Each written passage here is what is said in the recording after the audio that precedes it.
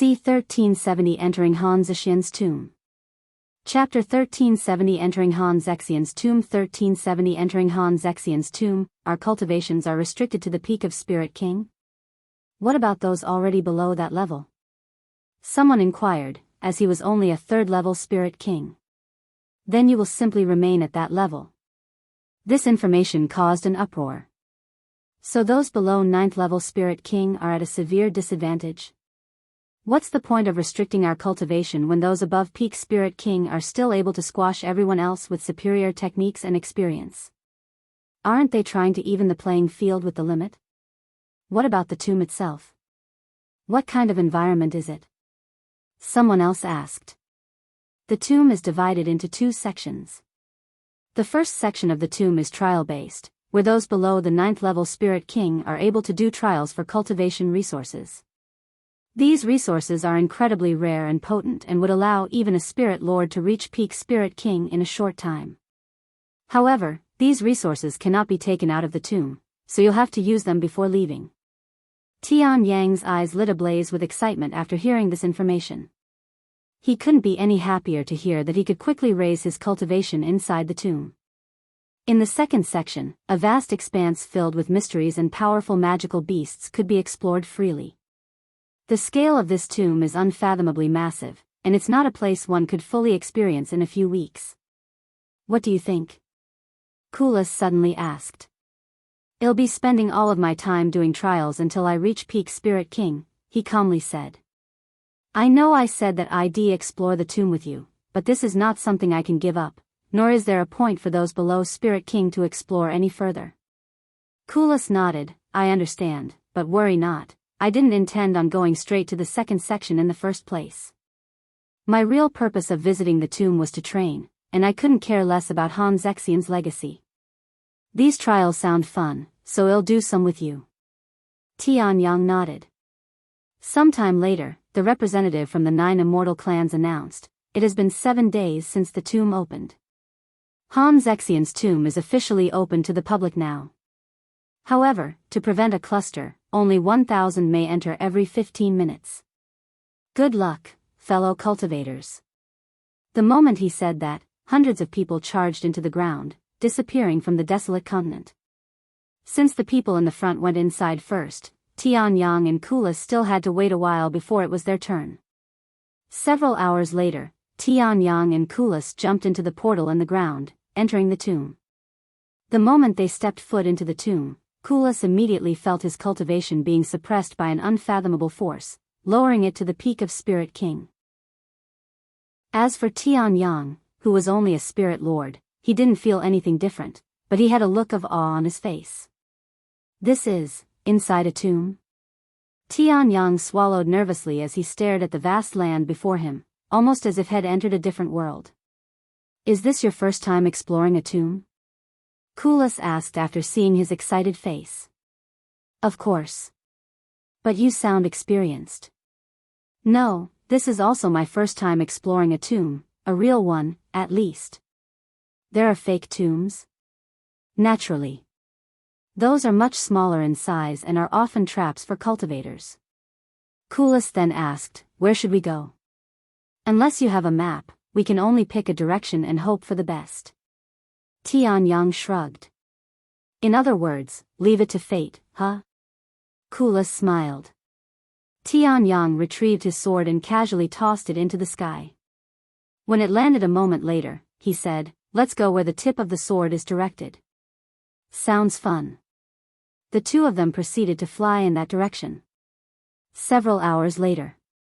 This place is truly massive. We've traveled for hours, but we've encountered nothing but grass. Kulas sighed. Right as Kulas finished his sentence, he noticed something appear on the horizon and continued, I see something up front. Sometime later, they landed before the thing that Kulas saw. There were already hundreds of people there, and they were all sitting silently around a tall altar made of stone. What's happening here? Tian Yang mumbled with a pondering face as they approached the stone altar. How can they be so carefree and cultivate out in the open like this? Aren't they worried about getting attacked? Kulas wondered out loud. When they reached within a certain distance of the altar, a voice suddenly rang inside their head, "You have entered the trials area. While inside this area, you are forbidden from attacking another challenger. Rebels will be met with a swift death. When you are ready to start the trial, just say it out loud." Tianyang could feel the atmosphere change when he entered the trial area, almost as though had been teleported to another place, but the scenery did not change. Well, that explains why they seemed to carefree. Kulas shrugged. Meanwhile, Tianyang quickly sat down and closed his eyes.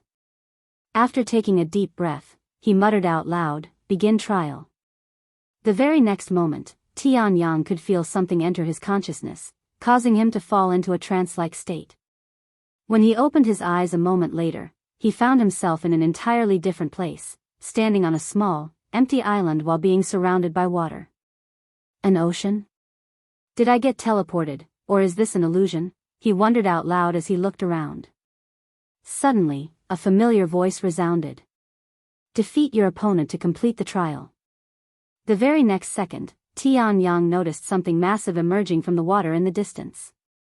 That's. Tianyang swallowed nervously when he saw its snake-like figure. "A flying leviathan?" he exclaimed. The entity that came out of the water was a flying leviathan, and it was soaring towards Tianyang at a rapid speed. C1371 Golden Ginseng Roots. Chapter 1371 Golden Ginseng Roots. 1371 Golden Ginseng Roots. Shit. How am I supposed to defeat a flying leviathan at my level? I'd only be asking for a quick death. Tianyang panicked a little when he saw the flying leviathan soaring in his direction. However, upon closer inspection, he noticed that the flying leviathan had the cultivation of a 6th-level spirit lord, being only a single level above his own. With that being said, that solitary level represented a significant gap that most people wouldn't be able to surpass. Tianyang gritted his teeth and muttered to himself, "How are you going to avenge Shaoli if you cannot even take care of a single flying leviathan?" Without waiting for the flying leviathan to arrive, Tianyang tightly held onto his sword and flew towards the monster on his own accord with a fierce expression on his face, even releasing a battle cry right before confronting the sea demon. The flying leviathan had an immensely large figure compared to him. Just a single scale on its body was enough to cover Tianyang's entire figure. Moreover, it was extremely swift and agile with its movements. Fortunately, its attacks were quite simple, as it only knew how to swing its tail and charge at him in a straight line. With that being said, Tianyang still struggled to dodge its attacks and nearly got hit several times. Every time he narrowly dodged its attack, Tianyang would counterattack, sliding his blade across the flying leviathan's body. However, due to the thick scales protecting its body, Tianyang could only leave behind superficial scratches on its body. "I don't need to kill it in several strikes. Not that I am even capable of such a feat with my pathetic strength. Instead, I will bleed it to death." With his plan solidified inside his mind, Tianyang would spend the next several hours dancing in the sky with the flying leviathan, slowly leaving behind cuts that were just deep enough to make it bleed. As time passed, he became more adept at dodging the flying leviathan's attacks with increased ease, allowing him to focus more on managing his spiritual energy usage so that he doesn't exhaust himself before the flying leviathan is dead. However, he got a little too comfortable when he saw how the flying leviathan's body was soaked in its own blood, and he failed to dodge one of its attacks. When struck by the flying leviathan's tail, Tianyang felt as though an entire mountain had been hurled at him, propelling him into the distance. Shit! Tianyang coughed up a mouthful of blood right before he smacked into the ocean, creating a powerful wave that spread in all directions. He could tell that his entire left arm was broken, as well as the left side of his ribs. "I need to get out of the water." He could see the flying leviathan charging at him with its mouth wide open. After emerging from the water, Tianyang reached for his spatial ring, only to realize at that moment that it had disappeared from his finger. Did I drop it? Forced to use his own spiritual energy to recover from his injuries, Tianyang stopped attacking and consumed half of his remaining spiritual energy to recover just enough to make the pain endurable. "Die already, you damn fish!" Tianyang roared as he relentlessly swung his sword at the flying leviathan like a madman despite the agonizing pain in his body with each swing. After another hour of struggle, the flying leviathan finally closed its eyes and fell from the sky. Fuck. I feel like dying as well. Just as he was on the verge of losing consciousness, Tianyang suddenly felt a burst of energy flow into his body, causing his cultivation to immediately break through to the 6th level Spirit Lord. What an amazing feeling, Tianyang thought to himself as he opened his eyes. Huh. I am back at the altar. When he opened his eyes, he could see the stone altar in front of him, as well as the other cultivators. A familiar voice resounded in his head, and an object materialized out of thin air and landed on his lap the following moment. This is. He couldn't believe what was sitting on his lap. Golden ginseng roots. I have only read about these in scrolls. The golden ginseng roots could not only cleanse his body of impurities, it also contained a large amount of spiritual energy. He looked around to see if anyone saw the treasure. Seeing that everyone had their eyes closed, seemingly in their own trial, Tianyang immediately tossed the golden ginseng roots into his mouth and began chewing. Every time he chewed on the roots, an outburst of rich spiritual energy would surge from the medicine. Moreover, it cleansed a large amount of impurities from his body. After consuming the treasure, Tianyang closed his eyes and began cultivating. His cultivation that had just reached the 6th level Spirit Lord began to soar again, quickly approaching the 7th level, then the 8th level, only stopping once he was on the verge of entering the 9th level. Tianyang opened his eyes with a look of disbelief on his face. He's never experienced anything remotely close to what Head just experienced. None of the treasures Head purchased or found before could compare to the golden ginseng roots. Han Zexian's tomb. What an amazing place. I definitely won't leave until I reach peak Spirit King. He turned to look at Kulas, who was sitting beside him. Now that I think about it, how long did it take me to finish the trial? He wondered. Suddenly, someone nearby collapsed on the ground with blood flowing from his eyes and nose. What the hell just happened? Startled, Tianyang stared at the person who just collapsed. I don't sense any heartbeat. He's dead. Then, the corpse began disintegrating, quickly disappearing into thin air. What the?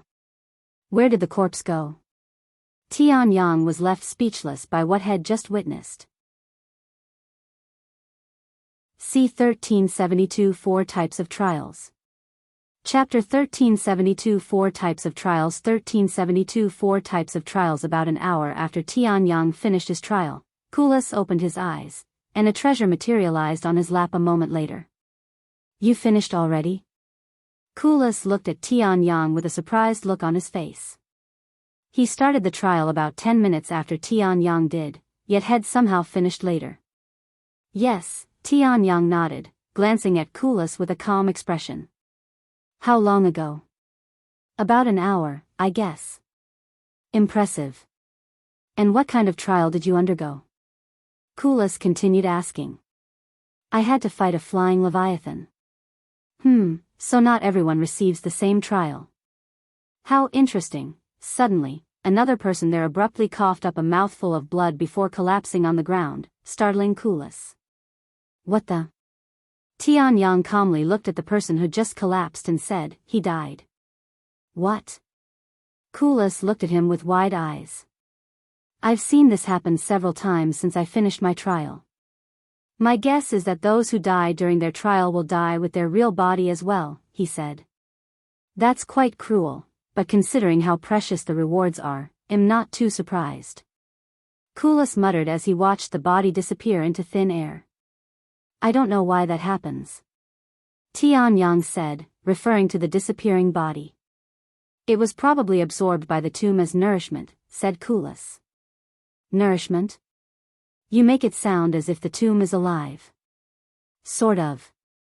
While it's not actually alive, it still requires a massive amount of spiritual energy to operate, so it'll take whatever it can get. Kulas hypothesized. Anyways, here you go. Kulas suddenly extended his hands toward Tianyang. What are you doing? Tianyang looked at him with wide eyes, seemingly in disbelief. What does it look like? I'm giving you my treasure since I don't need it. You can't be serious. Tianyang refused to believe that someone as generous as Kulas existed in their world. Even if it won't affect your cultivation, it will improve other areas. Kulas shrugged, I know my body better than anyone. Even if I consume 100 of these, it won't affect me. And since I cannot bring these treasures out of the tomb, I might as well give them to you to speed up your cultivation. In that case, thank you. Tianyang eventually accepted the treasure, feeling a little apprehensive. Kulas was being so generous that it was actually suspicious. After all, Tianyang was used to having things taken away from him more than receiving them. Go ahead and eat it. I'll watch over you just in case, Kulas said a moment later. Okay. Tianyang sat in the lotus position again and stared at the treasure in his grasp for a moment, feeling as though he was in a dream. The treasure Kulas received from his trial was different from his golden ginseng roots. It was a valuable treasure known as the Red Dragon's Muscle, a potent medicine for boosting one's muscles and overall physique. Of course, it wasn't any less valuable than the golden ginseng roots. After consuming the Red Dragon's Muscle, Tianyang could immediately feel his muscles squirming around inside his body, almost as though they gained their own consciousness. He could feel his muscles expanding and contrasting constantly, as if someone was massaging it. The experience was painful at first, but it gradually became more comfortable. Soon, his cultivation began to soar once again, entering 9th level Spirit Lord in the blink of an eye. Sometime later, Tianyang opened his eyes and stood up, feeling the prowess of a 1st level Spirit King coursing through his entire being. It hasn't even been a day since we entered the tomb and I've gone from the 5th level Spirit Lord to 1st level Spirit King. This speed of progress is unfathomable for someone as talentless as me. He looked at the clear sky and sighed in a low voice. Zexian, huh?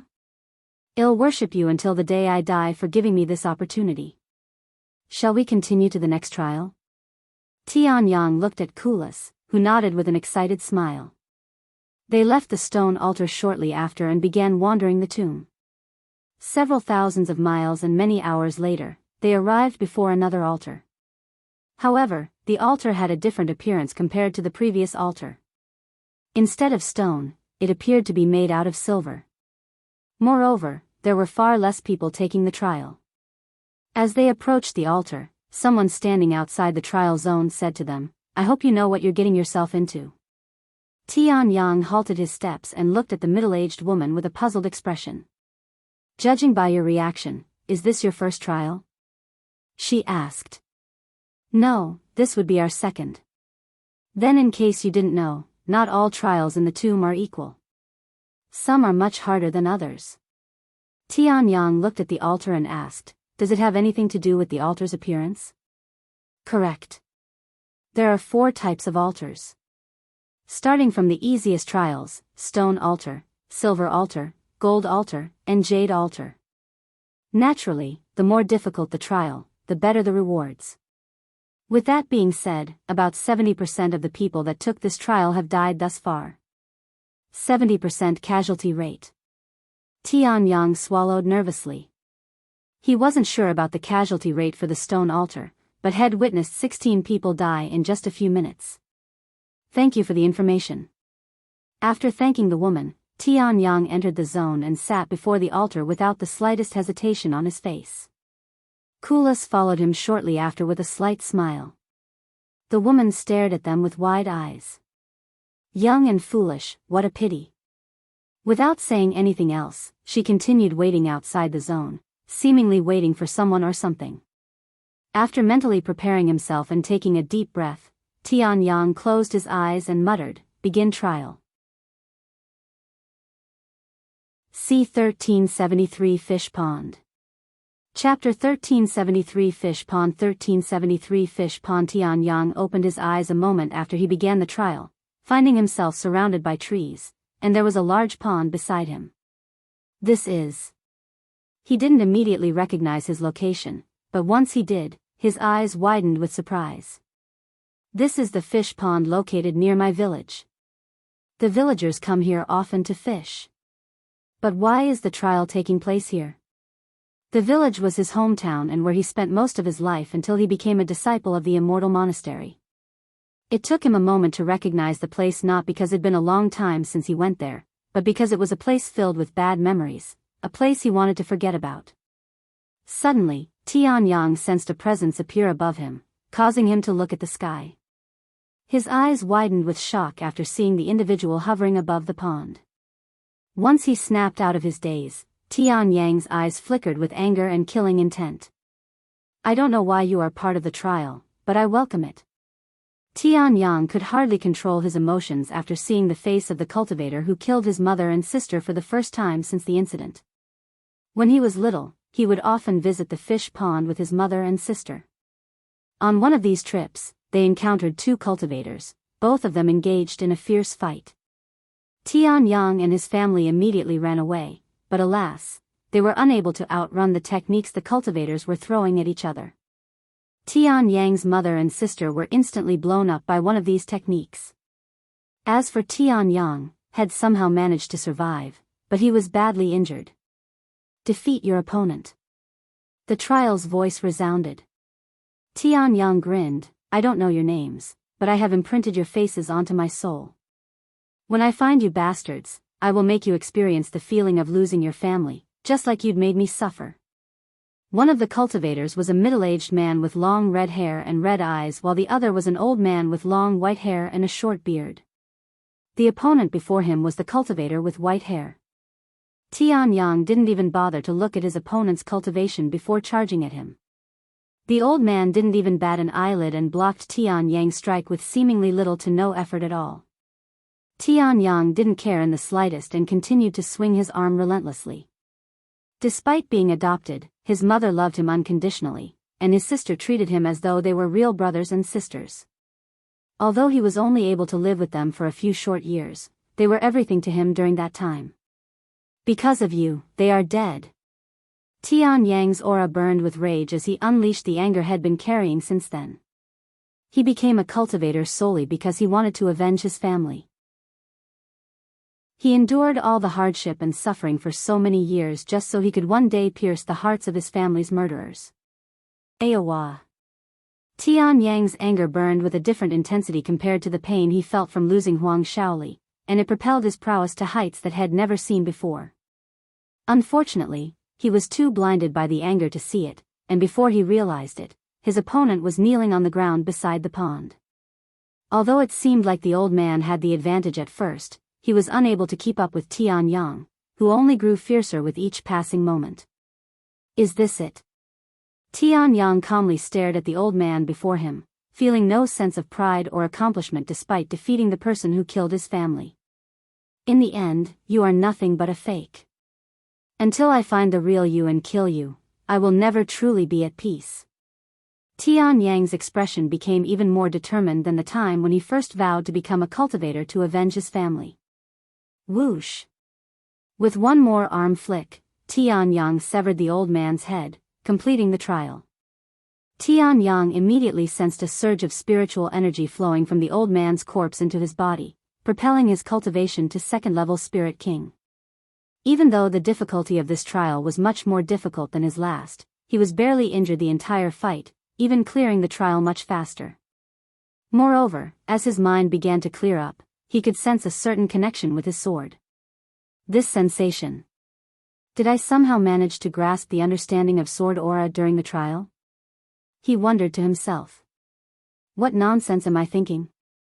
There's no way I would comprehend sword aura with my level of talents. But he quickly disregarded that idea. After all, sword aura was a relatively new discovery during his era and not something that could be grasped by a talentless Spirit King like him. Even peak geniuses with the sword require hundreds if not thousands of years of rigorous training to begin understanding sword aura, much less learn it. Once Tianyang returned to the tomb, another treasure appeared before him. This is a divine unity elixir. A single drop of this could improve one's talent and level of comprehension. And I have a whole bottle of it in my hands. This treasure is 10 times more valuable than the golden ginseng roots. Tianyang couldn't believe his eyes. Had only gone up a single level of difficulty, yet the reward was 10 times more valuable. Without any hesitation, Tianyang chugged the entire bottle of divine unity elixir. Although his cultivation did not increase, he could feel something changing within his body, fundamentally. When he opened his eyes several hours later, Tianyang felt as though he had just experienced rebirth. I can do it. If I survive this place, I will be able to avenge my family. No. I will survive. Tianyang's eyes flickered with unfathomable determination. C1374 Kulas Background. Chapter 1374 Kulas Background. 1374 Kulas Background. Your aura feels quite different now. Kulas' voice resounded shortly after Tianyang emerged from his cultivation. Tianyang turned to look at Kulas, who was sitting beside him. How long have I been cultivating? He asked. I'm not sure since you started before I completed the trial, but I only waited 2 hours. Kulas shrugged. Here you go. Kulas didn't even bother offering his treasure and directly tossed it at Tianyang, treating it as though it was trash. Seeing the treasure being tossed gave Tianyang a scare. What are you doing to such a precious treasure? Are you insane? He hastily caught the treasure. Kulas merely chuckled at his reaction. It'll count properly this time, he then said. Thanks. Tianyang quickly consumed the treasure, and his cultivation soared to 3rd level Spirit King. That only took you 6 hours, Kulas said sometime later. I cannot get enough of this feeling. Tianyang mumbled as he stared at his palms, his entire being surging with spiritual energy. On to the next trial? Kulas asked. Of course. They left the place shortly after and began searching for the next trial. Over the next several months, Tianyang and Kulas would go from trial to trial without rest. In the span of 8 months, Tianyang had managed to clear a dozen trials, 8 of them being stone altars and 3 of them being silver altars. The latest trial he cleared was a gold altar, which nearly took his life. Every single trial had something to do with his past. Eventually, Tianyang realized that the trials were all making him fight against his heart demon, something that had traumatized him to a certain extent. Every time he cleared a trial, Tianyang noticed that his shoulders would feel a little lighter, almost as though an invisible weight were being lifted. Not only did these trials boost his cultivation, but they also cleared his mind and eased his heart demons. Tianyang's cultivation soared all the way to 8th level Spirit King after completing the Gold Altar's trial. You're only a level away from the peak of Spirit King. Kulas smiled. Tianyang nodded. Once I reach 9th level Spirit King, we will be able to explore the rest of the tomb. Due to how massive the tomb was, finding the trials was a challenge itself. Furthermore, since nobody had a map, they were forced to wander randomly until they found a trial. The longest it took them to find one trial was almost an entire month. As Tianyang and Kulas traveled, Tianyang suddenly asked, I've been wondering for a while now, but what kind of background do you come from? Since you're willing to give up so many treasures that normal people would kill for, it's safe to assume that you come from a wealthy family, right? You're asking me that now? Kulas had a slight smile on his face. Even though they've traveled together for almost a year now, neither of them tried to ask the other any personal questions. You don't have to answer if you don't want to. Kulas pondered for a moment and said, I'll tell you if you tell me about your background first. Tianyang casually nodded without any hesitation. I was abandoned shortly after birth, so I don't know my birth parents. I was adopted by a single mother who already had a daughter who was a year younger than me. We resided in a small village. My family died when I turned 8, and I have been living alone since then. I joined the Immortal Monastery when I turned 16, and that's where I have been ever since. You grew up in a village. I didn't expect that. Kulas looked at him with a surprised face. Where did you think I was from? Tianyang raised an eyebrow. Not sure, but definitely not a village. Perhaps a hard-working family in some city? You don't look like someone who grew up in a village. I'll take that as a compliment. Tianyang shook his head. Now tell me about your background. All right. Kulas nodded. What's with the serious expression? Tianyang wondered to himself when he noticed Kulas' change in expression. To be completely honest with you, I came from, right as Kulas opened his mouth, he was interrupted by a voice that Tianyang did not recognize. Look at what we have here. If it isn't Kulas. Tianyang and Kulas halted their movements and turned to look in the direction of the voice. Not far away, a group of 5 individuals were slowly approaching them. Tianyang did not recognize their faces, but he immediately recognized the uniforms they were wearing. They belonged to the immortal clans. Tianyang gritted his teeth as he quickly tried to control his emotions. Even though it had almost been a year since he encountered the immortal clans, he immediately recognized their uniform. What do you guys want? Kulas asked them with a slight frown on his face. Nothing, really. But I'm curious. Shouldn't you be in the second section? What are you doing here in the first section with some nobody? The person leading the group asked as he glanced at Tianyang. I am merely accompanying a friend, but I don't see how that is any of your business, Kulas responded with a cold expression, something Tianyang was not used to seeing. In fact, this was Tianyang's first time seeing Kulas acting so seriously. A friend? You and this nobody? Are you serious? The group of 5 turned to look at Tianyang with widened eyes, seemingly filled with disbelief. Watch your mouth, Gulim. I will not let you badmouth my friend in my presence. Kulas narrowed his eyes. The person in the front, Gulim, laughed out loud. That serious Kulas actually befriended a talentless trash that's not even a spirit emperor? That's hilarious. I wonder how the others will react once they learn of this shocking news. Chapter 1375 Kulas Background, 2. Chapter 1375 Kulas Background, 2. 1375 Kulas Background, 2. How dare you? Kulas' aura suddenly exploded when Gulim called Tianyang a talentless trash, his gaze filled with killing intent. Are you sure you want to fight the 5 of us by yourself over trash like that? In case you forgot, we're all limited to peak Spirit King. Even you wouldn't be able to defeat us with such a restriction. Gulim spoke with an arrogant grin on his face. We want no until. Tianyang interrupted Kulas by placing a hand on his shoulder. It's fine, he shook his head. But they're not wrong. I am talentless, so there's no need to fight over it. Ahaha. At least this trash knows his place. The group laughed out loud. Kulas could feel Tianyang's grip on his shoulder strengthen. Seeing this, Kulas closed his eyes and took a deep breath, easing his anger. Are you finished? If so, we'll be leaving now. Kulas said a moment later. What's the rush? Since we haven't seen each other for so long, why don't we chat a little longer? Gulim said. I have nothing to say to you.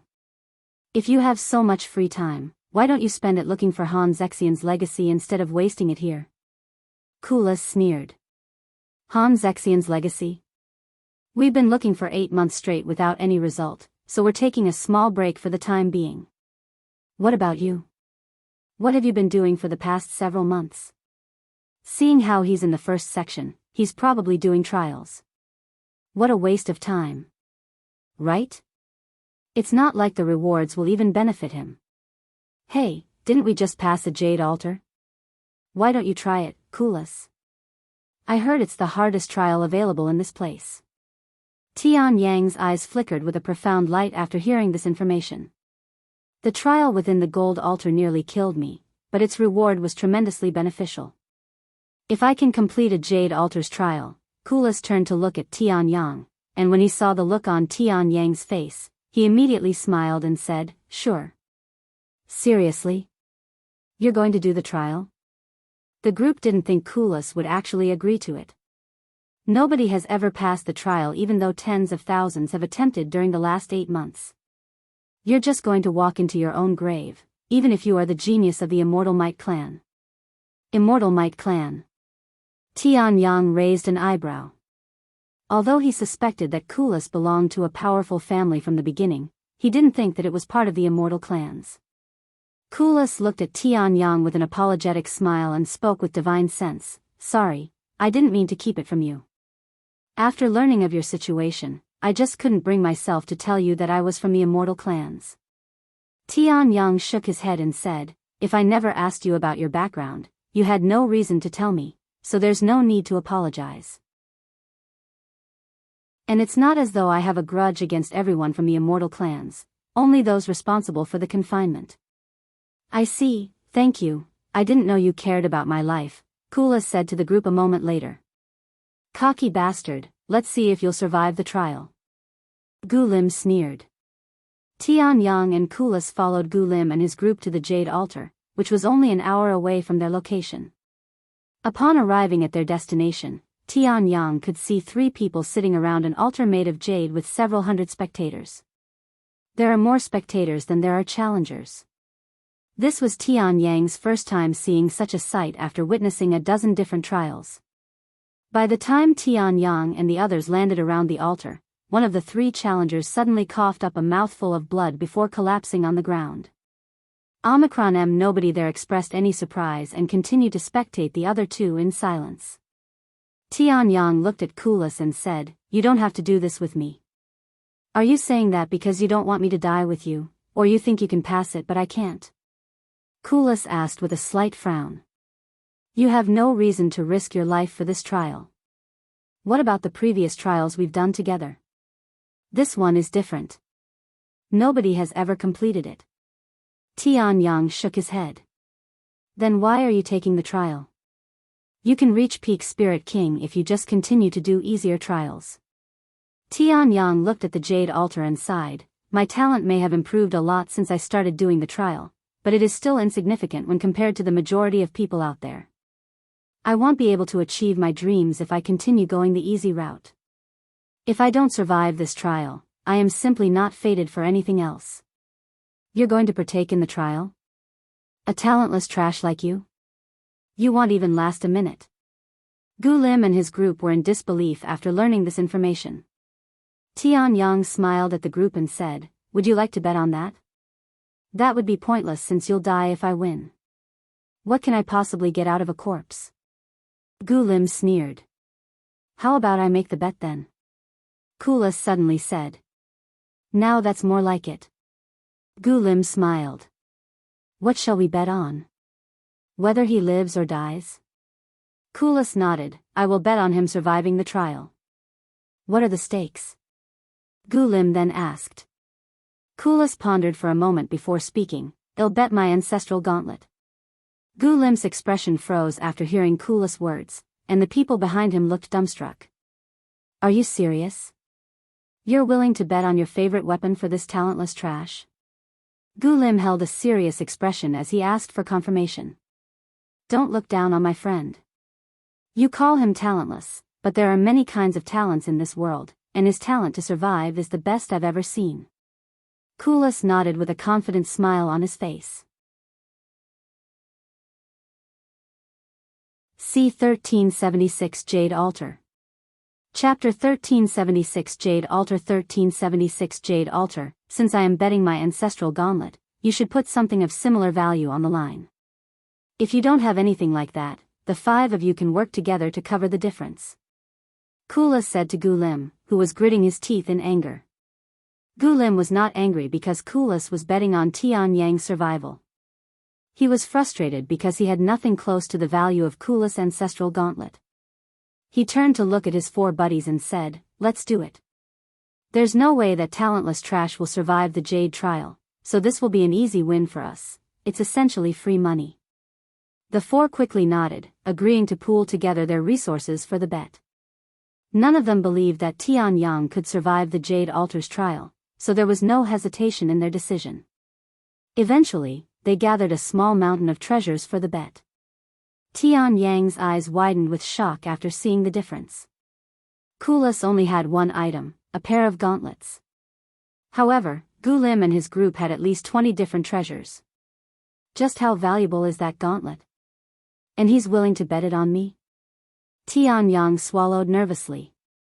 Fortunately for him, he wouldn't have to worry about the aftermath if he were to lose the trial, as he would be dead.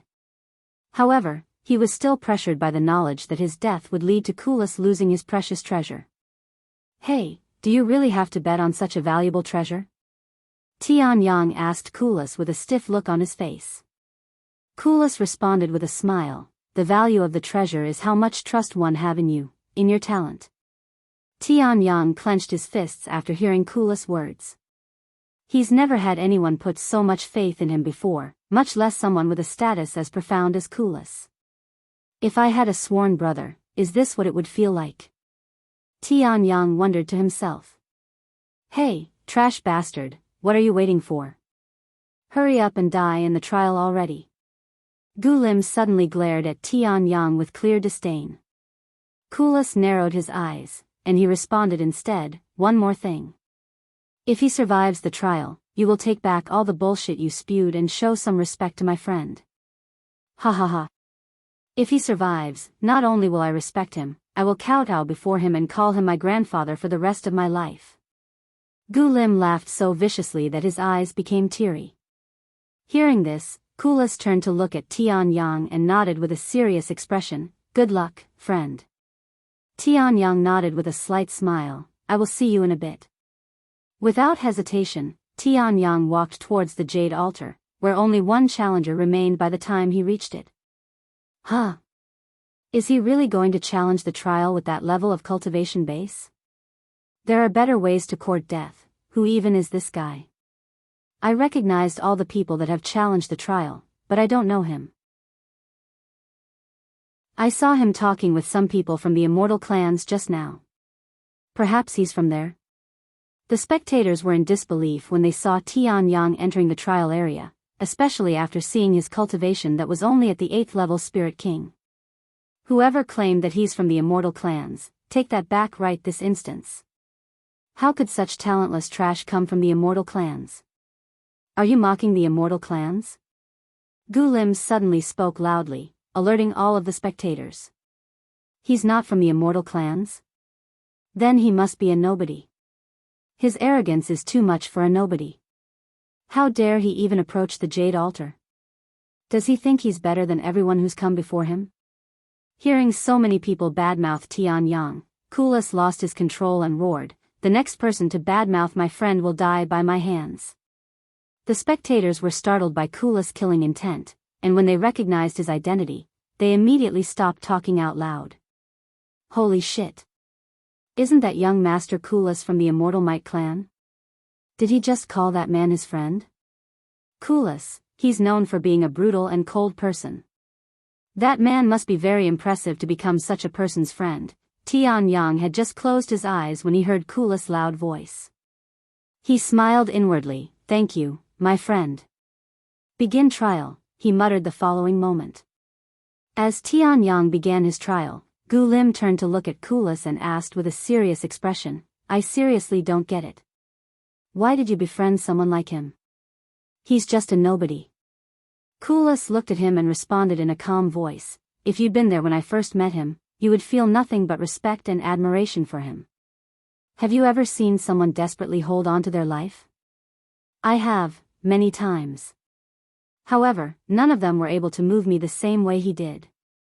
Have you ever experienced a life or death situation? I have, dozens of times. However, compared to what he's experienced, my experience might as well be a drop in the ocean. He's someone who lives at the border between life and death, an existence that should have long perished with his level of talent. Despite that, he's managed to survive. How does he do it? I want to know. And how can I not respect someone like that? Compared to you bastards who flaunt their talents at every step, he's unfathomably more interesting. Gulim and his friends were at a loss for words after hearing Kulas speak about Tianyang. They've known Kulas for nearly most of their lives, but they have never seen him acting in such a manner before, much less praise someone. Kulas stopped looking at Gulim and quickly glanced at the crowd before sneering in disdain, even I don't have the qualifications to mock him, much less these cowardly bastards here. Chapter 1377 Jade Altar, 2. Chapter 1377 Jade Altar, 2, 1377 Jade Altar, 2. When Tianyang opened his eyes, he found himself surrounded by trees. Although he didn't immediately recognize his location, his face still made a deep frown, almost as if he subconsciously knew. This place is, just as Tianyang realized his location, he sensed over 100 presence with immense killing intent suddenly appearing around him, sending shivers down his entire being. Before he could even react, a dozen figures wearing rough clothes jumped out of thin air and swung their weapons at him. Tianyang had started moving even before the figures appeared, allowing him to dodge their attacks. After distancing himself from them, Tianyang took a brief moment to look at these figures' faces, and sure enough, he immediately recognized them to be the gold and money bandits.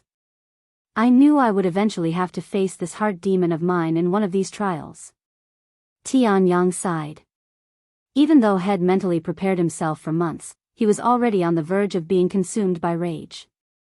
The only thing that kept him from charging at these bandits was because of their cultivation bases. All of the bandits had a peak Spirit King cultivation base, including those hiding out of sight.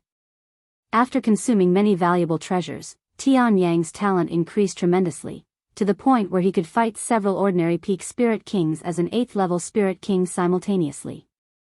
However, there were 100 peak Spirit Kings that surrounded him.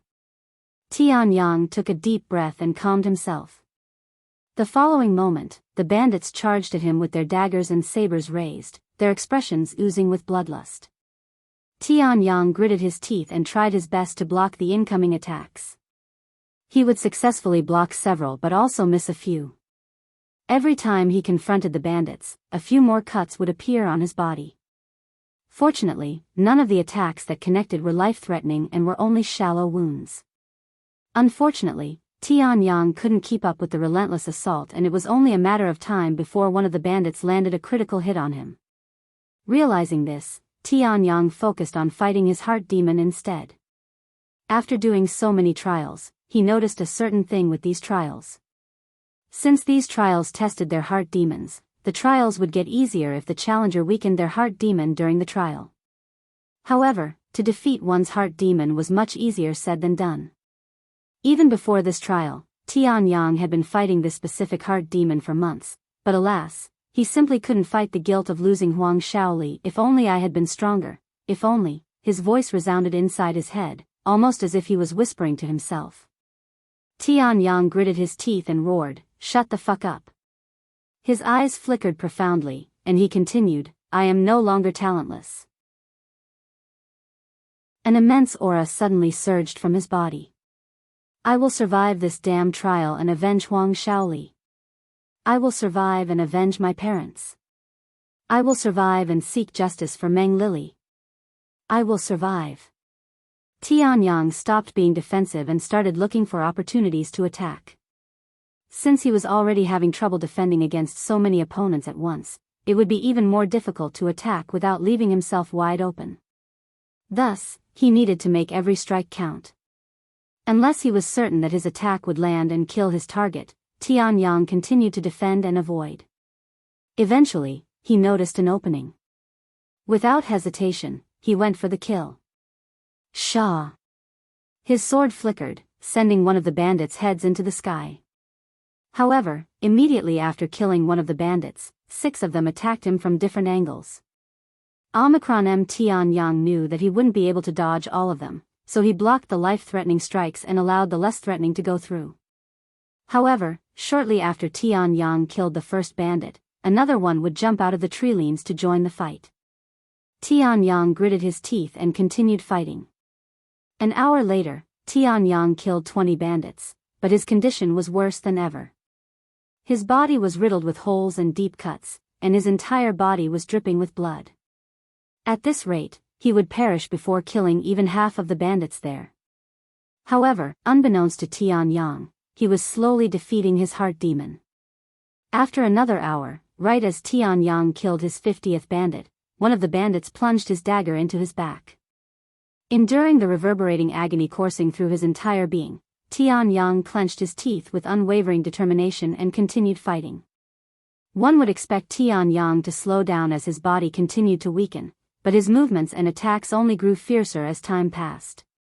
1, 2, 5, 10, 20. It only took Tianyang half an hour to slaughter 20 bandits this time.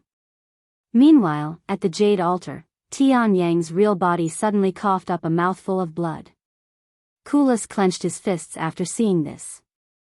Ha ha ha. We won the bet. Gu Lim started celebrating after seeing this. Shut up. He's not dead yet. Kulas exclaimed. Sure enough, Tianyang merely coughed up blood and didn't collapse. Gu Lim sneered, so what? It's only a matter of time before he dies. And he continued, though, I will give him some credit for lasting longer than the other challengers. Most challengers would perish a few minutes after starting the trial, yet Tianyang had managed to survive 3 hours and counting. In fact, Gu Lim and his group were getting nervous because they had expected Tianyang to die within a minute of starting his trial. Of course, all of that anxiety disappeared when they saw Tianyang cough up blood, which was a sign that he was at his limit and on the verge of death. You can do it. Kulas stared at Tianyang's figure with a profound expression. C1378 God's Fruit. Chapter 1378 God's Fruit. 1378 God's Fruit. Tianyang gasped for air as he fell to his knee after his 99th bandit, his body soaked in blood. There were 3 daggers stabbed into his back and a sword skewering his right leg. Moreover, his entire left arm has been missing since it was severed half an hour ago. Of the countless life-or-death situations he had faced, this trial marked his closest brush with death yet, and he still had one opponent left to fight. Tianyang stared at his final opponent with one eye closed, his gaze filled with anger and hatred. The last bandit that stood between him and victory was the leader of the gold and money bandits. You. Tianyang gritted his teeth and pulled out the sword stuck in his leg, enduring the pain. I will kill you. Even though his opponent was only a peak spirit king, Tianyang was already on the verge of exhausting what little spiritual energy he had left. However, almost as though the heavens finally acknowledged Tianyang's struggles and decided to bless him for the first time in his lifetime, his 8th-level Spirit King cultivation that was already a hair's width away from breakthrough suddenly entered the 9th-level Spirit King. His exhausted spiritual energy replenished a decent amount, allowing him to recover some of his injuries with enough to spare for the fight. Liya. Tianyang released a war cry before charging at the bandit leader. Immense killing intent spewed out of Tianyang's eyes as he swung at his opponent relentlessly. After spending several hours physically fighting his heart demon, he arrived at the point where it hardly affected him any longer. The bandit leader was only a little stronger than the other bandits, but it was more than doable for Tianyang, who had a slight upgrade. Tianyang did not immediately kill the bandit leader and decided to slowly kill him instead. He knew that the bandit leader wasn't real, so it was purely to release built-up stress. He severed the bandit leader's limbs one by one, starting with the arms before moving to the legs. When the bandit leader could no longer move, let alone stand, Tianyang covered his body with superficial cuts, almost as though he was trying to bleed the bandit leader to death. By the time Tianyang was done, there was not an area on the bandit leader's body and face where it did not have a sword cut. The voice returned when the bandit leader finally perished. Ah. I really did it. Tianyang rested his eyes. When he opened them again, the view of shocked spectators appeared before his eyes. All of them had either wide eyes or wide mouths, or both. You have acquired the qualifications to seek my legacy. A familiar voice that only Tianyang could hear entered his head, followed by information about the legacy's location. However, Tianyang couldn't care less about the legacy, as he was focused on the treasure that appeared before him for clearing the Jade altar's trial. Unbelievably, it was God's fruit, also known as the god of all cultivation medicine. It was an exceedingly rare and valuable treasure that could completely reconstruct a person's innate talent to make it as high as possible. It was a heaven-defying and godlike medicine that had only appeared in the world once before since the beginning of time. However, even though God's fruit could boost one's talent to its maximum potential, everyone has a different limit. For example, Tianyang was born with no talents and could only reach the peak of Spirit Lord. However, after consuming God's fruit and unlocking his maximum innate talent, it allowed him to reach the 9th level of Spirit King. Meanwhile, Kulas was born with enough talents to reach the peak of Spirit Lord, but after consuming God's fruit, he would be able to reach the peak of Spirit Sovereign, thus having a higher limit than Tianyang. God's fruit. He's acquired a god's fruit. The spectators snapped out of their daze when they saw the treasure in Tianyang's hands, their eyes shining with greed. Forget about these ordinary cultivators, even the immortal clans would start a war to acquire god's fruit.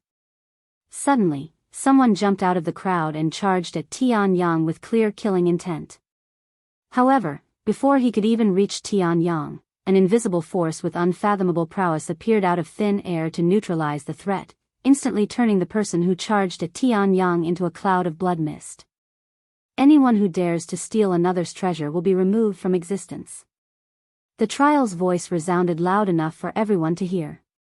Tianyang! Hurry up and consume it! Kulas suddenly shouted at him. Wait! Don't eat it. I will buy the god's fruit from you. Gulim immediately said. He continued, that god's fruit will only be wasted on someone like you.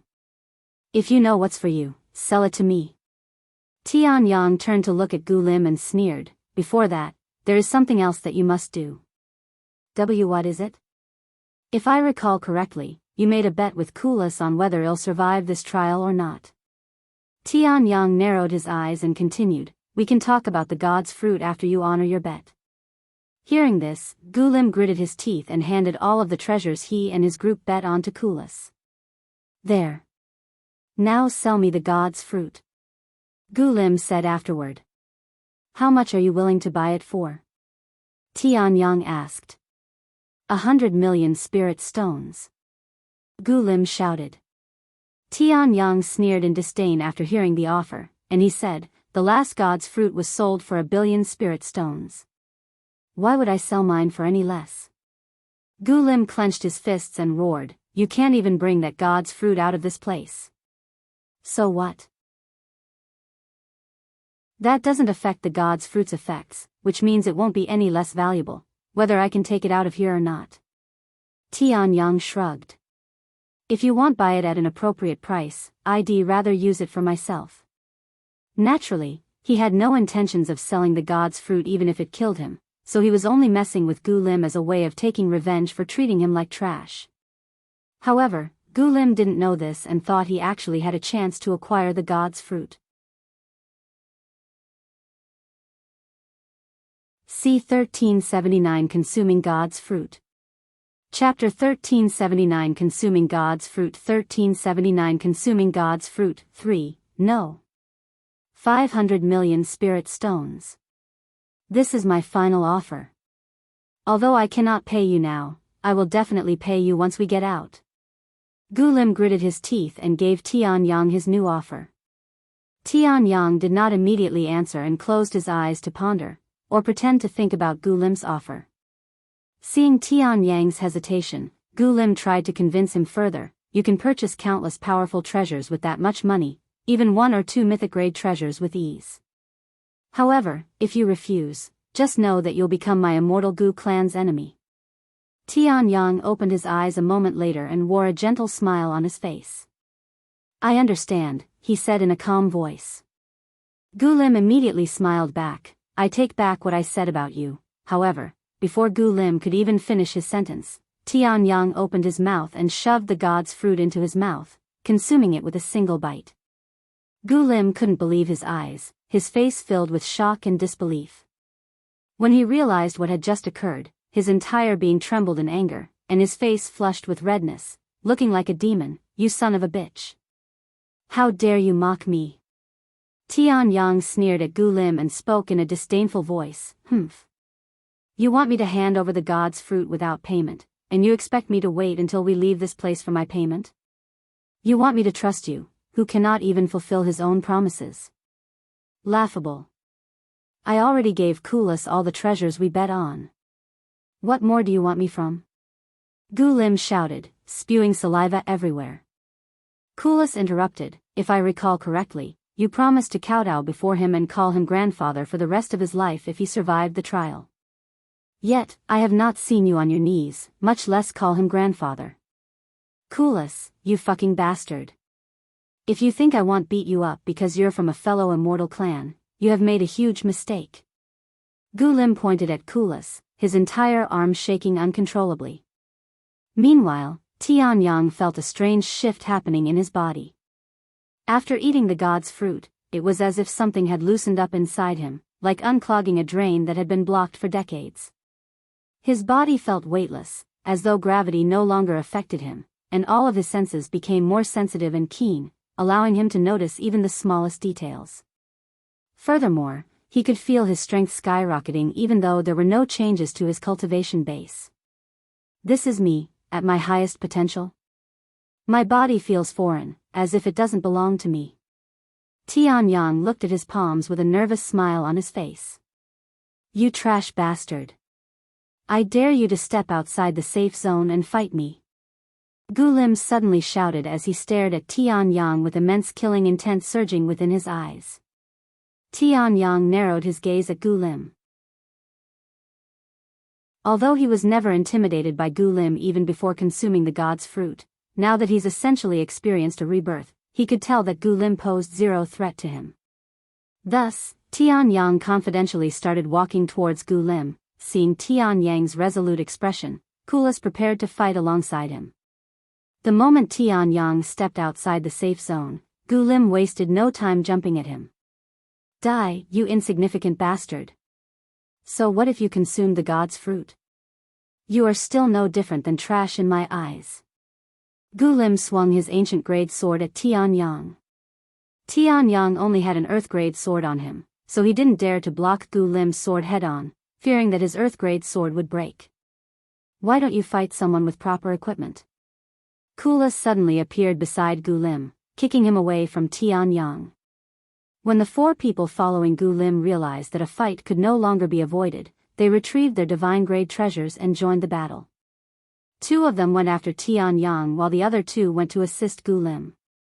Meanwhile, the spectators there quickly distanced themselves from the fight.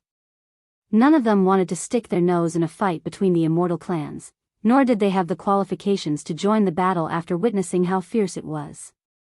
You've made a huge mistake offending the immortal Gu clan today, you mortal dog. Even if you manage to get out of this alive, the immortal Gu clan will never forgive you. The two cultivators fighting Tianyang cursed at him as they fought. Humph. Does the immortal clans only know how to bully the weak? How pathetic. Tianyang sneered in disgust. The two cultivators anticipated an easy victory since they were ganging up on a single person, but they were greatly surprised when they realized that not only were they unable to land a single strike on Tianyang, but he was actually pushing them back. Serenity Sword Strike. Radiant Saber. The two cultivators began employing their martial techniques, but Tianyang dodged them with ease using just the basic movement technique taught by the Immortal Monastery. Is this all the immortal clans are capable of? If so, you're not so different than everyone else. Tianyang taunted them even further. I'll cut that filthy mouth of yours and feed it to the dogs. Although Tianyang could have killed them at any time, he decided to use them as training so that he could get used to his newfound strength. Once he was satisfied, Tianyang stopped messing around and exploded with strength. This caught his opponents off guard, and before they could even react, Tianyang extinguished one of their lives with a single sword technique. Immortal Rending Sword Strike. Tianyang's sword moved with such viciousness and power that his target's body was separated in half. When the other cultivator saw his friend being slaughtered in such a manner, he immediately lost all will to continue the fight and raised his hand while shouting, "Wait. I give up." However, Tianyang acted as though he didn't hear anything and mercilessly swung his sword again.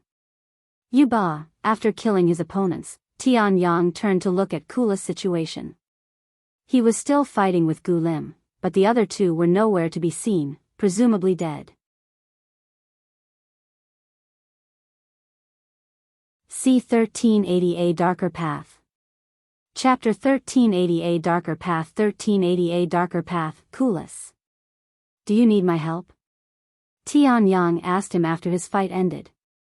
What happened to Guyaju and Fu Lingxin? What did you do to them?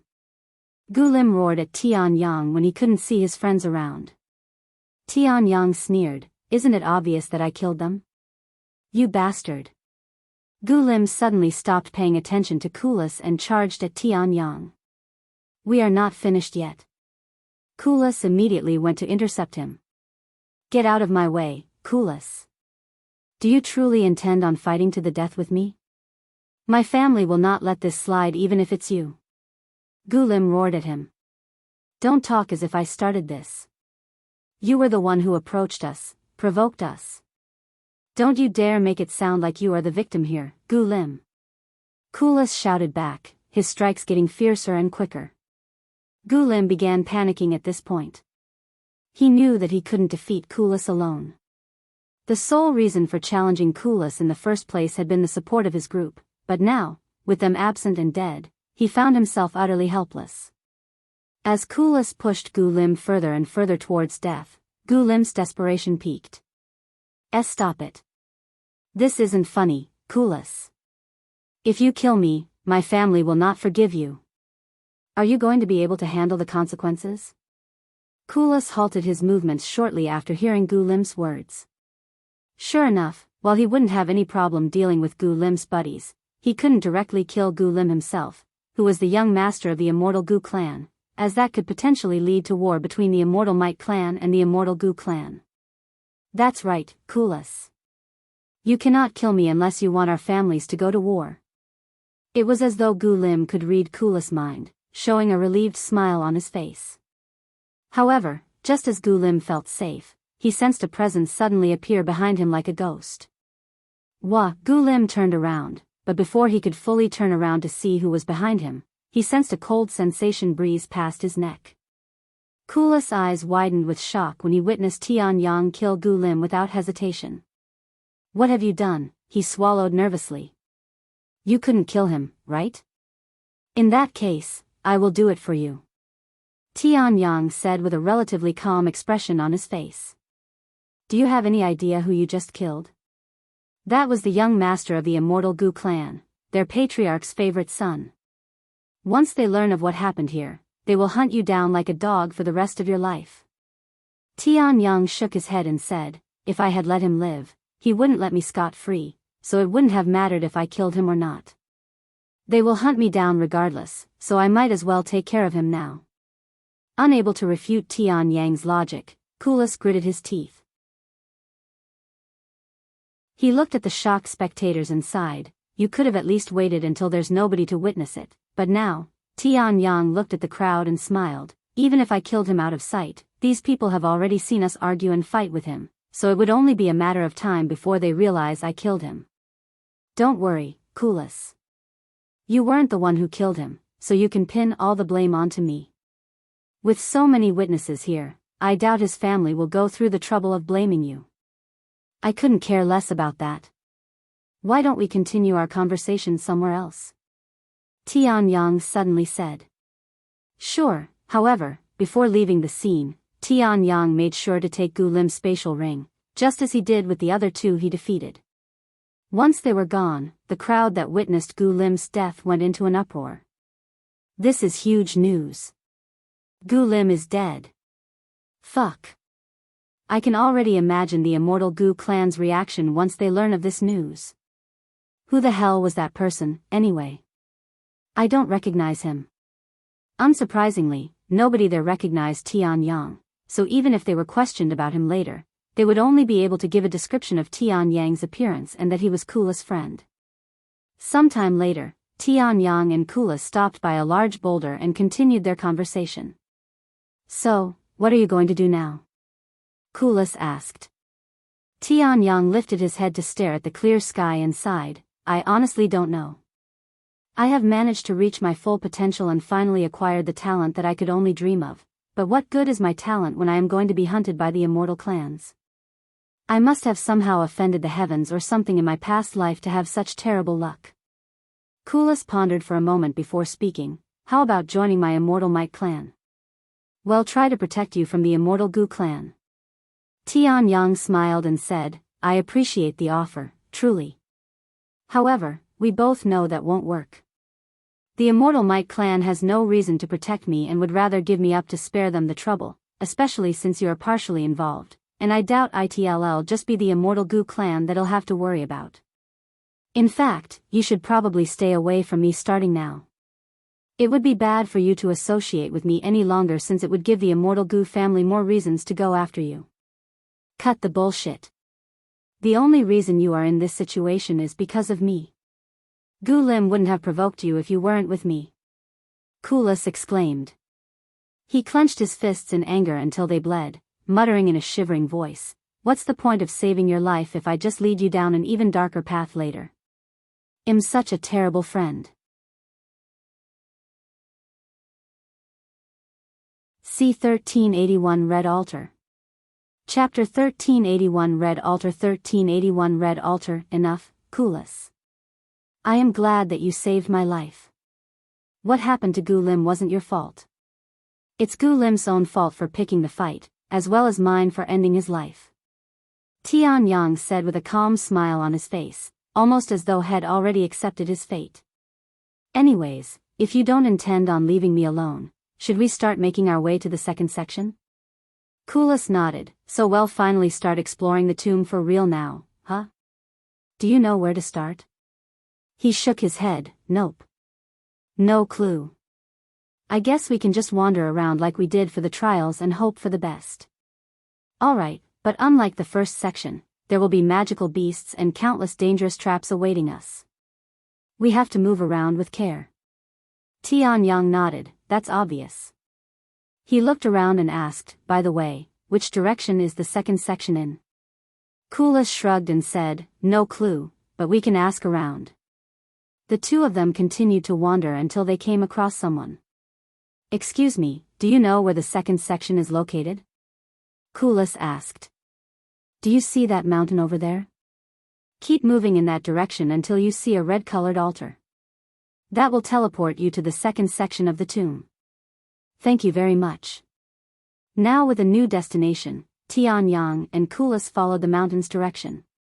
1 day, 2 days, 4 days, 1 week, 2 weeks, 3 weeks, Tianyang and Kulas traveled for nearly an entire month before they reached their destination. They stopped before a red altar, located at what seemed like the edge of the world. How do we activate this? Kulas inspected the red altar. Activate. Tianyang muttered out loud. Activate teleport. I guess not. Tianyang shook his head. What are you idiots doing? A clear voice suddenly resounded behind them. What? Tianyang turned around with a slightly surprised look on his face, as he couldn't feel their presence until just now.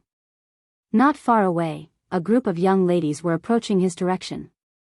There were 4 of them, each being a world-class beauty that could topple kingdoms with their appearance alone. Kulas frowned when he saw these ladies, almost as if he recognized them. If it isn't Kulas. What a surprise. You had me believe that you didn't come to this place when I didn't see you at the beginning. The lady leading the group spoke when she saw Kulas. The group of ladies ignored Tianyang, walking right past him before stopping in front of Kulas. Where have you been? That is none of your business, Ren Xia, Kulas sneered with a hint of disgust within his tone. Of course it is. We are engaged to each other, after all. The lady named Ren Xia said with a slight smile on her face. Humph. What an unfunny joke, acting like you actually care about that. What's that supposed to mean? In case you forgot, you were the first one to express your disapproval of our engagement. Tianyang watched their interaction with interest. He didn't know Kulas was engaged. Now that I think about it, he's from a prominent background. It would be weird if he wasn't engaged. If you're here to bother me, I won't entertain you, Kulas said with a slight frown. Ren Xia shifted her gaze from Kulas to the red altar beside him and spoke. Are you trying to activate the portal? Are you having trouble? Do you need me to help you? I'll help you if you ask me nicely. In your dreams, you annoying bitch. Kulas sneered in disgust. Ren Xia immediately frowned and said, as rude as ever, I see. If our parents had been here to hear that, you would have received a serious spanking. But since you refused my help, I would like to see how you'll activate it. Ren Xia turned to look at the ladies behind her and continued, ladies, let us take a break here. We might even see some funny things in just a bit. Che.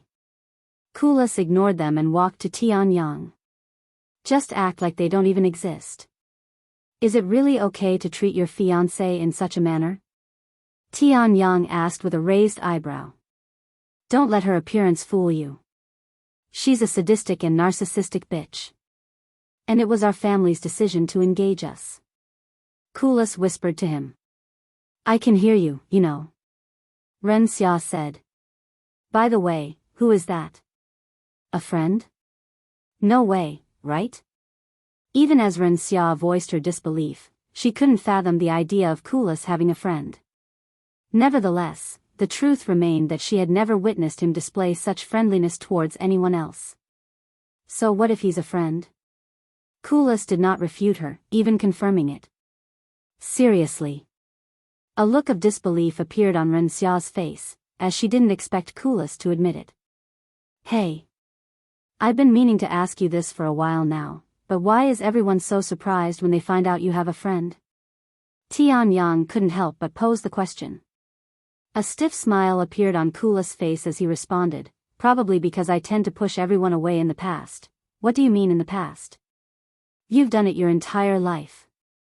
You always have this hard-to-approach aura around you, and you would immediately shoo away anyone that tries to get close to you. Ren Xia sneered after hearing his words. Hard to approach? Tianyang found that hard to believe. His first impression of Kulas was anything but distant. In fact, Kulas seemed overly friendly during their initial meeting, almost suspiciously so. Kulas blushed and said, I only act like that towards those unworthy of my respect.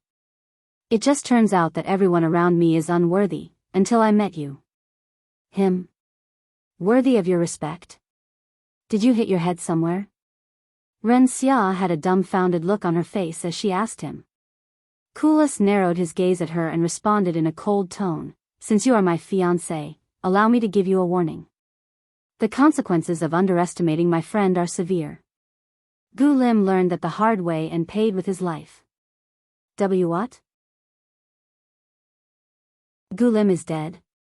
Ren Xia's expression turned pale after learning of this information. C1382 Kulas Fiancé. Chapter 1382 Kulas Fiancé 1382 Kulas Fiancé, K. Kulas. You crazy son of a bitch. Don't tell me you killed Gu Lim.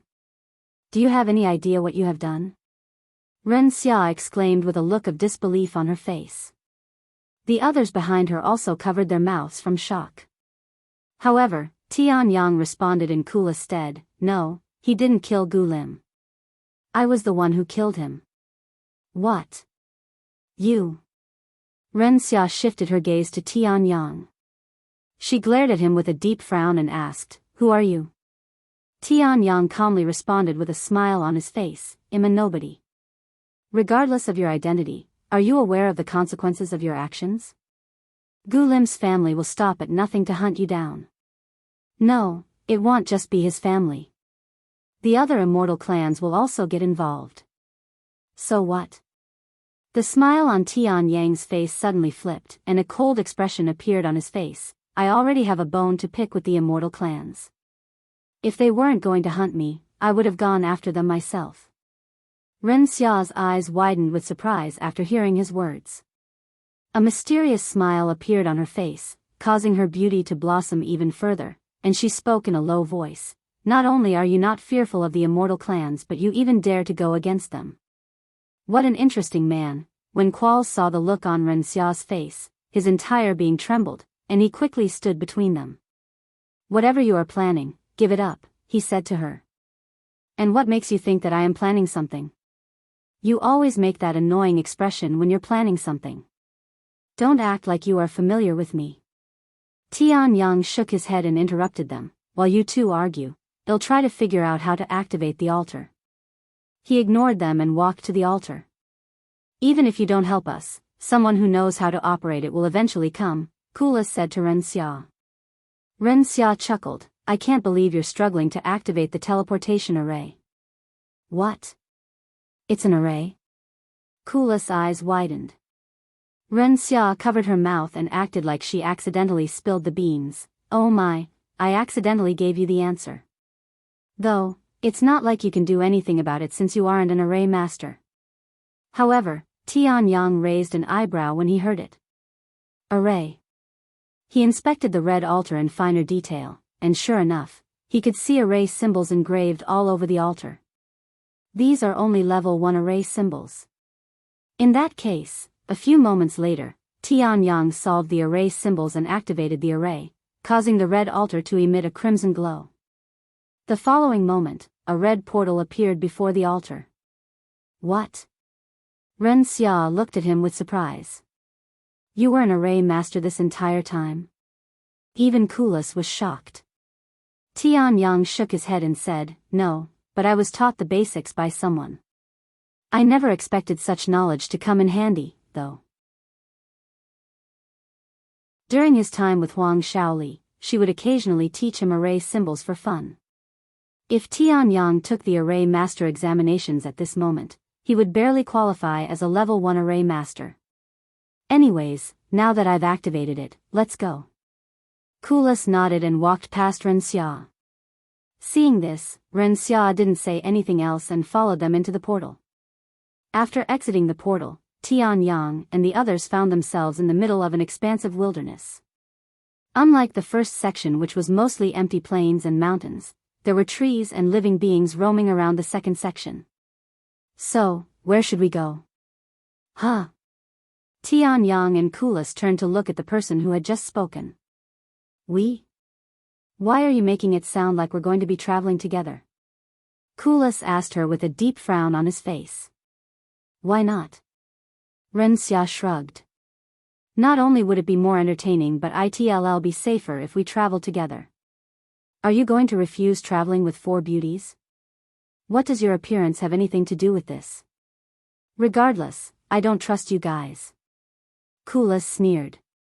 Are you afraid that we might attack you or something? We don't have any reason to do such a thing. Ren Xia said. And what reason do you have for wanting to follow us? Ren Xia's gaze glanced at Tianyang's figure for a split second before responding. We're all tired of looking for Han Zexian's legacy, but it's not like we can return home until we find it, so we might as well fool around for a bit. I don't care about your reasons. You're not going to follow me. Kulas said. Ren Xia shook her head and sighed. Who said we are going to follow you? Ren Xia turned to look at Tianyang and continued, this place is crawling with people from the immortal clans. I'd like to see how you will deal with them. Of course, I'm not asking you to let us follow you for free. I can be your guide and even lead you to a few places with treasures. You bitch. I dare you to say that you don't have any ulterior motives now. Kulas narrowed his eyes at her. Are you jealous that I, your fiancé, have taken interest in another man? Ren Xia chuckled. Humph. I couldn't care less who you talk to or even sleep with since I don't have any feelings for you, but you better not mess with my one and only friend. Tianyang narrowed his eyes at Ren Xia. He had a feeling that even if he refused her company, she would still follow him. In that case, he might as well accept her offer and get something out of it. I don't mind if you follow us, but if I sense you doing anything that could harm us, I will not hesitate to cut you down, he said in a cold voice. Ren Xia nodded with an innocent smile. I swear that we won't do anything like that.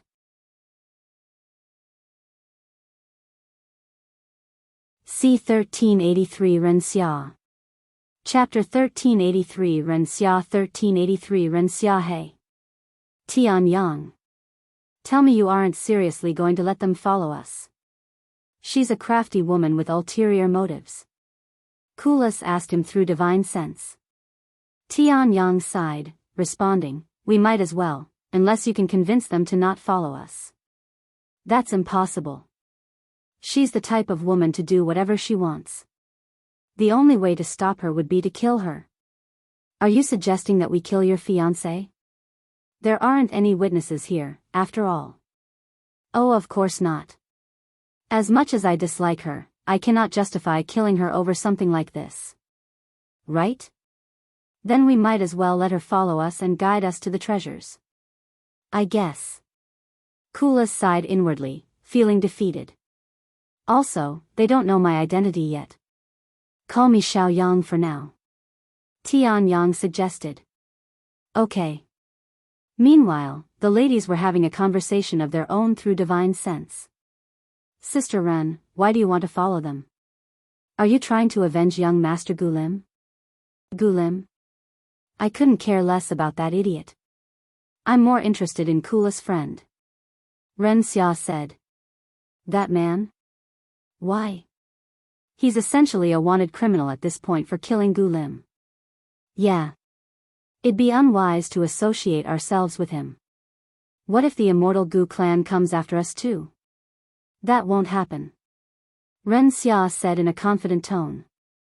She continued, I also want to see what kind of person is worthy of Kulas' acknowledgement.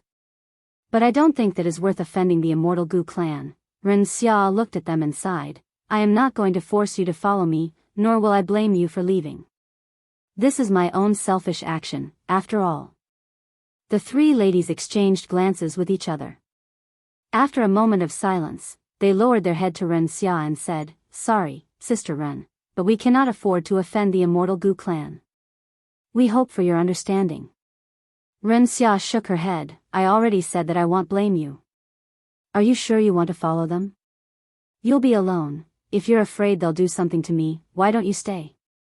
If not, stop with the pointless worry and leave already. The ladies bowed to her again before leaving.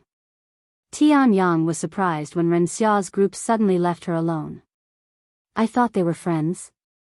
He shook his head inwardly.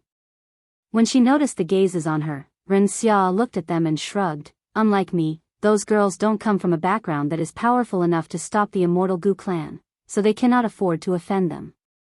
Moreover, you won't be as worried about my presence if I am alone, right? Sure enough, Tianyang no longer had to worry as much now that Ren Xia was alone, as he was confident in dealing with her if any problem arose. I'm more interested in these treasures you mentioned. Tell me about them. Tianyang said a moment later. Just like the first section, there are trials scattered around this place. Anyone can challenge these trials, but only one person will be able to acquire the reward. Moreover, these treasures are not limited to the tomb, so we can bring them to the outside world with us. Ren Xia explained. What kind of treasures are we talking about? Kulas asked. Ren Xia didn't respond, acting as though she didn't even hear his question. This bitch is ignoring me on purpose. Kulas stared at her with a cold gaze. So, what kind of treasure can we earn from these trials? Tianyang asked a moment later. From spiritual weapons to powerful techniques. Ren Xia responded with a calm smile on her face. Techniques. Tianyang's eyes shone with excitement after hearing this information. He lacked three things before entering the tomb. Talent, treasures, and techniques. After spending nearly an entire year in the first section of the tomb, Tianyang solved his talent issues, and acquiring Gu Lim's spatial ring somewhat solved his treasure issue. The only thing he lacked at the moment was powerful martial techniques. I only know some basic techniques from the sect, with the immortal rending sword strike being the strongest amongst all the techniques I know. Although I may have some talent now, I will still be at a huge disadvantage against those with similar strength but superior techniques. Do you know any trials that award techniques? Tianyang then asked. Several, she nodded. I want to visit these places first. Okay. Ren Xia nodded. It'll take us to the nearest one first. Follow me. As they followed her, Kulas asked, what are the chances that someone has already cleared these trials? And how long has it been since you left this place? Ren Xia pretended to not hear him again. How dare you so blatantly ignore me? Do you truly believe that I won't touch you because you're my fiancé? Kulas gritted his teeth and clenched his fists in anger. However, Ren Xia continued to ignore him. Seeing this, Tianyang sighed inwardly before speaking. I'd like to know as well. I left this place for about 2 months. Although it's not impossible, the chances of these trials being cleared are incredibly low. In fact, compared to the trials in the first section, the trials here are on another level of difficulty. Tianyang swallowed nervously after learning of this information. Ren Xia continued a moment later, with that being said, not every trial will kill you. You'll know what I mean once we arrive at our destination. By the way, we'll get there faster on a flying treasure. Do you have one? Ren Xia looked at Tianyang, who quickly shook his head. Then I'll share mine with you. Ren Xia retrieved her flying treasure that looked like a living white crane before patting the space in front of her with a charming smile on her face. Tianyang immediately hesitated to share a ride with her. Kulas then said, ride with me instead. Huh? As Tianyang turned to look at Kulas, he summoned a large white tiger. Tianyang frowned upon seeing this and exclaimed, you had a flying treasure this entire time? Don't tell me it's the expensive kind that doesn't require replacement once it runs out of spiritual energy. It is. Kulas calmly confirmed. You rascal. Why didn't you bring this out earlier when we were in the first section? It could have saved us so much travel time. Tianyang shouted in frustration. Kulas responded with a teasing smile, you never asked.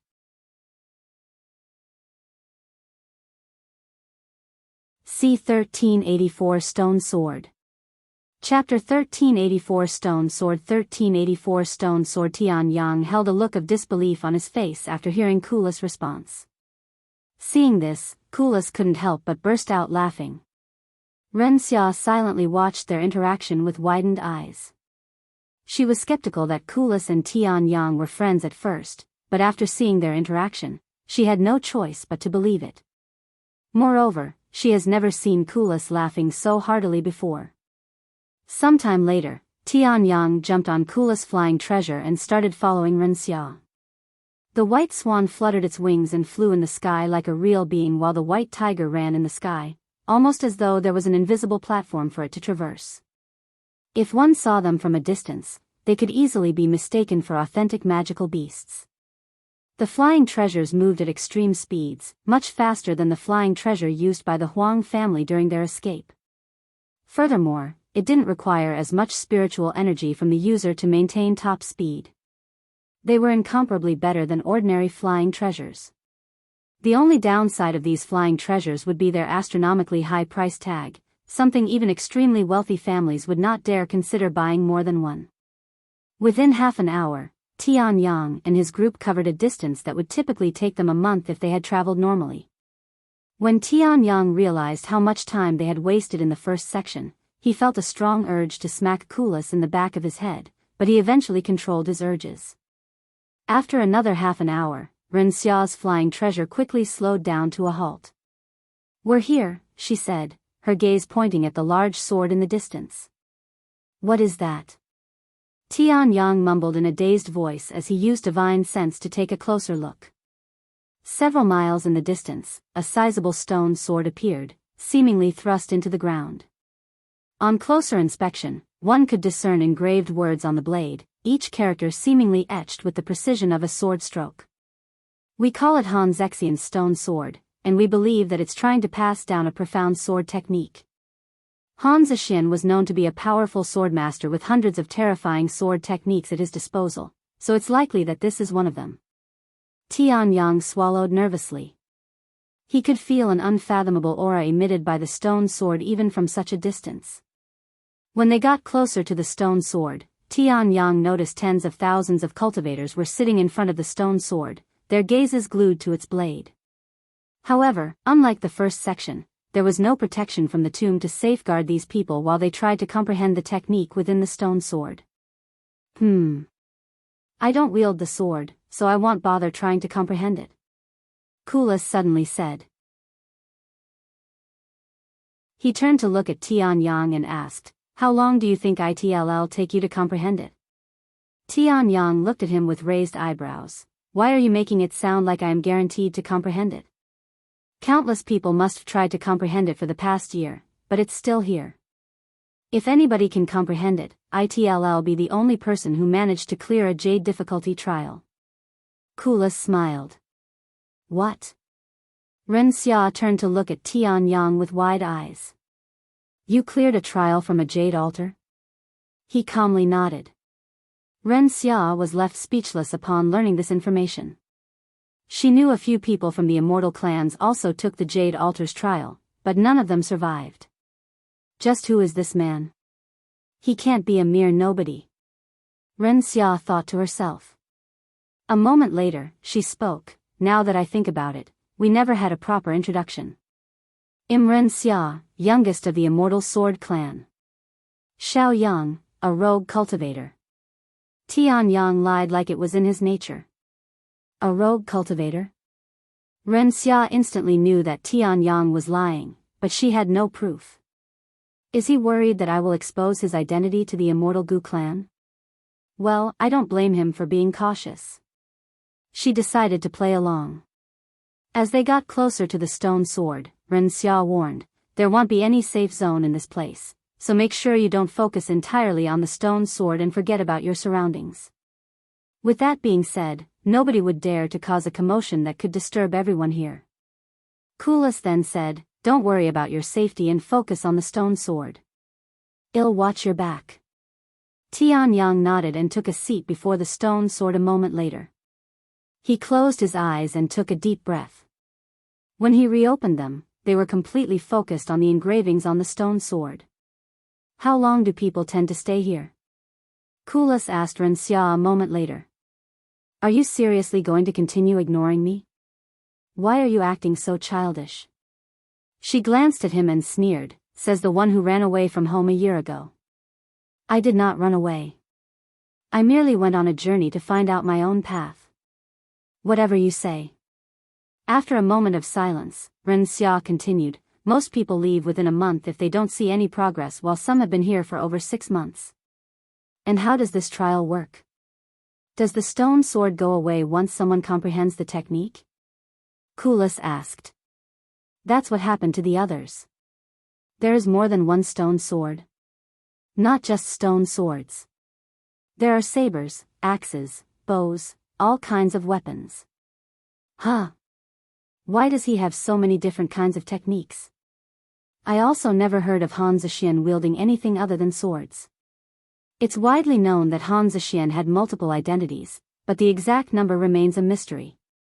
Only a few are aware, and we lack confirmation, but there's a belief that one of Han Zexian's many aliases was Ambiguous Hoarder, Ren Xia disclosed through divine sense. Ambiguous Hoarder? Are you sure?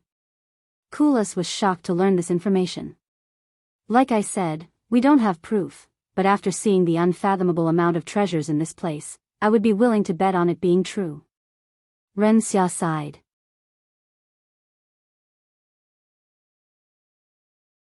C1385 Ambiguous Hoarder. Chapter 1385 Ambiguous Hoarder 1385 Ambiguous Hoarder Ambiguous Hoarder. If this information is true, this tomb is much more precious than originally anticipated. Kulas swallowed nervously after learning of this information. The Ambiguous Hoarder was a mysterious individual who was known for collecting all sorts of valuable treasures and techniques in the divine heaven about 5,000 years ago. He would often show up at auction houses and expensive stores, emptying their stock and storage. If he wasn't at auction houses, he would be approaching people directly to purchase their valuables with offers that were hard to refuse. Nobody knew why the Ambiguous Hoarder needed so much treasure, nor where he acquired the wealth to purchase so much treasure. The Ambiguous Hoarder was active for 500 years before vanishing like a ghost, and people believed that he had the largest collection of treasure in the entire world. When the Ambiguous Hoarder vanished without a trace alongside his treasures, people believed that he had perished and began searching for his remains. But alas, even after spending countless resources and many decades searching, they remained empty-handed. If Han Zexian is truly the Ambiguous Hoarder, that technique might be here. Kulas turned to look at Tian Yang. The Ambiguous Hoarder had a specific technique that Kulas had always wanted to learn, but it was only a pipe dream since nobody knew where the Ambiguous Hoarder had disappeared to. However, if Han Zexian turned out to be the famous Ambiguous Hoarder, he might actually have a chance of acquiring said technique, and fulfilling his dreams. The only problem was that Head promised Tian Yang that He'd travel with him, so he couldn't just leave by himself. 1 month. I will only wait for a month, so you better comprehend the technique by then, Tianyang. Kulas gritted his teeth and suppressed his urges. Meanwhile, Tianyang continued to stare at the engravings on the stone sword without blinking. Time slipped away swiftly, and in the blink of an eye, a week had passed. Throughout this period, Tianyang tirelessly recited the engravings in his mind hundreds of times each day, witnessing rapid growth in his comprehension of their meaning. Unbeknownst to Tianyang at that time, his true talent did not lie within cultivation but in an entirely different domain. On the 10th day of his study, Tianyang abruptly entered a trance-like state. Though he continued reciting the engravings in his mind, it was now happening subconsciously. The atmosphere around Tianyang began to change. It was subtle and barely noticeable at first, but it grew increasingly profound and noticeable. No way, is that? Ren Xia doubted her eyes at first and even rubbed them before taking another look at Tianyang. Enlightenment.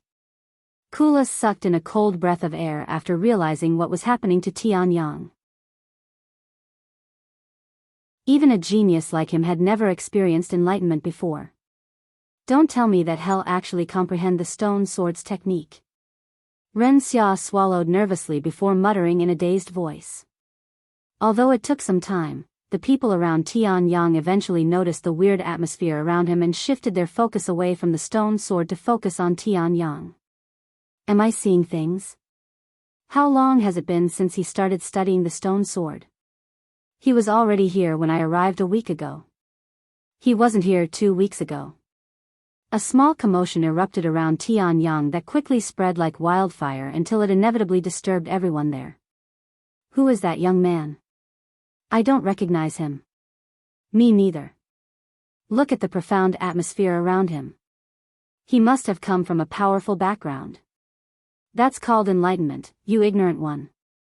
One's background has nothing to do with it. In fact, it's not something even the geniuses in the immortal clans could bring forth at will. Despite the envy that many harbored towards Tianyang's situation, nobody dared to disturb him. It was an unspoken rule to never interrupt someone in a state of enlightenment, a state believed to be bestowed by the heavens.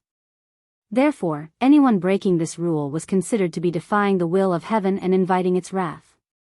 Furthermore, given the rarity of enlightenment, being able to witness such a phenomenon could be considered a stroke of good luck. No sane person would intentionally disrupt an event that most individuals go their entire lives without witnessing. Since Tianyang entered enlightenment, time appeared to have slowed down. Eventually, after 3 days of profound silence, a shift occurred, and a semi-transparent sword materialized above Tianyang, slowly orbiting around him. After another 3 days had elapsed, a second sword manifested above him, followed by a third 2 days later. Each of these swords exuded an otherworldly aura, almost as if they existed between the boundary of their world and another. On the 9th day since Tianyang entered his enlightenment, the fourth and final sword materialized above him. 4 otherworldly swords orbited around him, endowing him with a divine presence, as though he had transcended into a sword divinity.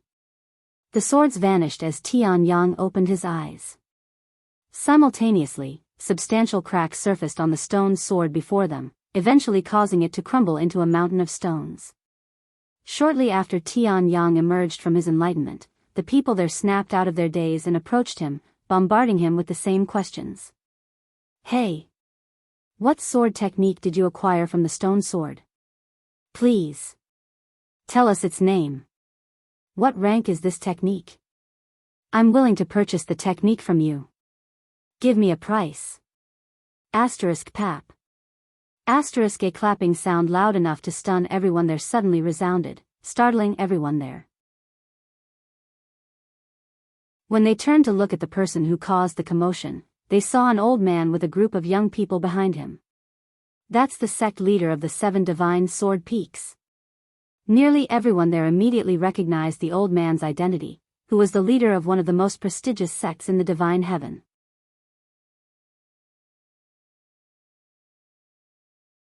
C1386 7 Divine Sword Peaks. Chapter 1386 7 Divine Sword Peaks 1386 7 Divine Sword Peaks 7 Divine Sword Peaks. Even a nobody like Tianyang has heard of their name. The 7 divine sword peaks stood as a formidable powerhouse in the divine heavens, ranking within the top 3 among all sections. Boasting several golden immortals within their ranks, they were renowned for their prowess in producing accomplished swordmasters. The elderly man guiding the group held the esteemed position of sect leader in this powerful sect, a renowned swordmaster named Tang Jian. When Tianyang saw Tang Jian approaching him, he stood up and asked, "What do you want?" "This rude bastard. Watch your mouth. Who do you think you are talking to?" The people behind Tang Jian glared at him. Tang Jian raised his arm and gestured for his disciples to calm down. He then spoke in a calm yet overbearing tone, "I am Tang Jian, sect leader of the 7 divine sword peaks, and I would like to know the name of the technique you acquired from that stone tomb." Tianyang did not immediately respond, and a moment later, he spoke, "I don't know." Tang Jian narrowed his eyes, causing the atmosphere to change. "Do you really expect me to believe that when you comprehended the technique?" he asked. "The stone tablet only taught me the technique, not its name."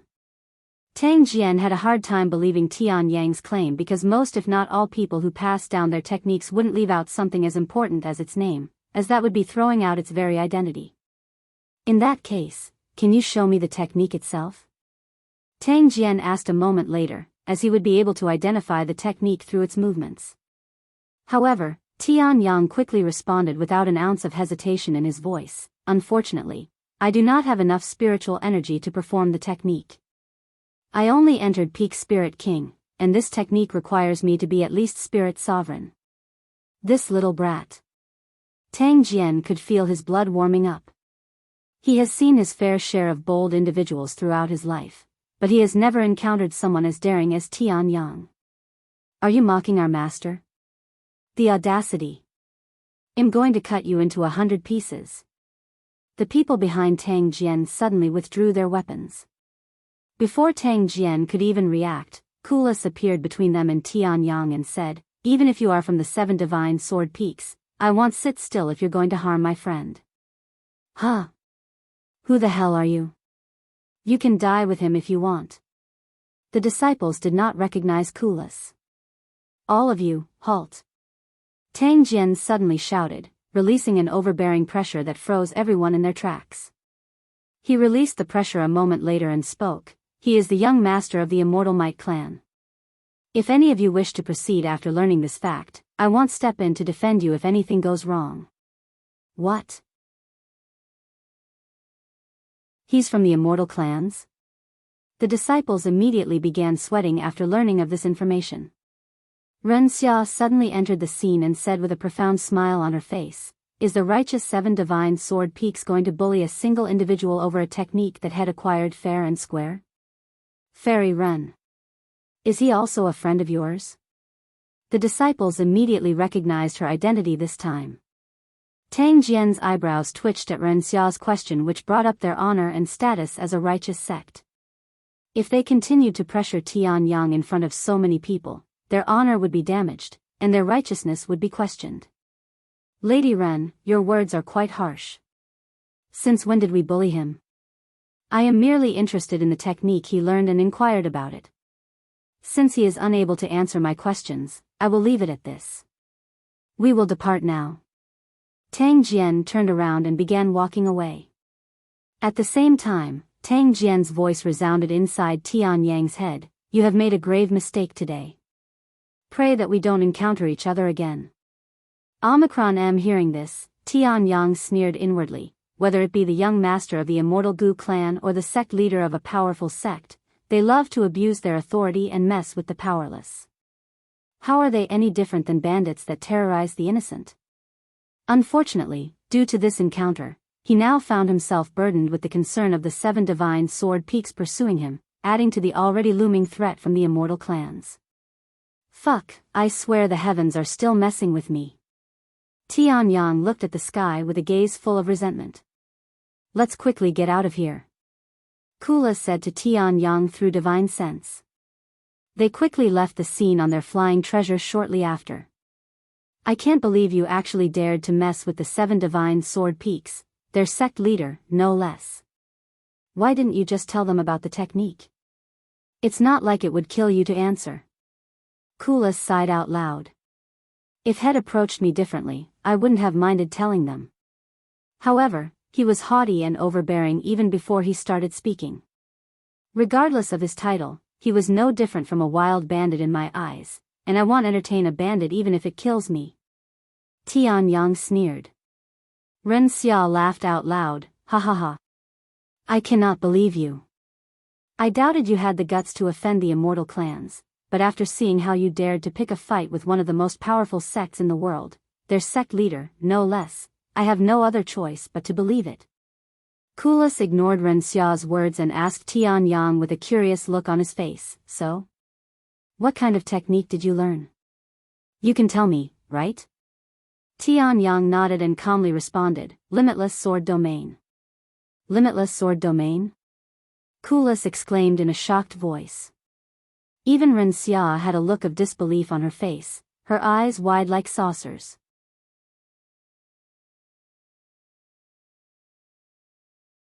C1387 Limitless Sword Domain.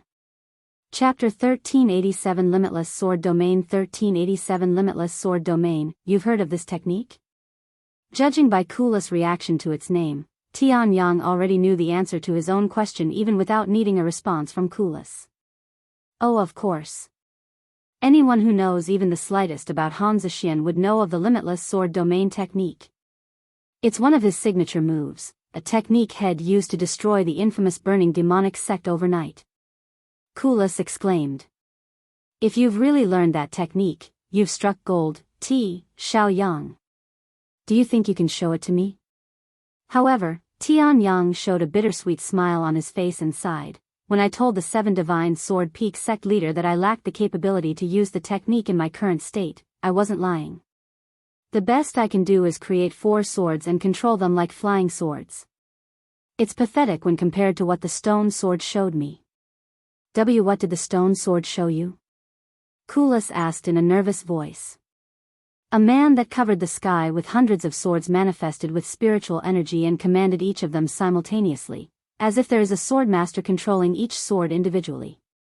Tianyang sighed with a look of admiration on his face as he recalled the images he saw during enlightenment.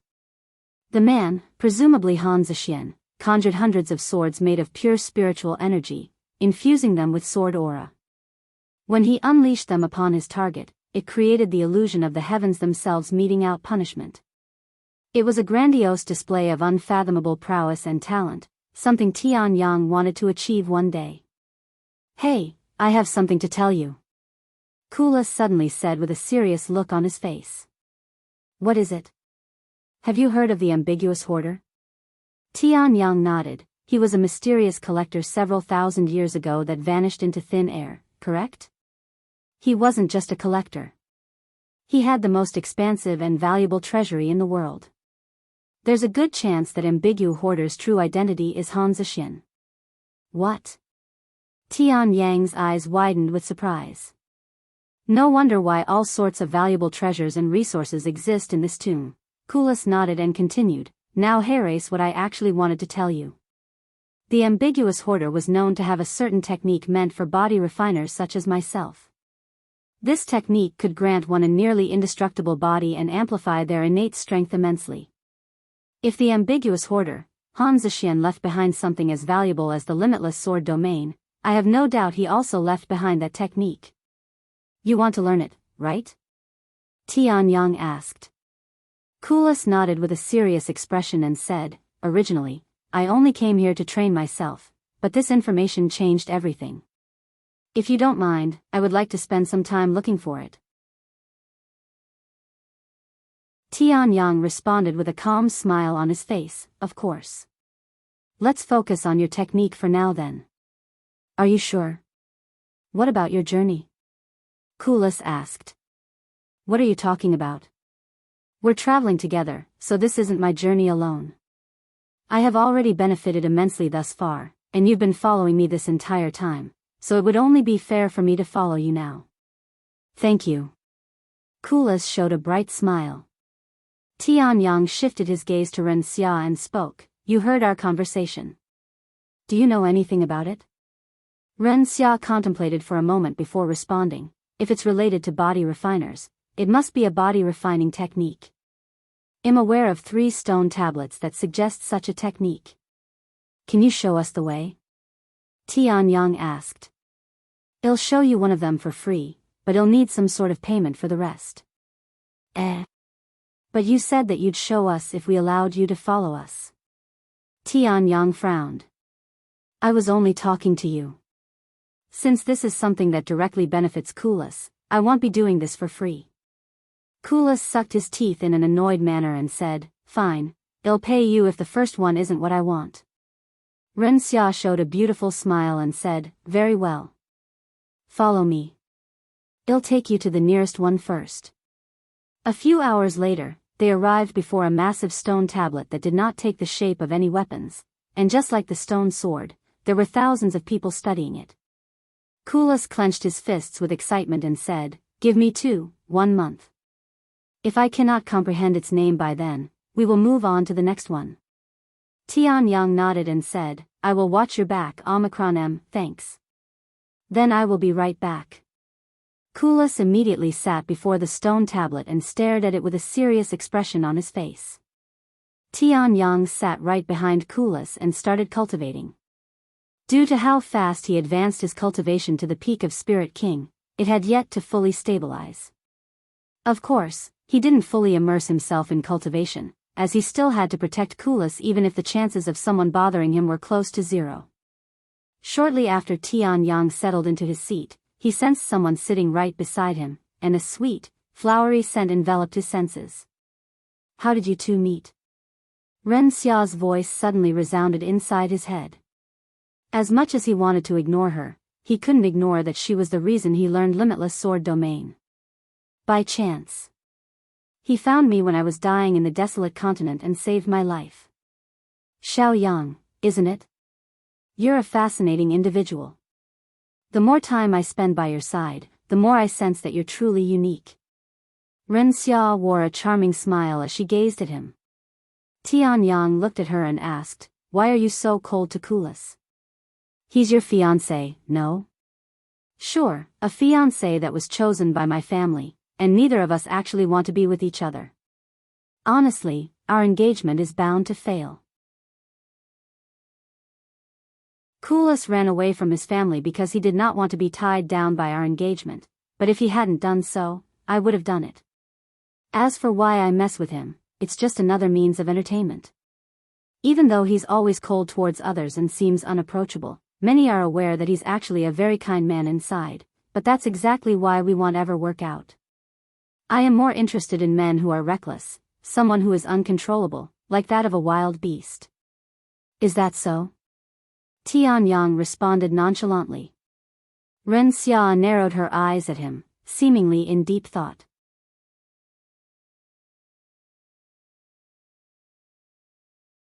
C1388 The Technique's Name. Chapter 1388 The Technique's Name 1388 The Technique's Name. Half a month passed in the blink of an eye since Kulas started studying the stone tablet. Ren Xia also stopped bothering Tianyang and tried to comprehend the stone tablet. Even though she wasn't a body refiner, it would still benefit her greatly if she learned the technique. Tianyang spent a week solidifying his cultivation and started studying the stone tablet as well, and it only took a week for him to learn the name of the technique engraved in the stone tablet. Golden Mountain Body Refinement. As much as he wanted to continue learning the technique, he didn't want to steal it from Kulas, so he stopped studying the stone tablet after learning its name and returned to solidifying his cultivation. In the 3rd week, Kulas finally learned the technique's name, but he only expressed disappointment afterward. This isn't the technique I am looking for. Let's head to the next one, he said to them through divine sense.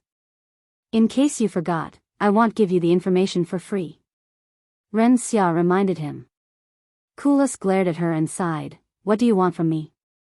A profound smile appeared on her face as she spoke, I want information on your friend. Tell me his real name and I will give you the location of the 2nd stone tablet. You fucking bitch.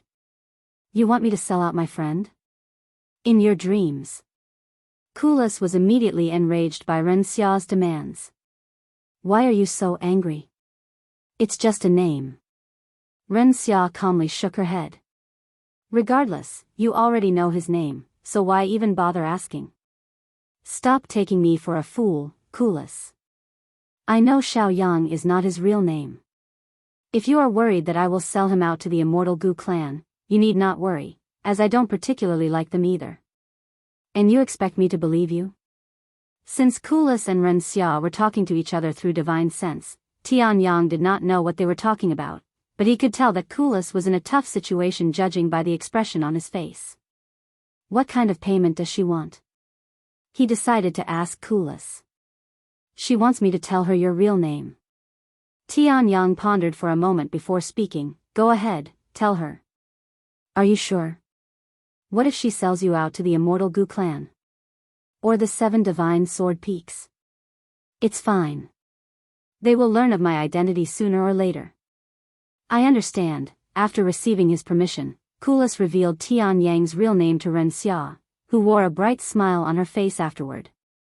Tianyang, huh? Cute name. Ren Xia spoke to Tianyang in a teasing tone. The next location. Tianyang glared at her. Of course. Ren Xia proceeded to guide them to the next location, which took 3 days of traveling on their flying treasure. The second location also had a stone tablet, but this one was slightly smaller than the last. Kulas immediately took a seat and started studying the stone tablet.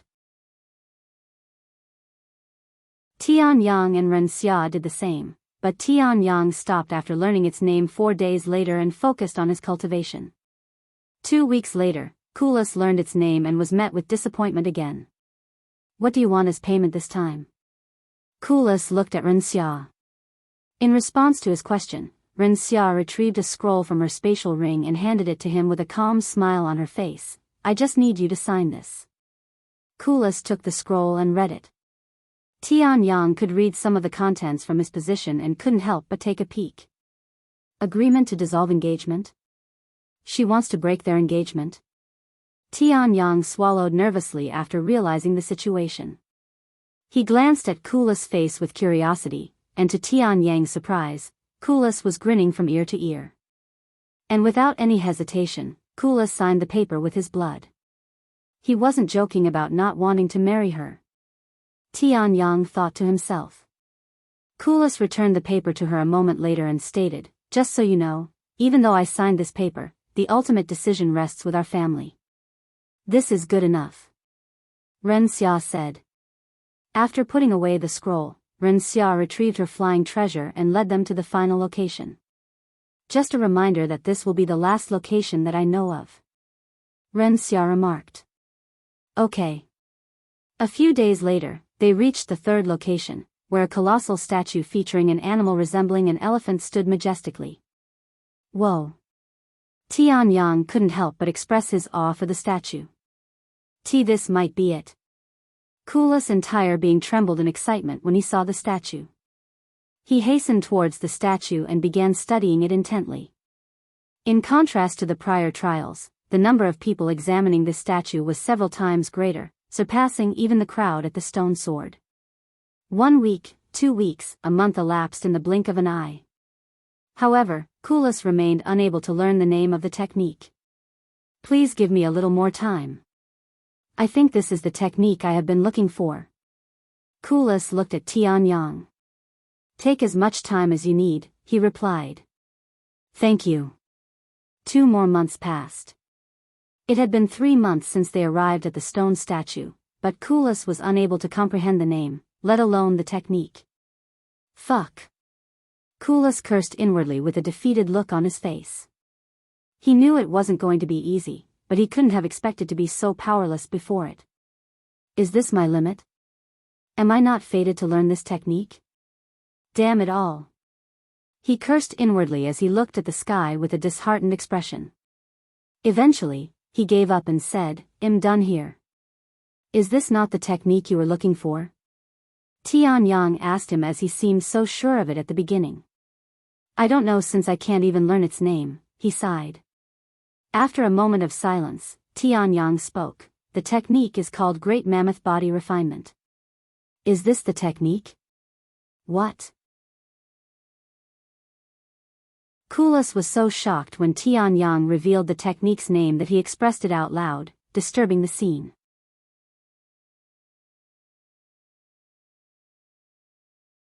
C1389 Great Mammoth Body Refinement. Chapter 1389 Great Mammoth Body Refinement. 1389 Great Mammoth Body Refinement. Hey! Which son of a bitch shouted just now? Are you looking for a fight? Fuck. I swear I was on the verge of understanding the technique's name. Kulas' loud voice quickly caused a commotion, with many people expressing their desire to fight him because of it. However, when they realized that their opponent was the young master of the Immortal Might clan, their attitude took a 180 turn. They closed their mouths and returned to studying the stone statue, acting as though nothing had happened. My apologies, everyone. It will not happen again. Kulas did not forget to apologize to these people. Once the place calmed down again and everyone returned to studying the stone statue, Kulas looked at Tianyang and asked him through divine sense, "Did you say the technique's name was Great Mammoth Body Refinement? Please tell me you're not messing with me.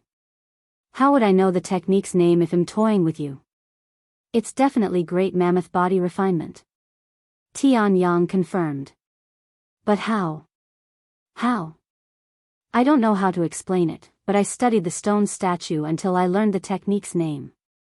Of course, I stopped immediately afterwards since I didn't want to take it away from you.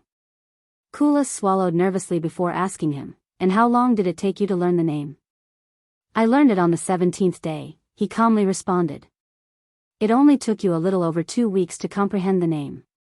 Kulas was speechless, as he was unable to do such a thing even after spending 3 entire months trying. "Anyways, judging by your reaction, this is the technique you have been looking for, correct?" Tianyang asked. He nodded. "Yes, this is the technique. Unfortunately, I am not fated to learn it." Tianyang looked at the stone statue with a pondering face. After a moment of silence, he said, "What if I try to learn the technique and pass it down to you afterward? Of course, I cannot guarantee that I have what it takes to. Will you really do that for me?" Kulas was so excited by Tianyang's words that he accidentally spoke out loud again, followed by hundreds of angry gazes. Sorry. I will leave this place now." Kulas left the area before anyone could utter a word, feeling quite embarrassed by his uncontrollable outbursts. Once he was far away, Kulas continued speaking with Tianyang through divine sense. "If you can really help me acquire the technique, I will give you my life." Tianyang smiled and calmly responded, "There's no need for such a thing, and you have already helped me enough. I'm not sure how long it will take for me to learn this technique, but I will start right now. Take as much time as you need." Sometime later, Ren Xia asked Kulas, "Have you given up already?" "Yes," he admitted. "Then what about Tianyang?" He suddenly started to study the stone statue for real. Kulas explained the situation to her. "I do not have what it takes to learn this technique, but he might have a chance. If he successfully learns the technique, he will teach it to me, so I'll be staying here a little longer. You can leave whenever you want, though." Ren Xia's eyes widened after learning of the situation, and she turned to look at Tianyang with a pondering expression on her face. Time passed quickly, and in the blink of an eye, it had been 2 months since Tianyang started studying the stone statue seriously. On the 69th day, the stone statue, which had remained unchanged for an unknown duration, suddenly began exhibiting cracks throughout its massive body. Then, before everyone's shocked gaze, the stone statue crumbled into a mountain of rubble. Kulas stood up with a look of disbelief on his face as he mumbled in a dazed voice, "He really did it." Once people started snapping out of their daze, they immediately began looking for the person who comprehended the technique. "Who is it? Who learned the technique? Can you share the name of the technique? I would like to purchase the technique. I have an offer that you will not be able to refuse." However, since Tianyang did not enter enlightenment or display anything that would prove he learned the technique, nobody there except Kulas and Ren Xia knew that fact. "Tianyang. Please tell me you were the one who learned the technique." Kulas spoke in a desperate tone. Tianyang didn't respond to him with words but with a silent and calm smile. Seeing this, Kulas immediately felt elevated, as though he was in heaven. After sneaking out of the crowd, Tianyang and his group quickly disappeared without being noticed. Sometime later, Tianyang and his group settled in a secluded area where they were the only living beings in a 1,000-mile radius. I have the technique, but I don't know how to teach it to you. Do you have any technique that will allow me to transfer my knowledge to you? Tianyang asked Kulas. Actually, I do. It's called technique transmission, and I have the manual right here. Kulas retrieved a scroll and handed it to him without hesitation. Okay, let me learn this technique first then. Tianyang proceeded to spend the next several hours learning the technique. Once he was prepared, he used technique transmission on Kulas, transferring the technique of Great Mammoth body refinement to Kulas. Upon confirming that he had indeed received the correct technique, Kulas kowtowed before Tianyang and exclaimed with sincerity, starting from this moment, we will be sworn brothers. Will you accept me as your sworn brother? Tianyang chuckled and said, why bother asking when you have already decided that we'll be sworn brothers, just like when you decided that we'll be friends? Stand up, brother Kulas. Thank you, brother Tian. Unbelievable. Ren Xia was speechless. If forming a friendship with Kulas seemed improbable, being acknowledged as sworn brothers with him was nothing short of a miracle. Yet, Tianyang, someone who was not from any influential background, was able to achieve such a feat.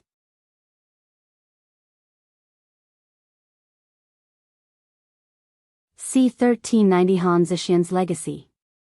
Chapter 1390 Zexian's Legacy. 1390 Zexian's Legacy. After learning the technique, Kulas immediately sat down to cultivate. Give me a few days, he said before closing his eyes and meditating. While they waited for him, Ren Xia suddenly spoke to Tianyang through divine sense. Hey, there's something I'd like to talk to you about. What is it? Tianyang looked at her. There's this technique that I really want to learn, but I only managed to learn its name. Do you think you can try learning it for me? Of course, I will compensate you properly. I don't mind. To Ren Xia's surprise, Tianyang agreed to help her without any trouble. In Tianyang's mind, he wasn't losing out on anything since he would get paid to learn a new technique. Thank you. It's only 2 days from here. You can thank me after I learn the technique since it's not guaranteed that I will learn it. Tianyang notified Kulas about their plans before leaving the scene with Ren Xia. 2 days later, they arrived at another stone sword. The name of this technique is Ethereal Blossom Sword Dance. Ren Xia said to him, as it might help him understand the technique a little faster. Tianyang nodded and started studying the stone sword shortly after. 2 weeks later, the stone sword collapsed, signifying that someone had successfully learned its technique. Ren Xia's body trembled with delight when she saw this. As they made their way back to Kulas, Tianyang transferred the technique to Ren Xia. What do you want for payment? If there's anything you want, I will try to acquire it, said Ren Xia. Tianyang pondered for a moment before responding, does any kind of payment work? What if I want you to do me a favor? That is fine, too. Then can I save this payout for a later date when I need to use it? I cannot think of anything right now. Ren Xia reached for her spatial ring and retrieved a badge from it, handing it to Tianyang the next moment. This is my medallion. You can keep it until you can think of something. Thanks. I should be the one thanking you. Ren Xia showed him a beautiful smile, one that felt natural and genuine. When they returned to Kulas, he was still in mediation. As they got closer, they could sense Kulas' aura more clearly, and it was incomparably stronger than before. Kulas opened his eyes when they landed, greeting them with a smile, welcome back. How do you like the technique? Tianyang asked him. I couldn't have asked for anything better. This technique suits my physique perfectly, as if it was created for me. He turned to look at Ren Xia and asked, so, what kind of technique did you smooch off my brother? Ren Xia frowned at his choice of words and sneered, unlike a certain someone, I am going to pay for my technique with something that's actually of value. That's natural. You're just an annoying bitch leeching off him while I am his sworn brother.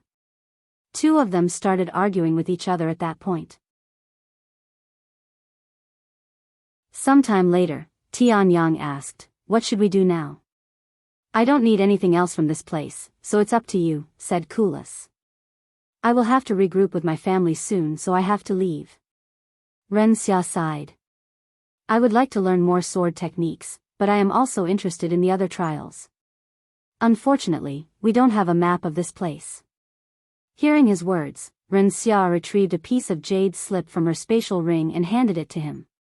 "This is an interactive map of this place, so it's constantly being updated with new information. Everyone from the immortal clans has one, except this useless idiot over here who came to this place alone," Ren Xia said as she glanced at Kulas. "Oh. In that case, you don't need to give me yours, since I have Gu Lim's spatial ring." He looked inside, and sure enough, there was the jade slip. "This is very helpful. Thank you." Tianyang was delighted after seeing the information within the jade slip. Their biggest headache was instantly solved by it. Wait a minute. You have Gu Lim's spatial ring? You know his family is tracking his location, right? Ren Xia said, wondering how the immortal Gu clan hadn't tracked him yet. "You don't have to worry about that since I got rid of the tracker long ago," Kulas said in a prideful tone. As a young master from the immortal clans, he knew the way their families operated and that Gu Lim would have a tracker on him. "Is that so?" Over the next several months, Tianyang followed the map in the jade slip and learned as many sword techniques as he could. Ren Xia continued to follow them until she had to leave a few weeks into their journey. While Tianyang learned sword techniques, Kulas spent his time mastering the Great Mammoth body refinement technique. Once Tianyang was satisfied with the techniques he'd learned, he started training them on magical beasts. Even though everyone in the tomb was limited to peak Spirit King, there were magical beasts at the Spirit Emperor level. However, Tianyang had Gu Lim's treasures and learned several powerful techniques, allowing him to fight even early-level Spirit Emperor magical beasts with ease. In the blink of an eye, another year passed. During this time, Tianyang completely solidified his cultivation and increased his proficiency with his new techniques. If he were to encounter the gold and money bandits in his current state, he would be able to wipe them out with little to no effort. Kulas managed to increase his body size through the Great Mammoth body refinement technique, allowing him to grow several sizes larger, but his most impressive improvement was his raw strength. Furthermore, news of Han Zexian's legacy being found had spread like wildfire, but it was sealed behind an indestructible door and nobody has been able to figure out how to open it.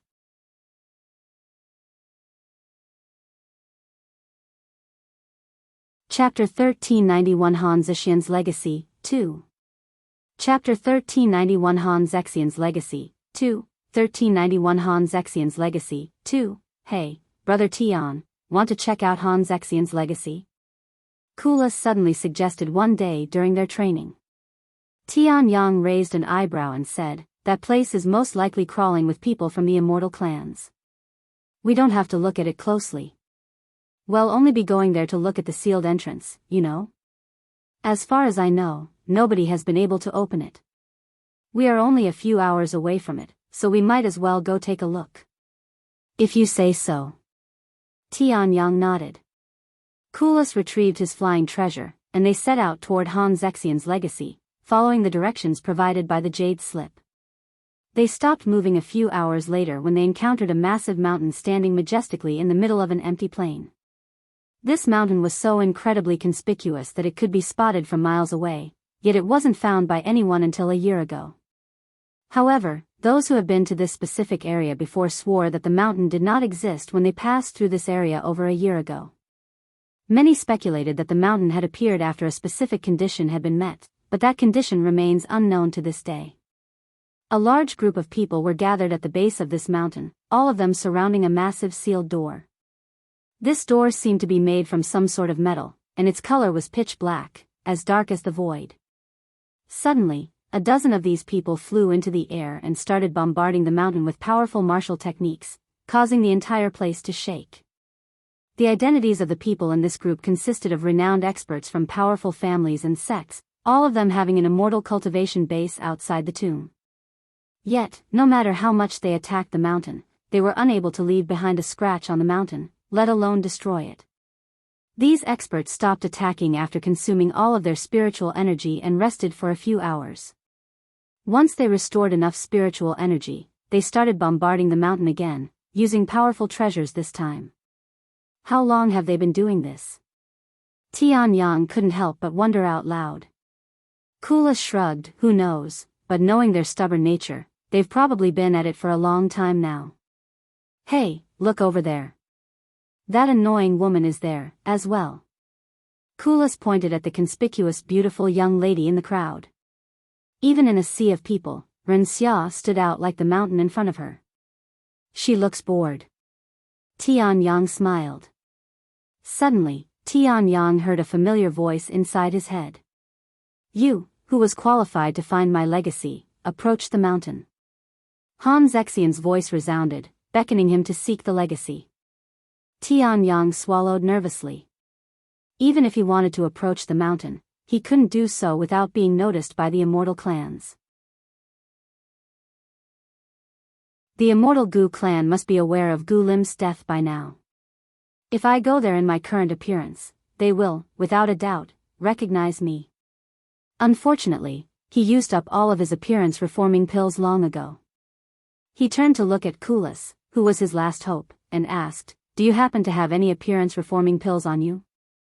"Nope, I have never even touched one in my life." Kulas immediately shook his head. "Why? Do you want to hide your face and take a closer look at the mountain?" "Well, Han Zexian just spoke to me in my head, and he wants me to approach the mountain." "What? If that's true, you might be the key to opening the sealed doors." "That won't matter if I cannot even get close to it." Tianyang sighed. Kulas looked at the crowd again and said, "The immortal Gu clan is by the entrance, so it'll be impossible for you to get close without being noticed by them." Tianyang then said, "Even if I somehow manage to hide my face, having you by my side will still give my identity away. Forget it. We can come back later when the immortal clans give up. That will probably take years. What if someone else takes the legacy before then?" Kulas said with a bittersweet smile. "I'll take my chances. Let's return to training." Tianyang said. "If you say so."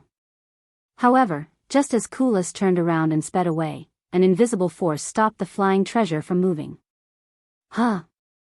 What's going on? Kulas was puzzled when the flying treasure came to an abrupt halt, and it was not as if it had run out of spiritual energy. Did something happen? The flying treasure, Before Kulas could even finish his sentence, the invisible force pulled it, sending it flying toward the mountain. What in heaven's name? The flying treasure crashed into the mountain a moment later, and Tianyang and Kulas were knocked off it, falling to the ground and landing directly in front of the sealed doors. Who dares? The immortal clans were startled by their sudden and rough entrance. The experts there immediately released their pressure as a precaution. "Wait. It's me." Kulas raised his hands and said. "You. Aren't you Kulas from the Immortal Might clan? What are you doing here?" The people there quickly recognized him. However, their focus on Kulas was short-lived, as these experts quickly noticed that the sealed doors, which had remained closed for the past year regardless of their efforts, had inexplicably opened. The experts were so shocked by this phenomenon that they didn't even bother giving Tianyang a single glance and rushed to the doors. "The door to Han Zexian's legacy has been opened," the experts announced with excitement as they entered the door. However, the moment the first person to enter the door took a step inside, his entire body exploded into a bloody mess, terrifying the others behind him. Sect Master Cheng. Oh, my heavens. What happened? Suddenly, Han Zexian's voice resonated loudly, his anger reverberating through the surroundings. "Those who lack the qualifications yet dare to seek my legacy will be met with a swift death."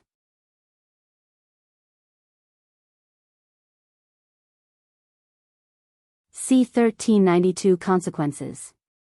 Chapter 1392 Consequences. 1392 Consequences. After Han Zexian's warning, the experts who were prepared to enter the mountain immediately jumped back, distancing themselves from the open doors that were smeared with blood. "Sect Master Cheng, who was a silver immortal, was instantly killed without any warnings. Seeing such a shocking scene, nobody else dared to enter the mountain. Fuck, if I had been first to enter. The experts that were following behind Sect Master Qing began sweating profusely as they imagined themselves dying an explosive death. This must have been a trap. The door wouldn't open no matter what we did, yet it suddenly opened out of the blue. I don't believe in such coincidences. But we cannot ignore the qualification that Han Zexian spoke of. How does one even receive qualification? The experts racked their brains trying to find an answer. However, none of them could think of any logical explanation for their current situation. Suddenly, one of them turned to look at Kulas with narrowed eyes. Now that I think about it, the door unsealed itself when Kulas smacked into the mountain with his flying treasure. Do you think he activated a switch by accident? We've been smacking the damn mountain non-stop for the past few months, leaving no spot untouched. Are you telling me that we somehow missed a spot? That's highly improbable. Why did you even smash into the mountain in the first place, Kulas? One of them asked. Honestly, I have no idea. I was passing through this area when an invisible force stopped my flying treasure, and before I knew it, I was flying into the mountain. Kulas shrugged. Hearing this, the experts started mumbling to each other again. Sometime later, someone in the crowd suddenly shouted, "P. Patriarch Gu." That person beside Kulas. It's him. He's the one who killed young Master Gu Lim. What? Are you sure? One of the experts snapped his head to glare at Tianyang with immense killing intent spewing out of his eyes. Oh, shit. Tianyang swallowed nervously when he realized that had been identified as Gu Lim's killer. This bastard. If I had known he was Gu Lim's killer, I would have killed him at that time. Another expert suddenly exclaimed as he pointed at Tianyang. This person was the sect master of the 7 divine sword peaks, who wanted to acquire the technique Limitless sword domain from Tianyang. Kulas. Why are you with the man who killed Gu Lim? A middle-aged man who resembled him stepped forward with a deep frown on his face. Young Master Kulas was also there when that man killed young Master Gu Lim. In fact, they were fighting each other before it happened. Another person suddenly revealed. What? Kulas, is this true? Are you involved with Gu Lim's death? His father was enraged when he heard this. Kulas found himself bombarded with questions, compounded by the various pressures bearing down on him. Even if he desired to respond, he couldn't muster the ability to open his mouth in such a situation. However, Tianyang was different, and he managed to keep a calm expression on his face even in his situation. Indeed, I am responsible for killing Gu Lim, Tianyang announced in a somewhat prideful tone. While it's true that Kulas was fighting with Gu Lim before I killed him, he had no intention of actually harming Gu Lim. It was solely my decision to kill Gu Lim, who mocked me. Brother Tian. What are you doing? Kulas looked at him with wide eyes as he spoke through divine sense. What do you mean? I already said that I would claim all responsibilities. Don't even try to protect me or I will never call you brother again. Tianyang showed a calm smile on his face.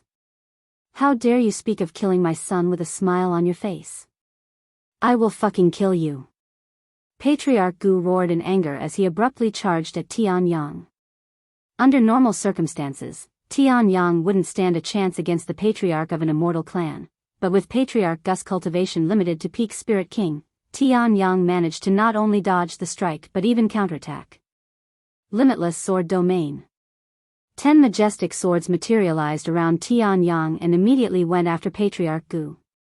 After training the technique tirelessly for an entire year, he managed to increase the number of swords he could create from 4 to 10. Patriarch Gu didn't dare to underestimate the technique after sensing its formidable aura, but he still failed to block all 10 swords.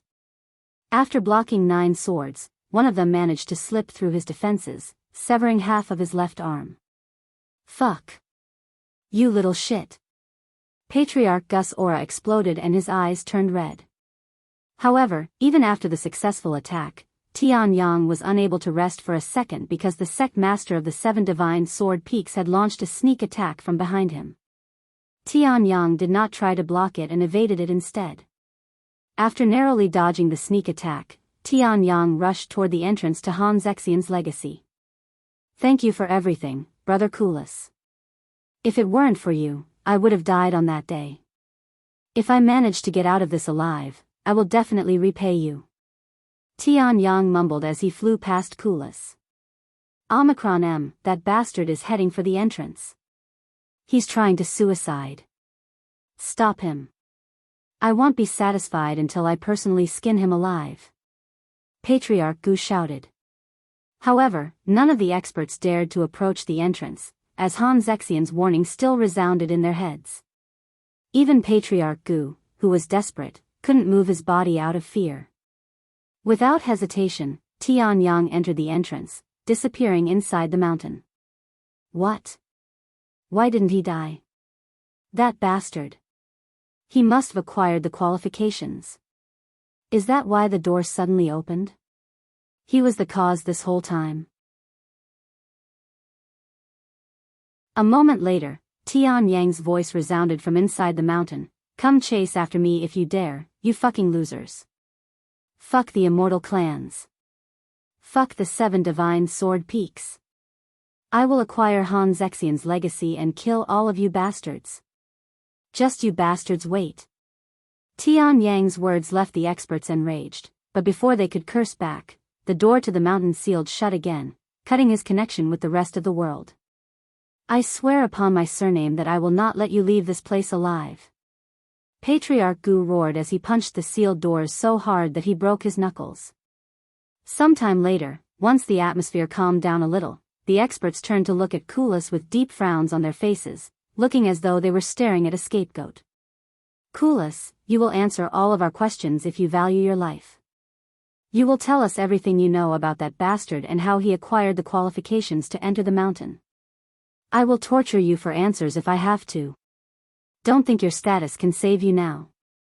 Hearing such words, Kulas looked at his father for help, but alas, he only received a disappointed head shake in response.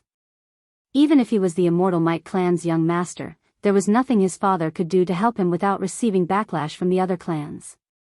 "I'm sorry, son, but we cannot afford to offend everyone here.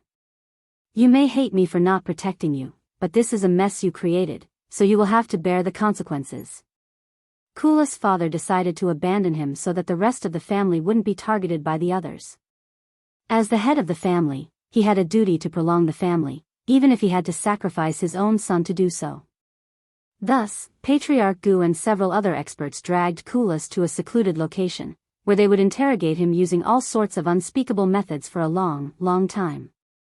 Meanwhile, unaware of the situation outside, Tianyang walked deeper into the mountain, embraced by the surrounding darkness. Soon, a dim light appeared in the distance, and as he got near the light, a childish voice resounded. "Master, it's been 6 hours. The next trial will begin shortly," Tianer said, snapping Yuan out of his memories and back to the present. He stood up with a profound look on his face and said, "You can start the trial now."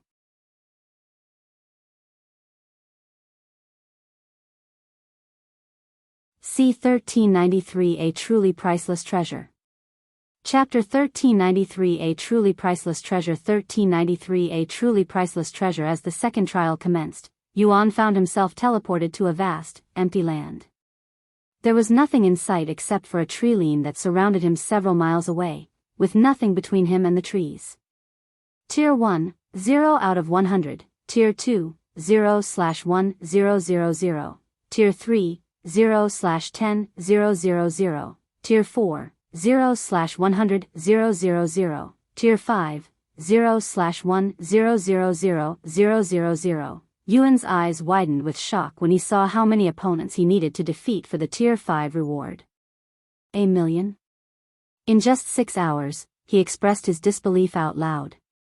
The very next moment, he could see thousands of figures coming out of the tree line, and they charged at him like a horde of monsters. When Yuan saw the appearance of these people, he immediately frowned, and his aura gushed with killing intent. These individuals bore the unmistakable appearance of bandits. They were none other than the gold and money bandits, a group that he despised to the very core of his soul. Each of these bandits emitted the cultivation of a divine warrior, from the first level all the way to the peak of divine warrior.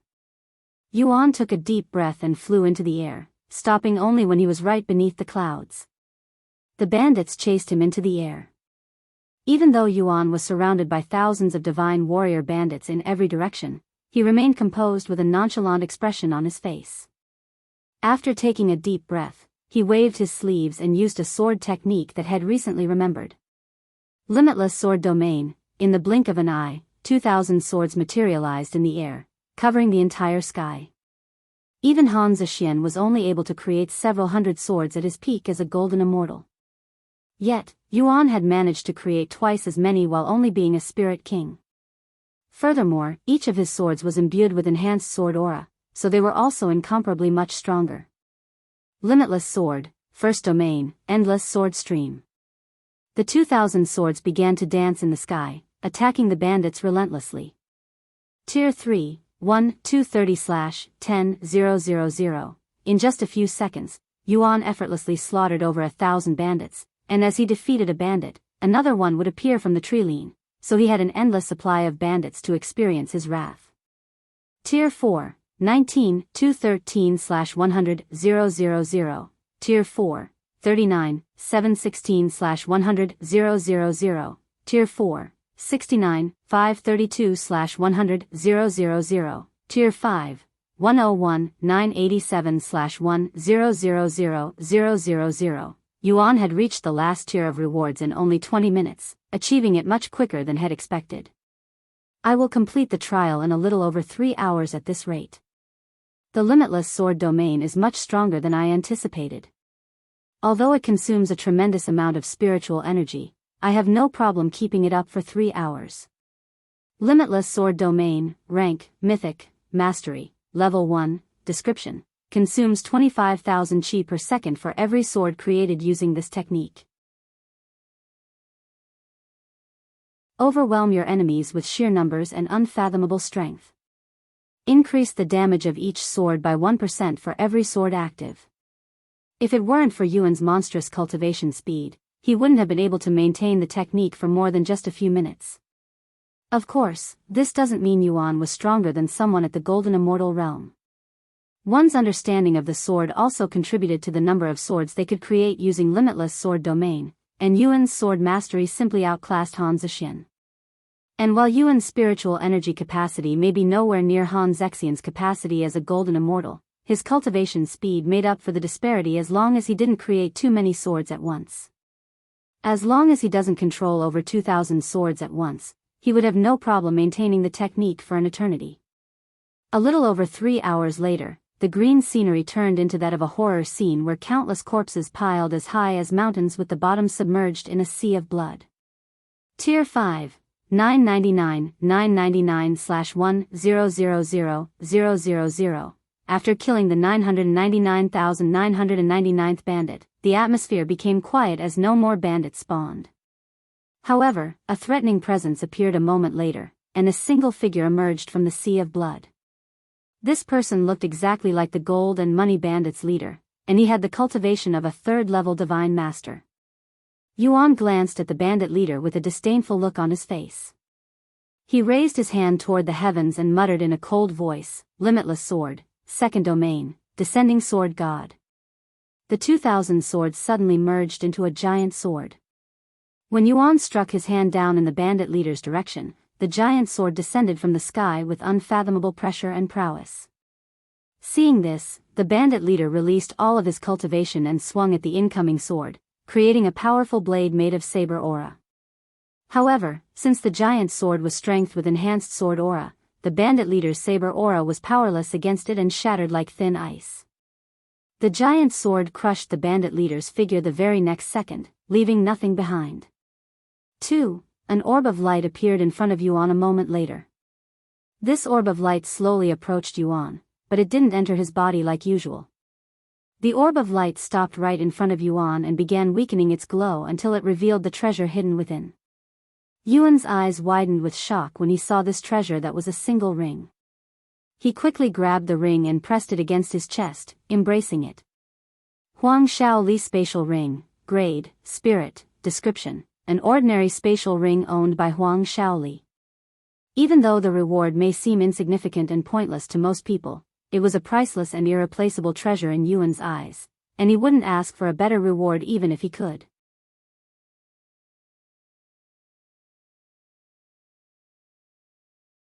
C1394 Fourth Heaven. Chapter 1394 Fourth Heaven. 1394 Fourth Heaven. After clearing the second trial, Yuan was teleported back to Tian'er, who greeted him with a gentle smile. Congratulations, Master, you have cleared the stairway to heaven and acquired the qualifications to enter the fourth heaven. Meanwhile, an announcement was made for the players. Established its connection with profound heaven, allowing access for all players. It's player Yuan again. He's the first one to climb the stairway to heaven again. How long has it been since we gained access to the third heaven? The majority of us are still struggling in the second heaven. He's climbing way too fast. The disparity between player Yuan and the rest of the player base has drastically widened once again. Those from the 10 great families could only grit their teeth in anger upon seeing the announcement. Meanwhile, somewhere within the ninth heaven, also known as Supreme Heaven, the Celestial Emperor stared at the screen before him. Player Yuan again, huh? What a pity that such a talent was born in that world. Who knows what he would have achieved by now if he had been born in the 9 heavens.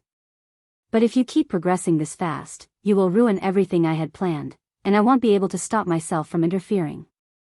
After pondering for a moment in silence, the Celestial Emperor muttered in an authoritative tone, "Initiate system update. Confirm." A few minutes later, a notification appeared before every player online. This notification immediately caused an uproar within the player base. What? System update? This is the first time something like this has happened since the game was released. What kind of update? Why doesn't it specify? This update is happening right after player Yuan reaches the fourth heaven. This cannot be a coincidence. I cannot play for 3 whole days? What the hell am I supposed to do in the meantime? This game has consumed my life. Inside the stairway to heaven, Yuan looked at the notification with a slight frown on his face. Since he knew the true nature of, he wasn't as optimistic as the others. Then I'll see you later, Yuan said to Tian'er before leaving the stairway to heaven with the others. After leaving the stairway to heaven, Yuan and his group found themselves in the middle of nowhere once again. Yuan looked at Shimei and said, "Something urgent came up, so we will have to leave for a few days." Huh? What happened? Shimei asked. Yuan took this chance to try something out and said, "There will be a system update, so we, players, cannot log in for 3 days and 24 hours. Shimei had a somewhat dazed look on her face after hearing his words. Then, after a moment of silence, she calmly responded, "Don't worry, I will wait for you to finish your business. You're not going to ask about the system update and why we have to be gone?" Yuan pressed further. "I'm sure you'll explain it to me once you are ready," Shimei said, acting very natural. "I really need to figure out a way to remove this curse." Yuan sighed inwardly. "Well, leave after we arrive at a city," he said a moment later. Before they started their journey, Yuan approached Chu Liuxiang. "What's up?" she asked. Yuan retrieved Huang Shaoli's spatial ring and offered it to her. "I want you to have this." This is. Chu Liuxiang was taken aback when she was suddenly offered a ring, as it looked like Yuan was proposing to her. "This is something akin to the sword I gave Li Jinxi, as it belongs to you." "Sorry, it's nothing fancy. I don't know what this is about, but thank you. I will treasure it." Chu Liuxiang accepted the ring with a bright smile on her face. Meishio looked at them with a pondering expression on her face, wondering if she'd receive something as well. Sometime later, they found a city and entered it. "Then we'll see you in about 3 days, Yuan said to Shimei after renting a hotel room for her. "It'll take this time to cultivate since it's been a while." She nodded. Yuan and the others logged off shortly after.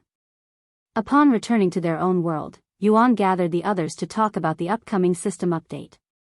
What do you think they are going to update? Wang Ming asked. Since it's called a system update, I think they'll readjust the system or something along that line.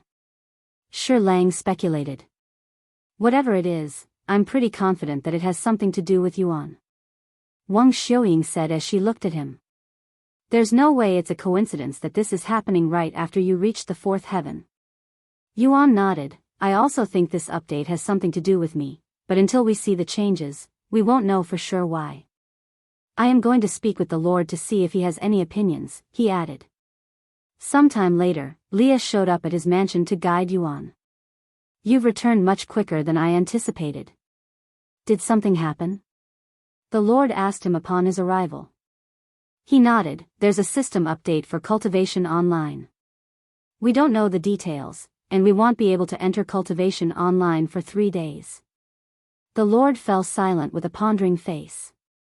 A few minutes later, he spoke. Since it's related to the system itself, it was most likely caused by the Celestial Emperor. Unfortunately, even I cannot tell you what he has planned.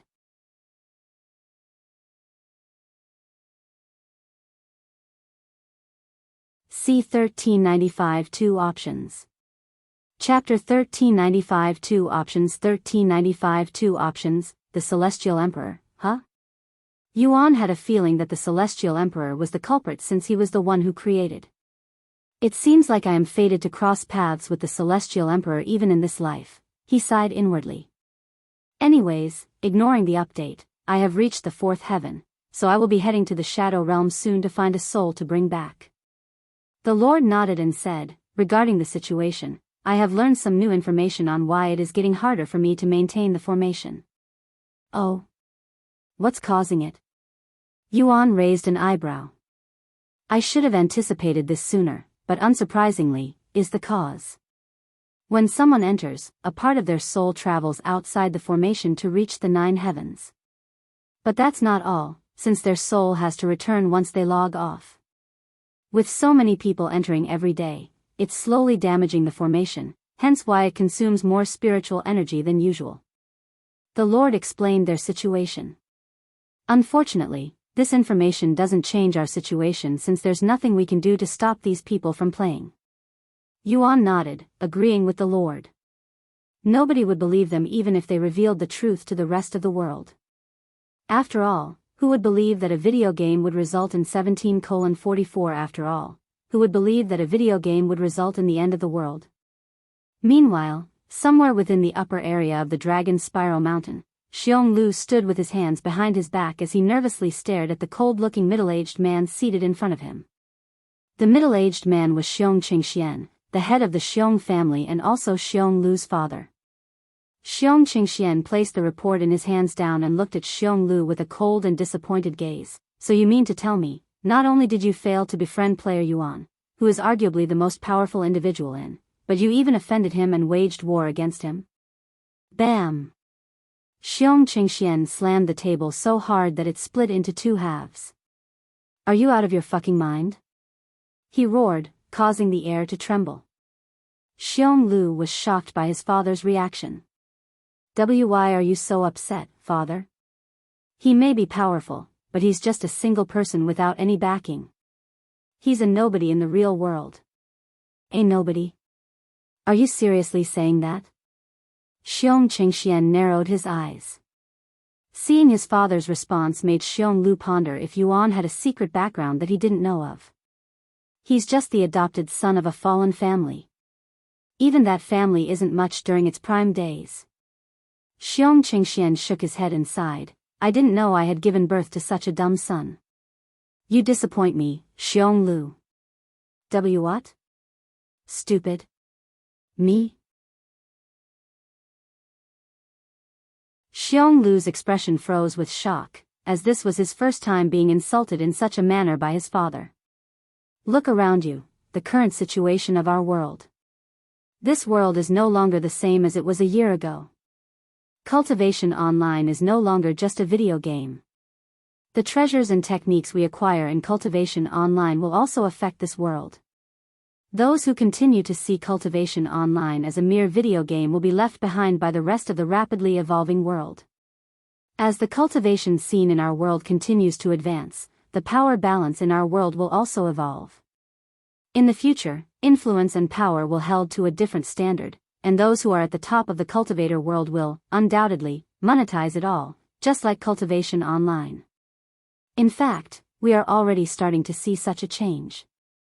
The legacy families are slowly losing power and influence to these guilds and clans that focus on cultivation. Why do you think everyone is desperately trying to increase their cultivation and acquire cultivation techniques nowadays? Because it's entertaining? Because it's something new? No. It's because their future depends on it. This is. Xianxia was left speechless by his father's view of the situation of the world. He realized that the world was changing, but he was short-sighted and failed to see the bigger picture. Ding! Xianxuan's cell phone suddenly pinged, catching his attention. Player Yuan has just reached the fourth heaven, Xianxia announced what he had just seen on his phone. What? Xianxia expressed his shock upon learning of this information. Xianxia looked at him and continued, while the rest of the world is still struggling in the first and second heavens, Player Yuan, all by himself, reached the fourth heaven. His access to treasures and techniques is incomparably better than the rest of us. Furthermore, this gap between him and the rest of the world will only continue to widen. You say that Player Yuan has no backing, yet he's clearly on friendly terms with the Bai family, and he's closely being watched by the Cultivators Association, which is rapidly growing in power and influence. It's only a matter of time before Player Yuan becomes the most powerful individual in this world as well. Now tell me, Xianxia, do you regret your actions? Xianxia asked. After a moment of silence, Xianxia nodded his head. Then you will fix this problem you caused. If you cannot befriend him, then you can only crush him before he grows too powerful and becomes a problem for our family in the future. Xianxia said in a cold voice. What? Xianxia's eyes widened with shock after hearing such words. He didn't think his father would suggest crushing Yuan after praising him so much. However, it did make sense. If a wild dog cannot be tamed before it becomes too powerful to control, they can only get rid of that dog before its bite becomes too dangerous. It just so happens that Player Yuan is currently living in the Dragon's Spiral Mountain, so you can visit him right away. Although I did give you two options, I suggest you try the first option before opting for the second one. Xianxia said a moment later. Yes. Xianxia replied with a resolute face.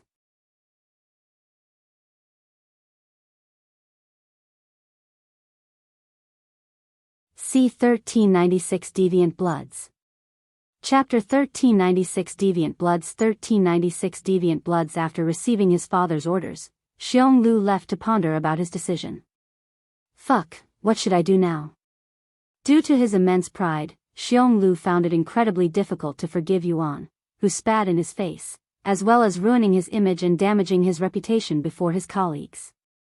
Xianxia was someone who did not know defeat and stood above the majority of people in the world ever since birth. He always dominated every ranking of every game that he's ever touched, and he was always in the spotlight. However, things have changed since the introduction of the most popular game in history by far. Due to its popularity and exciting gameplay, Xianxia had never felt a stronger desire to dominate everyone else. Unfortunately, due to the appearance of Player Yuan, someone nobody knew about, his presence within might as well be non-existent. No matter what he did or how much money he spent on the game, he could not seem to catch up to Player Yuan, who was achieving seemingly impossible feats left and right as though it was normal gameplay. This caused Xianxia to fall into depression for some time until he met Jianghu, an exile, who pulled him out of the darkness and gave him a chance to catch up to Yuan. Things got better from that point. He acquired powerful treasures and techniques that even he couldn't purchase with money, and his cultivation soared with the guidance of Jianghu, who claimed to be an immortal cultivator. Everything looked great for Xianxia, until Yuan showed up with an even stronger exile, slaughtering Jianghu, his only hope of surpassing Yuan. It was at this point that Xionglu vowed to completely and utterly destroy Yuan, no matter the cost. Thus, he cooked up a plan to destroy Yuan with the help of his colleagues. After gathering hundreds of exiles, Xionglu was confident that he would finally be able to deal with Yuan, but as though fate was purposefully messing with him, not only did he fail to destroy Yuan, but he suffered an embarrassing defeat at the hands of Yuan, even dying for the first time. After recalling everything that Yuan had done to him, the anger dormant within him awakened, spewing forth like a volcanic eruption. You want me to lower my head and act like nothing happened? Never. I'd rather die than lower myself to that bastard who took everything from me. Xionglu clenched his fists and gritted his teeth, his eyes filled with resolution. He immediately retrieved his phone and started dialing a certain number. A voice answered after a few rings. What do you want? I want your strongest fighters, all of them. We have one who recently entered Spirit Master and 8 peak Spirit Warriors. What kind of job is this? The kind that makes someone disappear. Xionglu responded in a cold voice. After a brief moment of silence, the voice returned, very well. Who's the target? Well, calculate the price based on the difficulty. Player Yuan, also known as Yutian. The person behind the phone was left terrified after hearing Yuan's name. You want us to assassinate Yutian? Fuck. Do you not remember what happened to the young master of the Jing family after he hired a hit on Yutian? He was annihilated, along with the group that accepted the job. This is suicide. You might as well ask us to kill ourselves. Only a few people know of the truth behind Jing Weiman's disappearance to this day. Xionglu sneered, Jing Weiman failed because he hired a bunch of useless trash. Are you telling me that the Deviant Bloods are comparing themselves to such nobodies? After a moment of silence, the person said, we don't have any intel on Yutian ever since he entered the Dragon Spiral Mountain. However, we do have some intel on those living with him. The people staying with him are from families that used to live in seclusion, only revealing themselves recently. There are also rumors that these families already knew the existence of cultivation and had been cultivating years before Cultivation Online's creation. So what? Xionglu sneered. Just this knowledge alone will increase the difficulty to the max. We don't know our opponent's prowess, and with what happened to Jing Weiman, I do not think the others will accept this mission, a blank check. Xionglu suddenly interrupted. Excuse me? The voice sounded dumbfounded. I will give a blank check to anyone that dares to go after Yutian. Tell them that, and call me once you have an answer. Xionglu hung up without waiting for a response. To give a blank check was essentially to give the workers as much money as they wanted, which could easily go south, especially with money-hungry assassins, but Xionglu was prepared to spend millions, even billions of dollars if he could get rid of Yuan. While he waited for the call back from the Deviant Bloods, an extremely dangerous and ruthless group of elite assassins, Xionglu decided to take a look at Yuan's residence. Omicron M. However, not even 2 minutes after he left his house and started making his way down the mountain, Xionglu noticed a group of individuals quickly approaching from behind. He turned around to see a group of young men and women walking down the mountain in ragged clothes, looking worse than even beggars. They also appeared to be injured with bruises all over their body. However, as a cultivator, Xionglu could instantly tell that this group of young men and women were actually powerful cultivators just from their formidable aura alone. This aura. Spirit Grandmasters? Impossible. How can they already be Spirit Grandmasters when they look to be around my age? Xionglu was in disbelief, as he was only a spirit warrior himself after cultivating with a divine rank cultivation technique. But their aura is unmistakably that of a Spirit Grandmaster.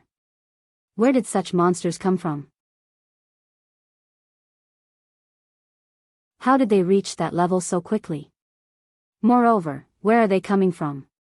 We are already at the top of the mountain, and my Xiong family is located closest to the peak with nobody living any closer. Xionglu pondered to himself, wearing a deep frown on his face.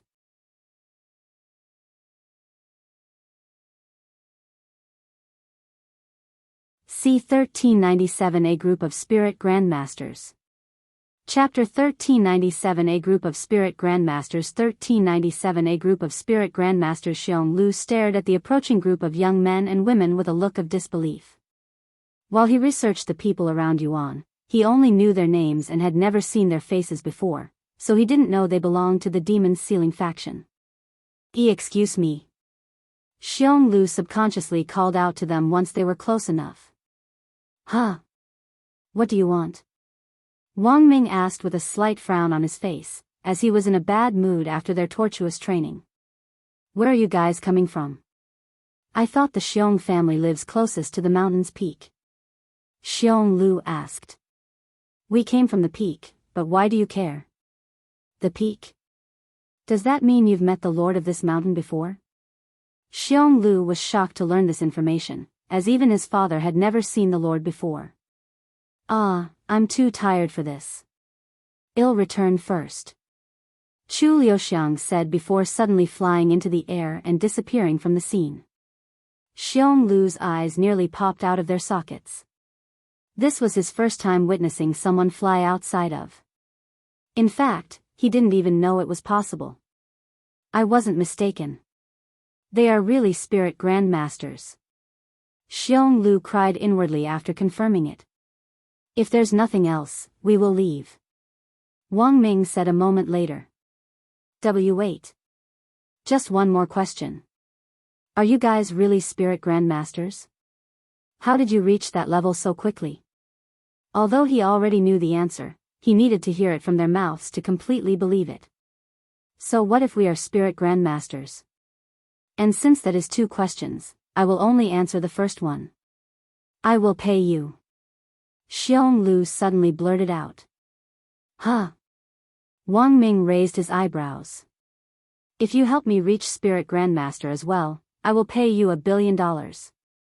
If you think I am joking, my name is Xionglu, heir of the Xiong family. I will even sign a contract. Xionglu said, appearing quite desperate. The Xiong family? Wang Ming and the others muttered in a low voice, as if they were recalling something. A smile appeared on Xionglu when he saw this. If they recognized his family, it would make negotiations much easier for him. However, what came out of Wang Ming and the others' mouths a moment later left Xionglu in shambles. No wonder why I found you unpleasant even though we've never met before. It turned out you were Xionglu, the arrogant bastard who threatened to destroy Yuan. Wang Ming narrowed his eyes at Xionglu. To threaten one of, if not the most powerful cultivators in this world with that pathetic cultivation base, you must have a death wish. Shi Lang chuckled. Hey, I dare you to attack us, the Demon Sealing faction. It'll finally give me an excuse to test out my training results practically. Hong Xiuquan said. Why you're with the Demon Sealing faction? Xionglu felt his heart sink after learning this information. Naturally, he has heard of the Demon Sealing faction, a small yet elite faction led by none other than Yuan. Countless people have applied to the faction, but only a single individual has managed to join their ranks since their creation.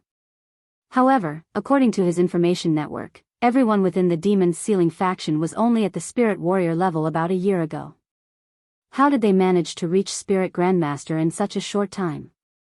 It was a speed that would be terrifying even inside Cultivation Online, let alone the real world.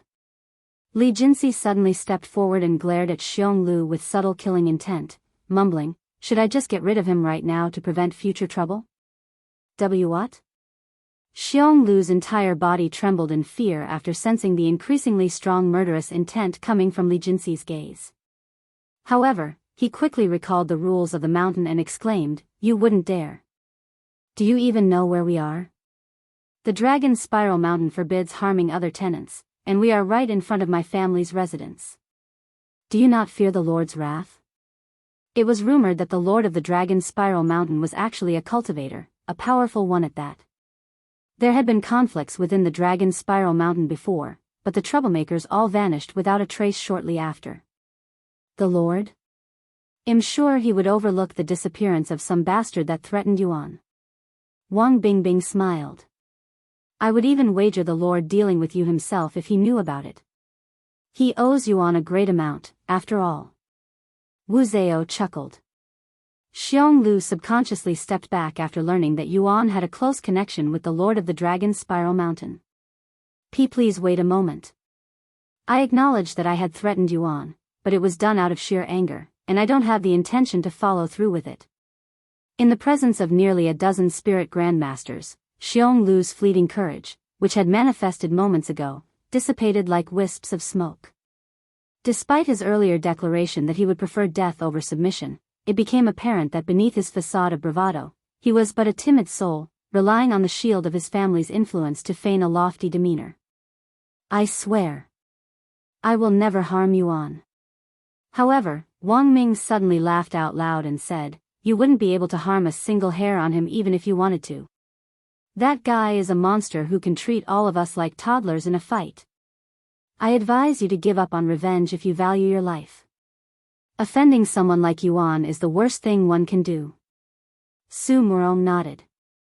Wang Ming approached Xionglu and placed a hand on his shoulder, squeezing it with enough strength to send shivers throughout his body, and whispered, "Even though you claim you won't do anything, I don't trust people like you, so I will be keeping an eye on you. If you think the Xiong family is untouchable, you are nothing but a frog in a well." Xionglu could do nothing but silently nod, his back soaked in cold sweat.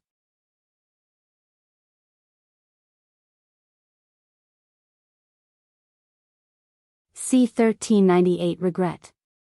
Chapter 1398 Regret. 1398 Regret. Actually, I was on my way to apologize to Yuan for my behavior. Xionglu subconsciously blurted out loud after being threatened by Wang Ming. "Oh. In that case, let's get going." Wang Ming smiled as he started walking down the mountain again. Xionglu could only accept his fate and follow the demon's sealing faction back to their residence. However, a few minutes later, Xionglu's cell phone started ringing loudly. Fuck. It must be the Deviant Bloods. Why did they have to call me back so quickly? Are they trying to get me killed? Xionglu cursed inwardly. The phone continued ringing, but Xionglu didn't dare to answer it and pretended to not even hear it. After all, he was surrounded by spirit grandmasters with incredible senses who would surely be able to hear his conversation with the Deviant Bloods from meters away. If the demon's sealing faction were to learn that had tried hiring assassins to go after Yuan, he would surely vanish from the face of this earth before reaching Yuan's residence.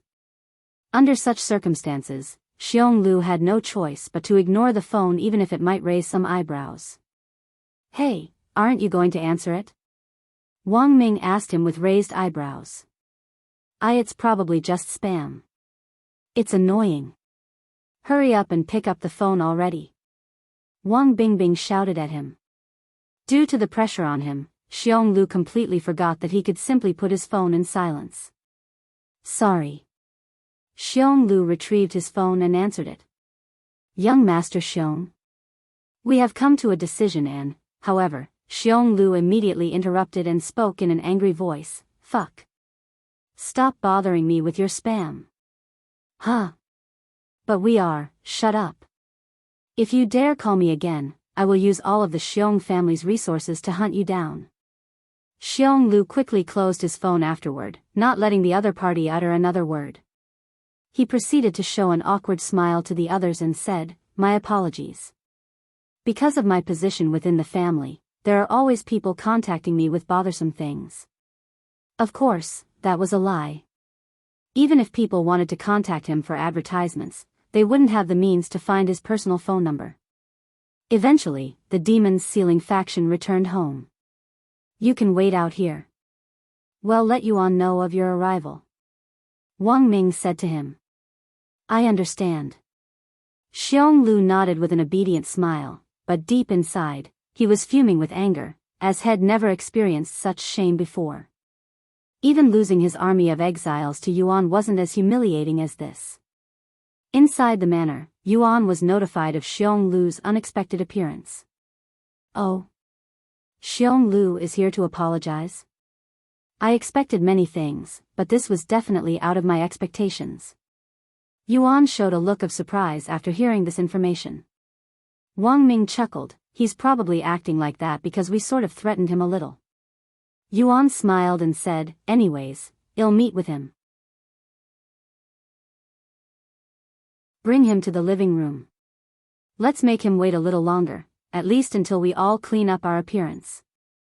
Wang Xiuying suddenly suggested. That's a little mean, but I am not against it. Wang Bingbing chuckled. Humph. That's what he gets for threatening us. Chu Liuxiang sneered. Upon hearing their suggestions, Yuan nodded with a smile on his face. Once it was decided, everyone returned to their own rooms to clean themselves. Half an hour had passed since Xiong Lu was told to wait outside the manor, yet nobody returned to speak with him, almost as though they had forgotten about him entirely. Fuck. These fucking bastards. How dare they treat me like this?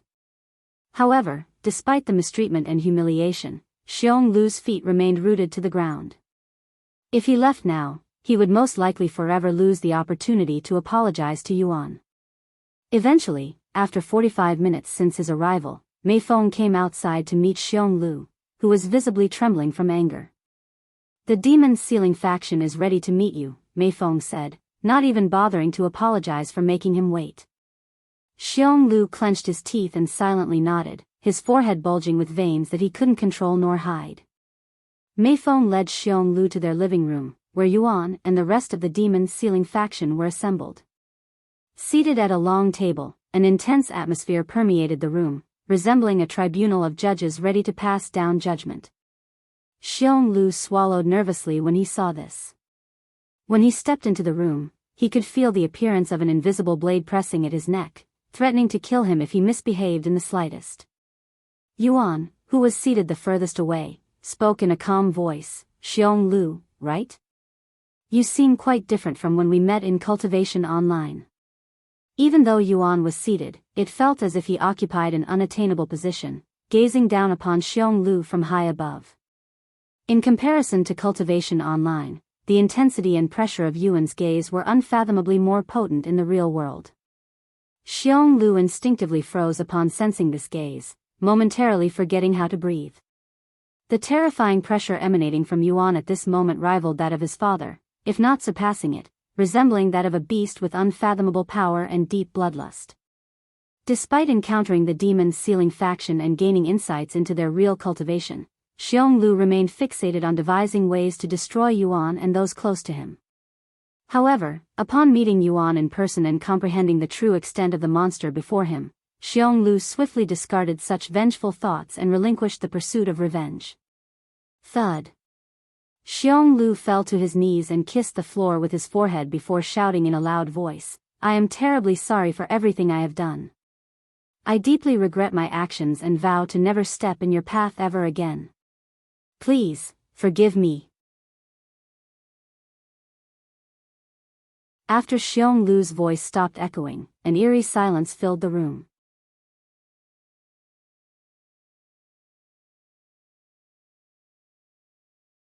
C1399 Jinxi's Dreams. Chapter 1399 Jinxi's Dreams. 1399 Jinxi's Dreams. Yuan raised an eyebrow with a somewhat surprised look on his face after witnessing Xiong Lu's exaggerated apology. However, he had no intentions of forgiving Xiong Lu so easily and spoke in a cold voice, Why should I accept your apology? You think you can provoke me and make it go away with an apology whenever you want? Who do you think you are? Do I look like a pushover to you? And no. Of course not.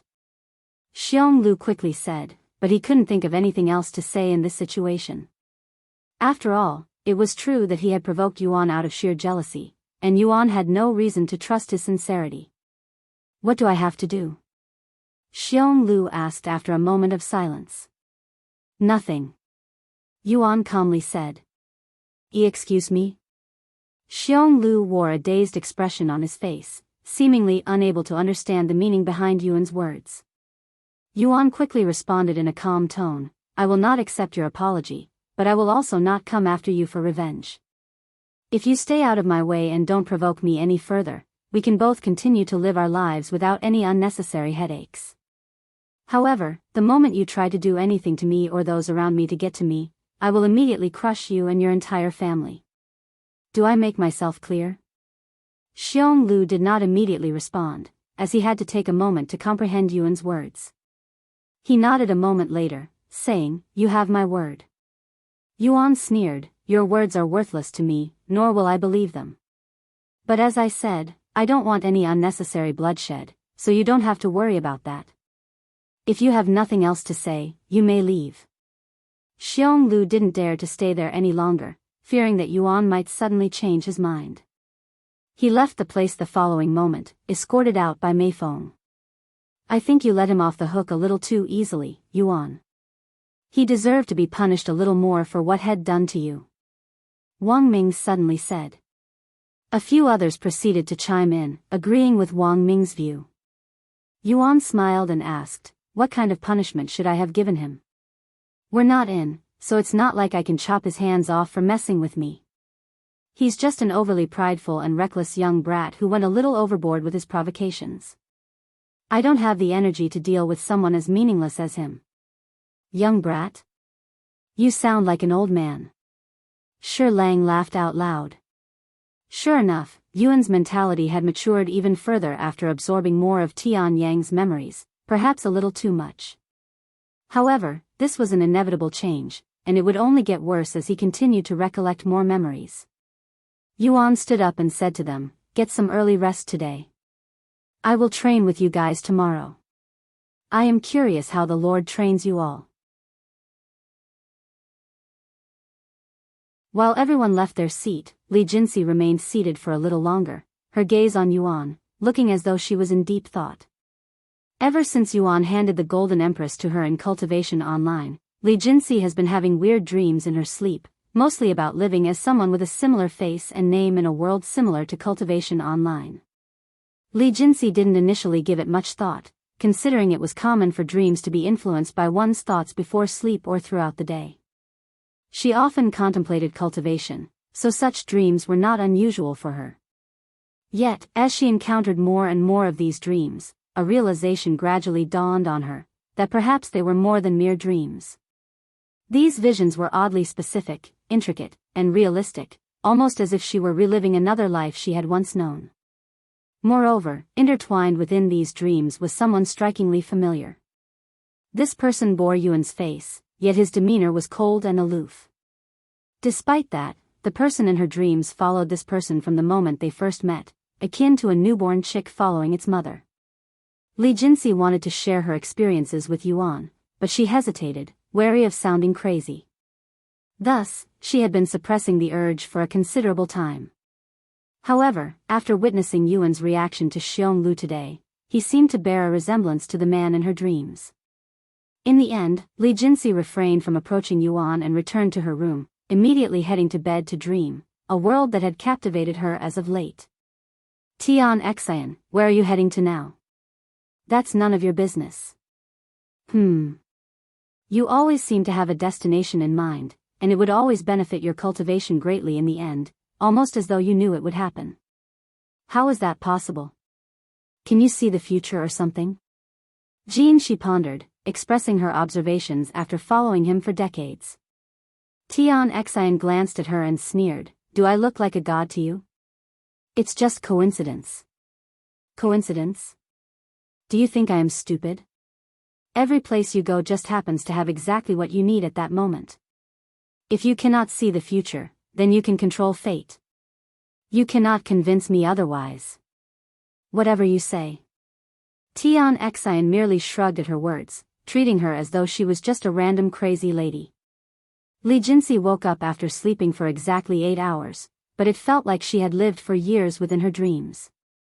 "My cultivation went up again," Jinxi mumbled to herself after inspecting her body. The biggest reason why Jinxi believed her dreams were more than just ordinary dreams was because her cultivation would increase a little after every dream. Unfortunately, she could not explain the reason behind this phenomenon. There must be a reason why I am having these dreams. Hopefully, the answers will reveal themselves through the dreams. Jinxi thought to herself as she prepared for another day of training.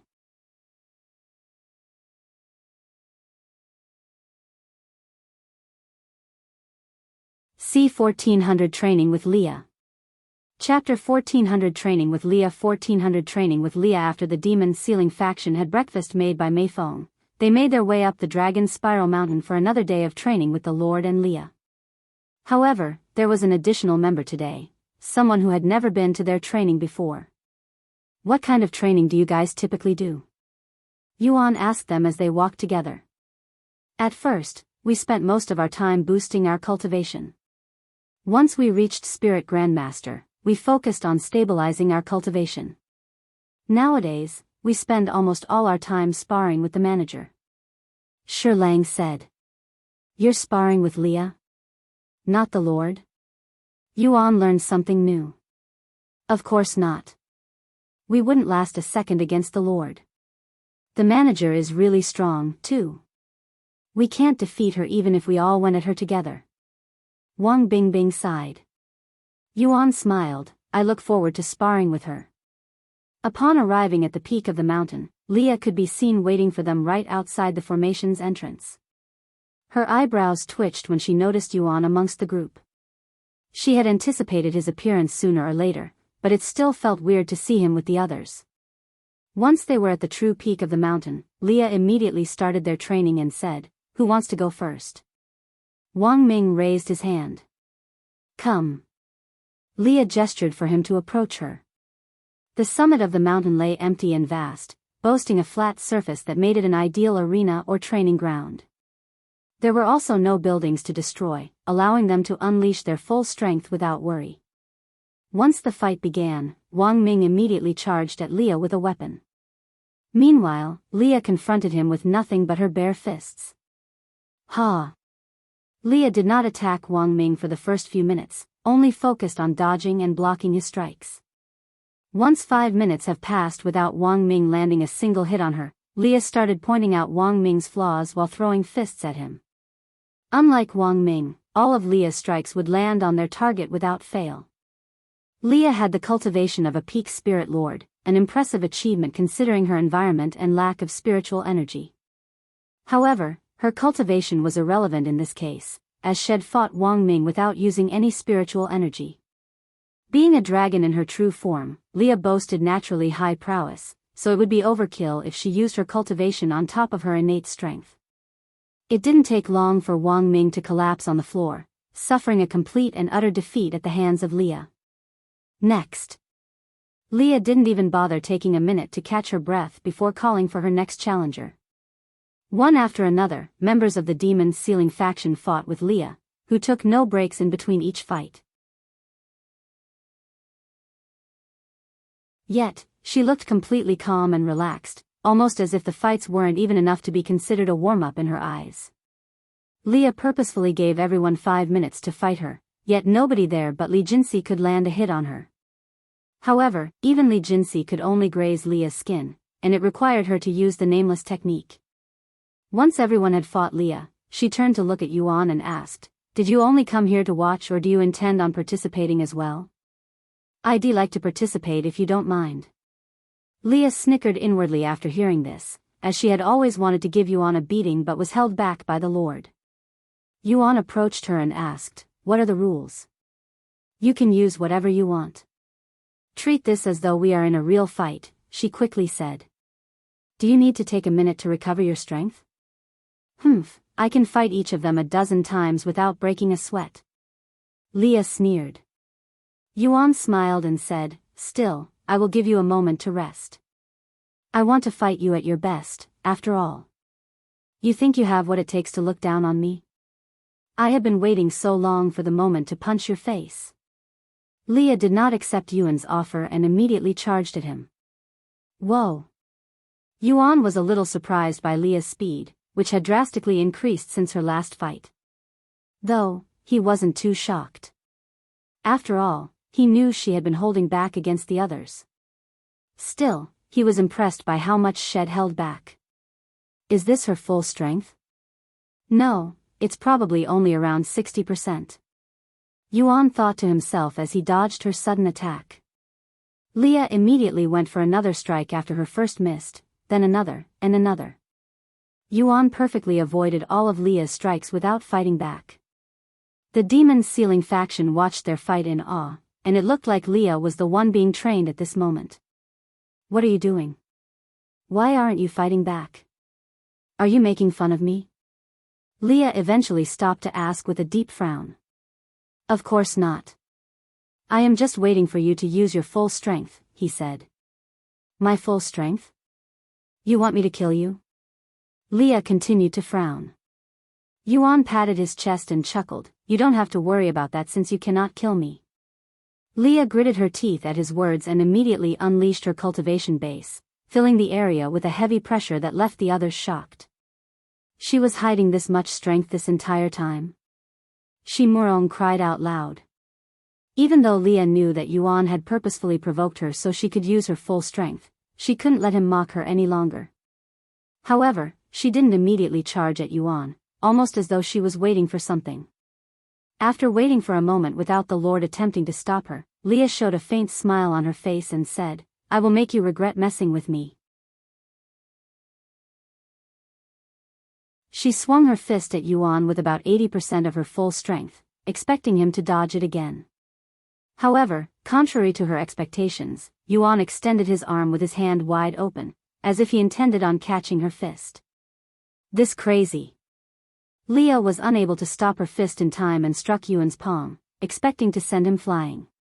However, he not only stood firm but also caught her fist, defying her expectations once again. Not bad. Now it's my turn. Yuan suddenly muttered. When Yuan raised his other arm and pulled it back, Liya instinctively jumped back, distancing herself from him. She stared at him with wide eyes afterward, her back soaked in cold sweat. How does a human like him have such monstrous strength? She cried inwardly. She instantly knew from that single exchange that Yuan was hiding an unfathomable amount of strength within his body. Yet, she couldn't comprehend how a human like him could possess innate strength that rivaled even dragons. As for Yuan, he used Liya's frightening strength to test the current condition of his body. He could sense that the golden immortal physique had transferred to his real body, albeit incompletely.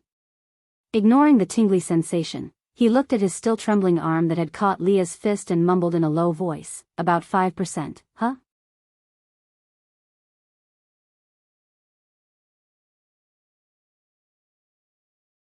Chapter 1401 Training with Liya, 2. Chapter 1401 Training with Liya, 2, 1401 Training with Liya, 2, what did you do to your body? Liya asked Yuan with a frown after their exchange. Yuan smiled and said, you make it sound like I'd done something bad to my body. I just achieved a new physique, that's all. A new physique? Liya frowned at his words, which made it sound like it was an easy thing to do. Now knowing that Yuan could catch her fists, Liya no longer held back and charged at him again, this time using all of her strength. Moreover, red scales started forming on her arms and neck, indicating that she had transformed. Yuan, not daring to underestimate her partial transformation, also used his full strength. Their aura collided, causing a gust of wind to stir within the usually calm mountain peak.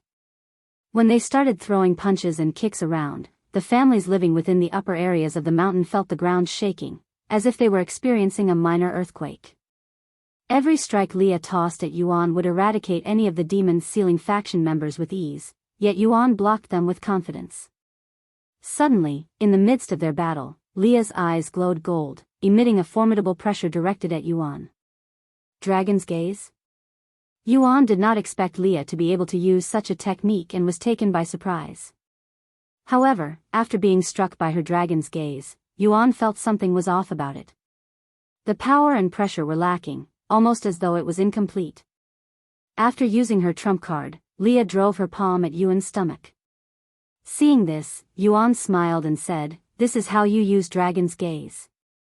Wah! Before Liya could even react, Yuan's eyes glowed gold, sending Liya's consciousness straight into the abyss. While Liya's body remained frozen in place, within her mind, she felt the intense gaze of a colossal eye, emanating an unimaginable amount of pressure. Liya, despite her pride, felt as insignificant as an ant under the gaze of that eye. What is this? Liya's entire being trembled in fear as she couldn't take her gaze away from the eye, almost as though she was forced to face it. Yuan deactivated Dragon's Gaze after 3 short seconds, but it felt like she was in the void for minutes for Liya.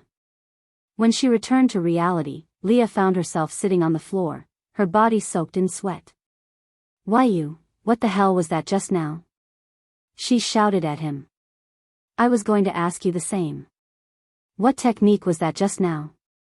It felt like Dragon's Gaze, but it's too weak. Dragon's Gaze?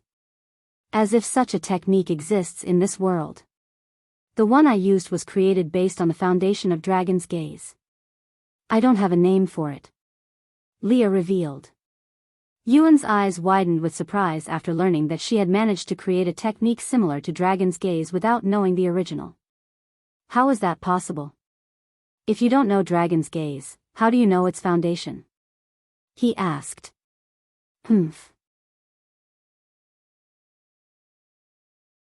Why should I tell you? Liya sneered. Suddenly, the Lord's voice resounded. Dragons with a royal bloodline are born with an innate understanding of Dragon's Gaze. The purer the blood, the better. Oh. So you belong to a royal bloodline? Yuan looked at Liya. Seeing her unresponsiveness, Yuan smiled and said, would you like me to teach you Dragon's Gaze? The authentic one. Liya's eyes widened at his words. She opened her mouth but quickly closed it again. It was clear that her pride was holding her back. Take some time to think about it. My offer will always be open, probably. Yuan said. After a moment of silence, he asked, now that I think about it, why don't you play Cultivation online, where Dragon's Gaze exists? The Lord responded in her place, the soul transference array has its restrictions. For example, if humans have a circle-shaped soul, beasts would have a square-shaped soul, and our square-shaped soul aren't affected by the soul transference array, hence why we are unable to visit the divine heavens through Cultivation online. I see. Anyways, want to continue our training? I want use Dragon's Gaze again. Yuan asked Liya. You obviously don't need any training, so I will stop wasting my time with you. Wang Ming. You should have recovered enough by now. Come. Liya turned her gaze to Wang Ming, who trembled from fear. Shit. She'll probably use me as a punching bag because she cannot defeat Yuan, he sighed inwardly. Accepting his fate, he approached Liya for another round of training. Each member of the Demon's Sealing faction typically spars 6 to 7 times a day with Liya, so it wasn't anything new. At the end of the day, the Demon's Sealing faction made their way down the mountain with their bodies aching in pain. However, Yuan decided to stay with Liya upon the Lord's request. Liya, now that you found someone who can match you, it's a good chance for you to get some proper training for once. The Lord said. I don't need any training. Especially not from him. Liya exclaimed. You can say that once you defeat him. The Lord continued to speak. Yuan, do you mind training with her a little longer? I don't mind. It will also benefit me since the others aren't enough to make me sweat anymore. Yuan nodded. He looked at Liya and continued, if you can defeat me even once, I will give you the Dragon's Gaze technique as a reward. Liya's eyebrows twitched at his alluring words. You better not go back on your words, she said a moment later. Yuan smiled, I promise. They continued sparring with each other for the rest of the day. By the time Yuan returned home, it was already well past midnight. Damn it. How is he so strong? It doesn't make any sense. Liya cursed out loud after Yuan had left. He's the immortal monarch's descendant. It's only natural. The Lord smiled. The immortal monarch's descendant. Liya mumbled. She remembered Yuan claiming to be the reincarnation of the immortal monarch himself, but she was still having trouble believing it. But to think he learned Dragon's Gaze, even I did not expect that. The Lord said, before mumbling to himself, if he can solve our current predicament, perhaps I should reward him with my blood essence, which would greatly assist his cultivation path.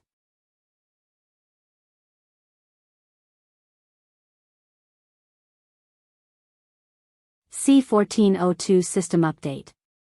Chapter 1402 System Update. 1402 System Update. 3 days have passed since closed its servers for a system update. Although 3 days may seem short at a glance, one should consider how many people are addicted to the game. If an alcoholic drinks every day for the past year, it would be an incredible ordeal if they were suddenly forced to stop for 3 whole days. Moreover, wasn't just a mere game for many players. It was their job, their livelihood. By selling the money or treasures they had acquired to paying players, many players are able to live a comfortable life. Of course, this would only be possible in a game as popular as, where countless passionate and wealthy players exist. In fact, most, if not all legacy families have their own gold farming operations, where hundreds or thousands of players solely focus on earning money, whether it be through hunting magical beasts or seeking treasures. The financial influence wielded by has outstripped numerous leading global enterprises, firmly embedding it in the world's economic fabric. It's no overstatement to claim that the global economy would teeter on the brink of collapse if it were to suddenly disappear out of thin air. Many entities, including governmental bodies, closely monitored due to its profound global impact. Yet, given its elusive nature and mysterious operations, nobody knows where to begin, much less control them. Was owned and operated by a shell company operated by a fake identity. When people investigated this shell company, they couldn't find any information on it. No digital footprint, nothing. It was almost as if they were created and operated by a ghost. During these 3 days, Yuan spent most of his time training with Liya from morning to night. Because Liya wanted to preserve as much strength as possible for her training with Yuan, she halted training with the others and made them self-train at home instead. Of course, none of them had any complaints about their break. Should be returning sometime today, so I will end our training here, Yuan said to Liya sometime past noon. Oh, okay. Liya nonchalantly nodded. Liya could tell that she had improved drastically from their training. Now that she had someone who could face her at her strongest, she no longer needed to worry about holding back, allowing her talents to shine.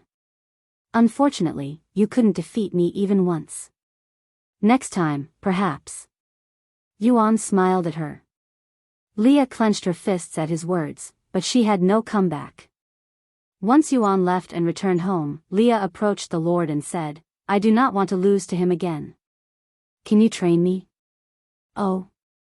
You're asking for my help? The Lord was surprised, as had offered to train her before but was rejected for some reason. Yes, but not now. We can do it after he deals with our current situation. Liya nodded. The Lord smiled and agreed to her request, very well. Upon returning home, Yuan immediately tried to enter Cultivation online. His consciousness drifted shortly after wearing the helmet, appearing in a pitch-black room with a countdown in the sky. 9 minutes and 12 seconds, 9 minutes and 11 seconds, 9 minutes and 10 seconds. There were less than 10 minutes before Cultivation Online opened its servers. Yuan lounged on the invisible surface, eyeing the countdown and silently pondering about the upcoming system update. A while later, Yuan felt the sudden emergence of another presence nearby, which shouldn't have been possible. He promptly rose to his feet, fixing his gaze on the direction of the newfound presence. What he initially thought to be a figment of his imagination proved to be true, as he discerned the faint outline of a person in the distant horizon. Who are you? He shouted towards the enigmatic figure, who seemed to possess more than the usual 2 arms, with additional appendages extending from their back like wings. I don't know how much you remember, but I am here to warn you that the others will soon emerge from their slumber. Once that happens, they will realize that I am the traitor and seal me away. Huh? What are you talking about? Yuan asked. I don't have much time left here since the system will activate again soon. Hurry up and recover your memories and kill them before your world is consumed. Don't disappoint me now. The figure disappeared the next moment before Yuan could utter another word. At the same time, the countdown reached its last 10 seconds. What the hell was that about? Who is the others? And why would the world be consumed if I don't kill them? Yuan pondered with a deep frown on his face as he tried to make sense of what just happened. However, his thoughts were interrupted by Cultivation Online's notification. Yuan's figure vanished from the void and appeared where he last logged off from. Welcome back, Brother Yuan. Welcome back. Xiao Hua and Lan Yingying's voice greeted him shortly after his return. I'm back, are you okay, Brother Yuan?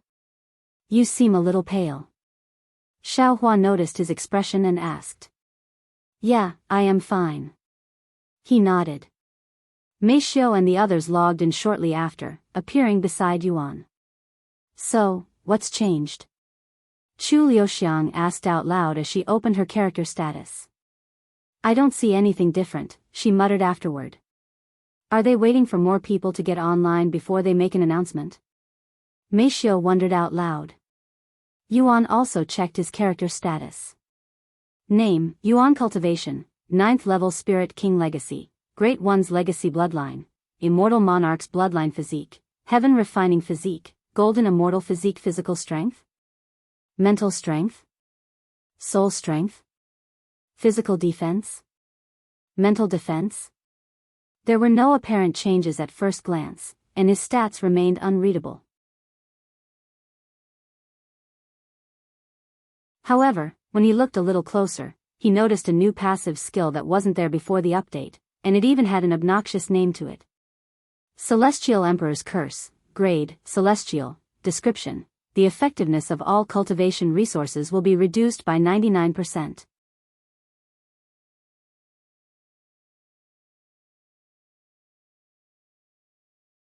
C1403 Celestial Emperor's Curse. Chapter 1403 Celestial Emperor's Curse. 1403 Celestial Emperor's Curse, huh? Yuan had a dumbfounded look on his face after seeing the effects of Celestial Emperor's Curse. However, before he could even comprehend the situation, he received a notification. Great Misfortune, Curse Grade, Divine, Description. A curse that lowers your luck by 5,000, huh? Yuan could no longer contain his surprise and cried out loud. What? What happened? Everyone in the room looked at him with wide eyes. I don't know, but I've been cursed, by the Celestial Emperor himself, he said in a dazed voice. What? Xiao Hua's shocked voice resounded, and she appeared before him the very next moment. Why would the Celestial Emperor curse you, Brother Yuan, when you've never met him before? She asked in a panicked voice. I don't know, but it happened. Because of this curse, all cultivation resources will be 99% less effective for me. I'm not exactly sure how it works, but it definitely doesn't sound good, he sighed. However, Xiao Hua's body trembled after hearing the effects of the curse, almost as if she recognized it. Brother Yuan, that curse is meant for exiles. She said a moment later. Huh? Exiles? Does that mean I've become an exile? He asked with wide eyes. She shook her head. No, I don't sense the aura of an exile from Brother Yuan. However, that curse is undoubtedly meant for exiles, which restricts their ability to grow any stronger for obvious reasons. Mei Xiu suddenly said, do you think it's because you're progressing too fast, and the Celestial Emperor is trying to slow you down? Chu Liuxiang nodded in agreement. That's plausible. No, that's definitely the case. But why would the Celestial Emperor be worried about Yuan progressing too fast? Li Jinxi wondered out loud. Yuan sighed. While it's quite inconvenient to have such a significant reduction in my cultivation speed, it doesn't have any effect on me right now since I am already at a bottleneck, but it will definitely slow me down in the future if I don't get rid of it by then. On the brighter side, there are plenty of ways to strengthen myself without increasing my cultivation. Knock knock, hey, are you guys back? She merely knocked on their room after sensing their presence had returned. Yuan opened the door for her. Yes, we just got back. She merely entered the room and sensed the weird atmosphere. Did something happen? She asked. Yuan explained the situation to her. Wow. To be marked by the Celestial Emperor without meeting him. This is quite an impossible feat, but as expected of you, Yuan. Nothing is impossible for you. She merely expressed her awe at his ability to achieve the impossible. So, what are you going to do now? She then asked. There's nothing we can do about the curse right now, so well just move forward as planned.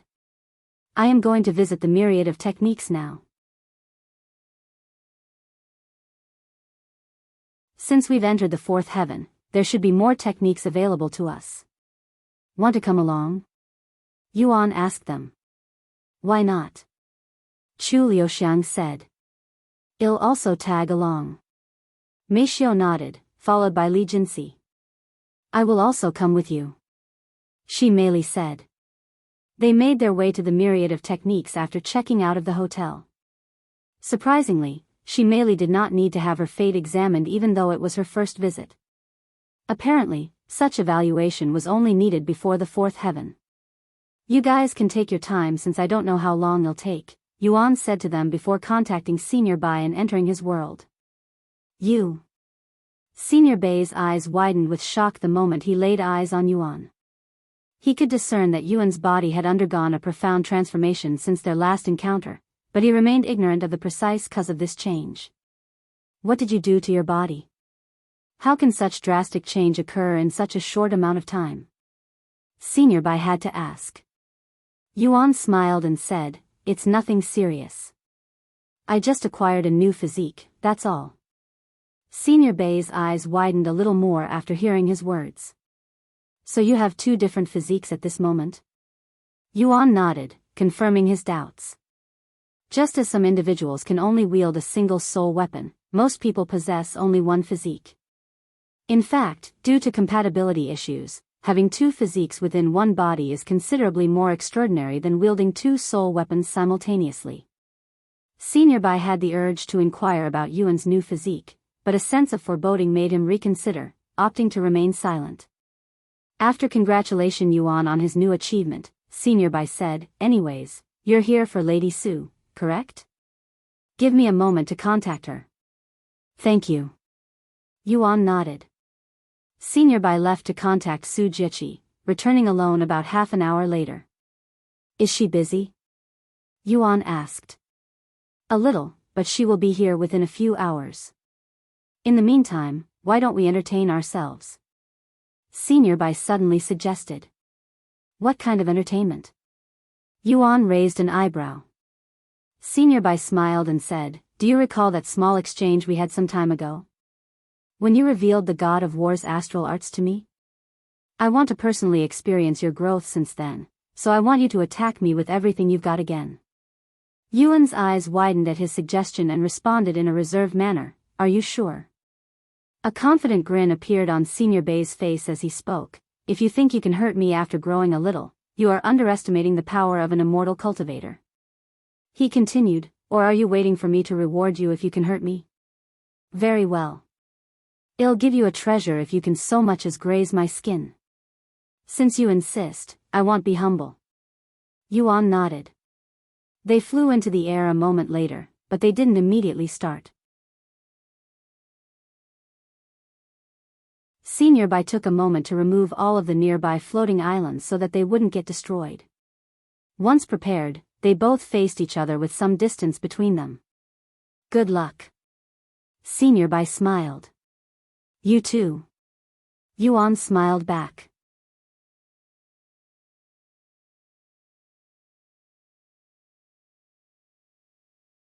C1404 Yuan's most powerful attack. Chapter 1404 Yuan's most powerful attack 1404 Yuan's most powerful attack. With a deep breath, Yuan gathered his spiritual energy, causing his aura to surge, reaching heights that seemed to touch the heavens. Since I don't have to worry about killing him, I guess I should throw everything I have at him. Yuan thought to himself as he activated God of War's astral arts, materializing a colossal avatar behind him. This avatar had grown at least 100 times larger than before, and its colossal weapon alone dominated the entire sky above Senior Bai. Overwhelmed by the formidable sight, Senior Bai could only swallow nervously in the face of such immense power. The God of War's astral arts utilizes one's soul strength more than spiritual energy. Just how strong is his soul strength? Even a divine lord wouldn't compare to him, who is only a mere spirit king. Senior Bai clenched his fists and immediately started fortifying his defenses. After their previous exchange, Senior Bai did not dare to underestimate Yuan, who was countless times stronger now. He created a powerful defensive formation around himself that could easily block even a Divine Lord's attack. This much should be enough, no. I should prepare some insurance just in case. Thus, he created not one but two more defensive formations around him, enough to defend against a Divine King's attack. Once he was finished, Senior Bai awaited Yuan's attack with a confident smile on his face. However, Yuan showed no signs of launching his attack anytime soon, and his aura continued to surge, growing in intensity. Senior Bai swallowed nervously at Yuan's seemingly endless strength and wondered, does he not have a limit? Is he truly a mere spirit king? There's simply no way. Are you prepared to receive my attack, Senior Bai? Yuan suddenly asked him. Senior Bai narrowed his eyes and asked, I thought I told you to use your full strength. Why are you holding back? What do you mean? Yuan tilted his head in a puzzled manner. During our last exchange, you had this golden aura around you, that terrifying and mysterious power. Yet, I don't sense it from you right now. Senior Bai explained. He must be talking about heaven's supremacy. Yuan immediately realized why Senior Bai thought he was holding back. Yuan sighed, I told you back then that I have no control over that power, Senior Bai. Unfortunately, I am still unable to summon that power as I wish. Despite saying that, Yuan still had one use of heaven's supremacy left, but he intended on saving it in case of an emergency. As much as he wanted to win against Senior Bai, he couldn't justify using his trump card in such a wasteful manner. After a moment of silence, Senior Bai spoke, very well, but you better not hold back any more than that. Yuan nodded, I wouldn't dare look down on you, Senior Bai. Then I will begin my attack now, Yuan warned again before he started moving. He raised his arm, pointing it toward the sky, muttering in a low voice, Limitless Sword, First Domain, Endless Sword Stream. Over 20,000 swords materialized above them, each imbued with enhanced sword aura. Since he didn't have to worry about prolonging the fight, he used his spiritual energy without reserve. Senior Bai's eyes widened with shock upon witnessing such a frightening sight. Even with his vast experience, he has never experienced anything close to this before. Not just sword aura, but enhanced sword aura. Senior Bai began losing confidence in his own defense, but he couldn't add more right after Yuan began his attack, as that was no different than admitting defeat in his eyes. However, Yuan did not release the attack just yet. Limitless Sword, Second Domain, Descending Sword God. Merging all 20,000 swords into one colossal blade, Yuan, controlling the massive avatar, firmly grasped the unified weapon with both hands. Oh, fuck. Senior Bai held a dazed look on his face as Yuan prepared to swing the massive blade with the God of War's avatar. Yuan swung the colossal sword, and in an instant, the massive blade descended upon Senior Bai, cleaving through the fabric of space as it moved. Seeing this, Senior Bai's instincts started screaming at him. He quickly tossed away his pride and started preparing more defensive formations. However, right as he was about to complete the formation, he sensed an ominous glare and was immediately struck by an invisible attack that tore his already weakened mental defenses to shreds. In the fleeting moments before the abyss of darkness enveloped his consciousness, Senior Bai managed to cast a final, profound gaze upon Yuan, whose golden eyes radiated an unfathomable brilliance, resembling that of a dragon's gaze. Ah, to think I still underestimated him. This is my defeat. Omicron. The massive sword tore apart Senior Bai's formation like thin sheets of paper and continued straight for his body. Right as the sword closed in on Senior Bai's body, his entire being suddenly surged with an unfathomable aura foreign to Yuan, followed by a powerful shockwave that not only shattered the massive sword into countless fragments but also sent Yuan flying far away. Their world shook violently, as if it might crumble at any moment. The immense power even leaked to the outside world, messing with the myriad of techniques and making everything tremble. Even with the golden immortal's physique, Yuan felt a crushing pressure envelope his body, threatening to destroy it. By the time Senior Bai snapped out of his daze and retrieved his aura, the damage had already been done. His world had cracks all over, and Yuan was miles away with a bloody nose, staring at him with a look of disbelief. Senior Bai immediately approached Yuan to check his condition. Are you okay? Why yes. I'm just a little shaken by your prowess, Senior Bai. Yuan smiled. My instincts took over my body when I was trapped in your mental attack. I am deeply ashamed of myself. Senior Bai clasped his hands and lowered his head as he apologized in a sincere voice.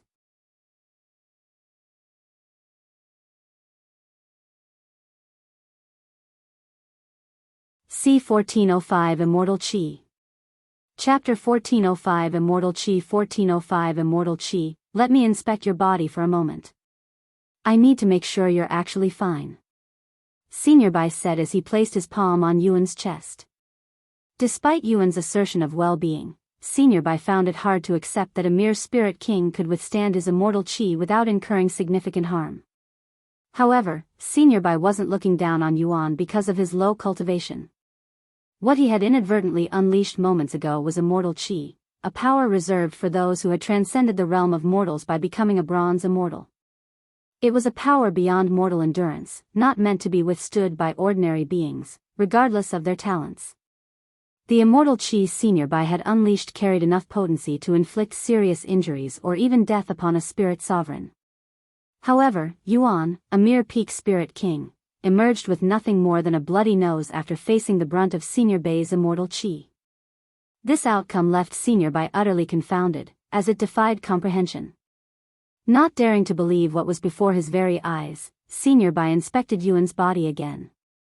Sure enough, his internal organs remained unharmed, only slightly stressed because of the immense pressure.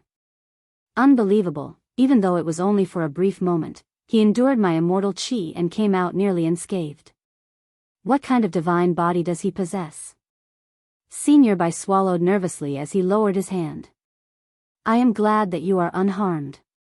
Once again, I extend my deepest apology for my lack of control just now. Senior Bai said a moment later. Yuan shook his head and said, forget about that, Senior Bai. Can you tell me more about that aura you released instead? I have never experienced anything like that before.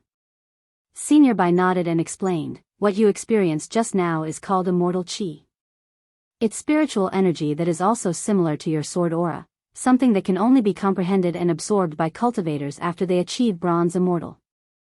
Immortal qi is what differentiates cultivators and immortal cultivators, as it's impossible for a mortal cultivator to defeat someone with immortal qi no matter how talented they are, sort of like enhanced sword aura and sword aura. Yuan pondered Senior Bai's words. During Tian Yang's time, the concept of immortal qi did not exist even though there were several immortal cultivators. By the way, I also sensed something ominous inside your body, a powerful curse. Did something happen to you recently? Senior Bai suddenly asked. Yuan showed a bittersweet smile and said, sort of. I've been cursed by the Celestial Emperor. You what? Senior Bai exclaimed in a shocked voice. Why you met with the Celestial Emperor? He quickly shook his head, no, I haven't. I don't know why, but he decided to curse me. Perhaps I've been climbing the 9 divine heavens too quickly and he wants to slow me down. What sort of curse? Senior Bai inquired for more information. According to Xiaohua, it's a curse meant for exiles, and it reduces the effectiveness of all cultivation resources for me by a significant amount. Senior Bai frowned upon learning of this information and said in a cold voice, I will let Lady Su know of this later. She can speak with the Celestial Emperor and get it removed. Yuan's eyes widened at his words. Did Su Jieqi have such influence that she could change the Celestial Emperor's mind? After pondering for a moment, Yuan said, please wait, Senior Bai. I appreciate what you are trying to do, but I do not wish for you or Miss Su to upset the Celestial Emperor over such a minor issue. Minor? You call this a minor issue? Senior Bai looked at him with a dumbfounded face. Right now, yes. After all, I cannot increase my cultivation past Spirit King because of my physique, so the curse does not affect me at this moment. What about the future? Surely, you don't plan on remaining as a Spirit King forever, right? Of course not. If I cannot find a solution by then, I'll request for Miss Su's help. Alright, we won't do anything for the time being, but Lady Su has a right to know that the Celestial Emperor had laid his hands on a member of the Celestial Overlord. To harm a member of our faction is akin to harming the entire faction and challenging Lady Su herself. Even the Celestial Emperor has no right to do such a thing without any reason. Senior Bai said. Is that so? I didn't know that. By the way, I recently received a promotion to the rank of general. Yuan casually brought up his promotion. Senior Bai had a bewildered look on his face as he silently stared at Yuan with eyes as wide as saucers. After a long minute of silence, he spoke in a low voice. Did you just say you've been promoted to the rank of general within the Celestial Overlords?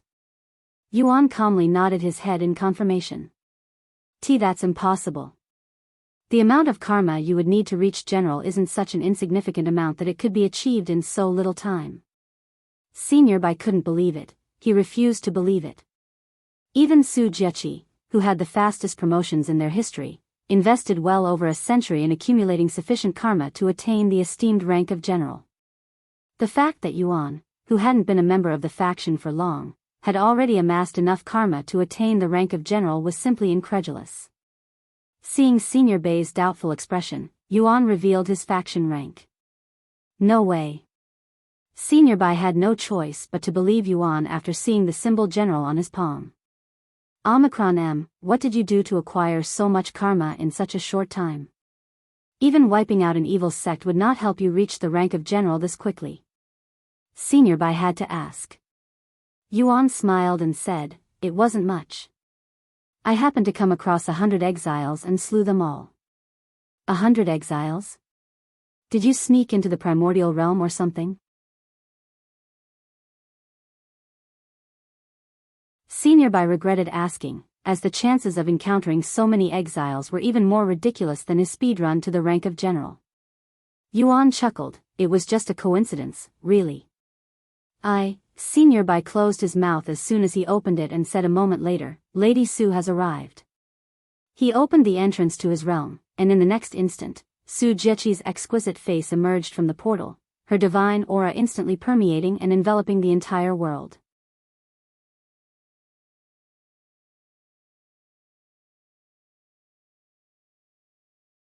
C1406 Purple Jade Slip. Chapter 1406 Purple Jade Slip. 1406 Purple Jade Slip. What happened here? The first thing Su Jieqi noticed when she walked through the portal was the condition of Senior Bai's world. There were still cracks all over the place, looking like it was on the verge of collapse. Senior Bai rubbed his nose in a somewhat embarrassed manner and said, I wanted to test our young friend here and got a little carried away. He purposefully avoided giving her the details, as he didn't want to admit losing to Yuan, even using Immortal Qi by accident. Fortunately for him, Su Jieqi was not interested in their business and did not question further. She looked at Yuan with a narrowed gaze, as if she was examining him. A subtle smile appeared on her face a moment later, and she spoke in a calm voice, You've grown strong, Yuan. Thank you, Miss Su. She descended on the platform and retrieved a purple jade slip from her spatial ring, offering it to Yuan. What is this? He asked. This was left behind by the founder of the Celestial Overlords, she said. He gave it to me before he disappeared, but I do not know how to use it. Why don't you try it? Perhaps it can only be activated by those with the heaven-refining physique. If it how to use it. Why don't you try it? Perhaps it can only be activated by those with the heaven-refining physique. If it doesn't work, I want it back, you hear me? Yuan nodded and accepted the purple jade slip from her. The moment his fingers made contact with it, the purple jade slip emitted a radiant glow, casting a luminous sheen of purple light that enveloped the surroundings. Yuan became dazed as memories started flowing inside his head. Inside the memories, he saw himself traveling the world with a cute little girl by his side. This little girl was a troublemaker and always picked fights with people. Most importantly, he also recalled the process of evolving his heaven-refining physique. Yuan snapped out of his daze a few moments later. Yuan? What just happened? Seeing that head return to reality, Su Jieqi asked him. Hearing her voice, Yuan turned to look at Su Jieqi, who greatly resembled the little girl in his memories, and he subconsciously muttered, "You mischievous little brat, Wa." Su Jechi's expression froze with a clear look of shock on her face. 12:05 Yuan, you. Senior Bai looked at Yuan with a terrified look on his face. Yuan just realized what had uttered and quickly covered his mouth. What did you just call me? Su Jechi asked after a moment of silence, her body trembling. Sorry, I didn't mean to call you that. I was still influenced by the memories inside the Jade slip when I said that. You look like someone from the memories, Yuan swallowed nervously, mentally preparing himself for her wrath. By memories, you mean the Jade slip contained the founder's memories? Su Jechi inquired with a serious expression on her face. He nodded, I believe so. Tell me everything you saw and I will forgive you for the rude remarks, she then said. Of course. Su Jechi suddenly turned to look at Senior Bai and said, leave us alone. I understand. Senior Bai didn't even question it and immediately left them alone. Yuan spent the next several minutes recalling the memories. As she listened with her eyes closed, Su Jechi's mind drifted back into the past and recalled her own memories with the founder. You mischievous little brat, what have you done this time? A handsome man sighed as he glanced at the beautiful young girl before him. Su Jechi, who was only around 16 years old, spoke in a nonchalant voice. Some loser confessed his love for me, so I beat him up. The handsome man rubbed his eyes and said, how many times do I have to tell you to not beat your fellow disciples over the smallest things? And what's wrong with one expressing their feelings to you? It's annoying, she calmly said. Don't you used to utter the words I love you a dozen times a day? The handsome man glared at her. Su Jechi's face flushed red as she hastily responded, that was years ago when I was still an innocent baby. Ouch! Su Jechi suddenly cried out in pain when the handsome man flickered her forehead. You're still a baby, though. Su Jechi held her forehead while trying to appear angry, but the handsome man only found her even more adorable. Go apologize to that disciple, he then said. But, no buts. Or would you rather spend a month in seclusion? I hate you, father. Su Jechi shouted as she stormed outside the room. Sometime later, Yuan said, that's all. Su Jechi opened her eyes and realized they were unnaturally moist and foggy. She quickly wiped her eyes and said, there's no mistaking it. The memories within the Jade slip belong to the founder of the Celestial Overlords, my adoptive father.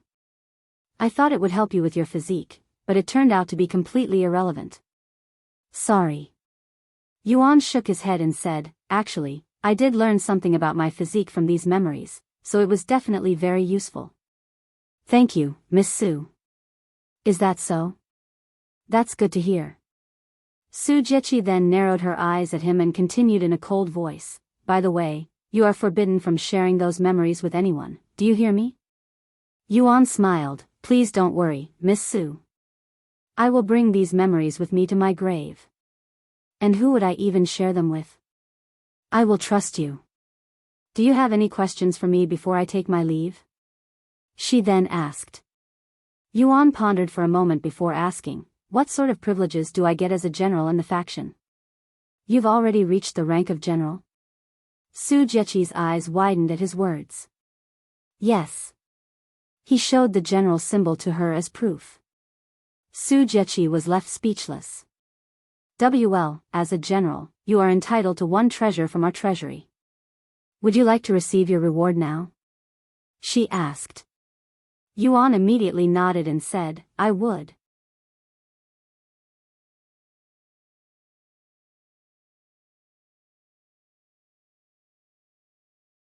C1407 Celestial Overlords Headquarters. Chapter 1407 Celestial Overlords Headquarters 1407 Celestial Overlords Headquarters. I am bringing him to the Celestial Overlords Headquarters so that he can receive his reward for reaching the rank of general. Su Jechi said to Senior Bai after calling him back. Senior Bai nodded and remarked, perfect. In fact, I intended to seek your permission to bestow upon him a treasure from the treasury. If you approve, I'll get to acquire 2 treasures instead of 1. I don't mind since it's coming from you, but am interested in your reason, she said. I lost a bet with him. Senior Bai said with a defeated smile on his face. Oh. I'd like to hear more details on this later. Anyways, if you want to give him an extra treasure, I'll allow it, not that you need my permission. Senior Bai was already at the rank where he had the authority to give treasures to others without needing permission, but he still asked Su Jieqi out of his respect for her. Now then, let's move to the headquarters. Senior Bai nodded and created a portal before them, its aura distinct from the usual ones. Su Jieqi stepped into the portal first, with Yuan following suit, and Senior Bai entering last. Upon arriving on the other side, Yuan was greeted with the sight of a massive city before him. This is the headquarters? I was expecting a building, not an entire city. Yuan muttered in a dazed voice. Senior Bai smiled at his reaction and said, actually, this place is more like a sect than a city. Su Jieqi then said, it's not just like a sect. It was a sect. The founder of the Celestial Overlords used to be the sect leader of a small sect, which he transformed into the Celestial Overlords. Is this place like Senior Bai's world? Yuan asked. Yes, it exists outside out of the 9 heavens if that's what you are asking. Follow me. I'll show you to the treasury. Su Jieqi said. As they walked, Yuan inquired more information about the place. How many people live here? About 20,000 people. Is that a lot for a faction? No, it's actually on the smaller scale. The average faction has around 100,000 members while the larger ones have millions. We're a lot smaller than I thought, Yuan said. Our numbers may seem tiny in comparison to others, but we've risen to become one of the most powerful factions in the 9 heavens with our modest population, all thanks to having only exceptionally talented members, Su Jieqi said, her voice resonating with pride. Just one of our top members can stand toe-to-toe with an entire faction, Su Jieqi added, emphasizing the extraordinary prowess of their elite members. Is there a ranking for factions? Of course, and there are 2 separate rankings. The first is the karma ranking, where factions are ranked based on their accumulated karma. We're ranked 7th there. The other ranking would be the power ranking, based on our overall prowess. In this particular ranking, we are ranked 2nd. Wow, 2nd? That's amazing. Yuan said. We used to be 1st, but that was when the founder was still around. Su Jieqi sighed.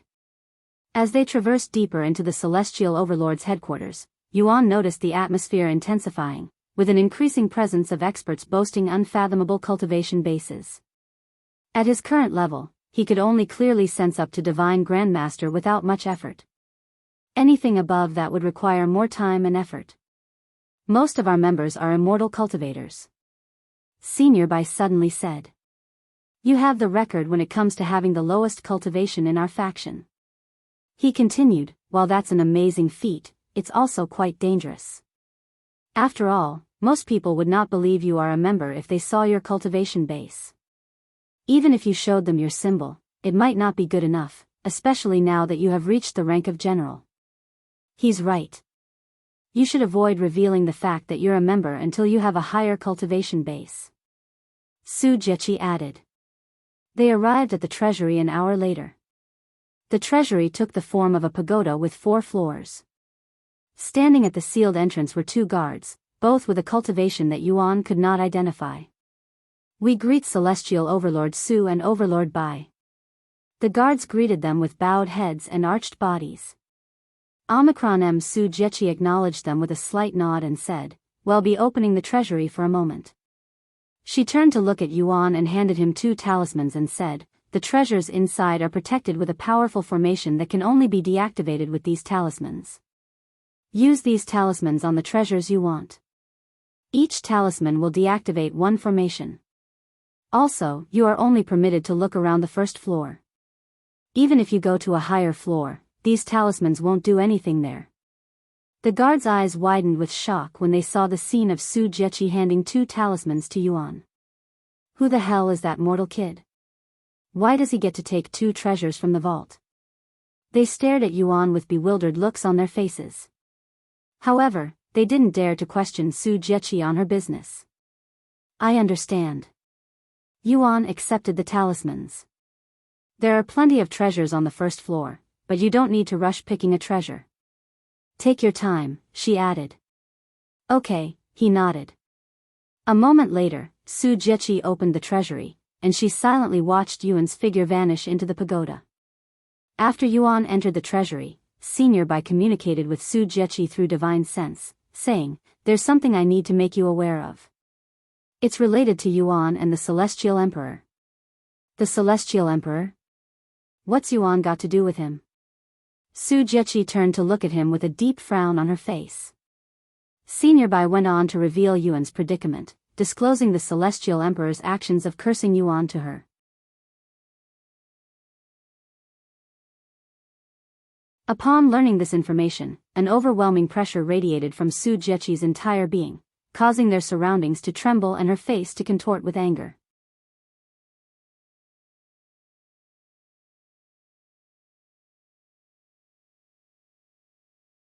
C1408 Abyss Piercer. Chapter 1408 Abyss Piercer. 1408 Abyss Piercer. See Celestial Overlord?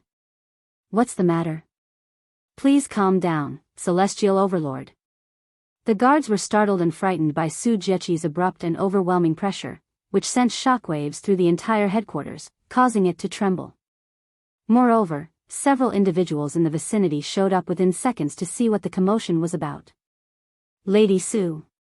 Senior Bai cleared his throat and called out to her. Su Jieqi withdrew her aura, yet her face retained a manifestation of anger. What happened, Lady Su? Who dares to anger our goddess? Fairy Su, that anger doesn't suit your beautiful face. The newcomers immediately started inquiring about the situation and tried to ease Su Jieqi's anger at the same time.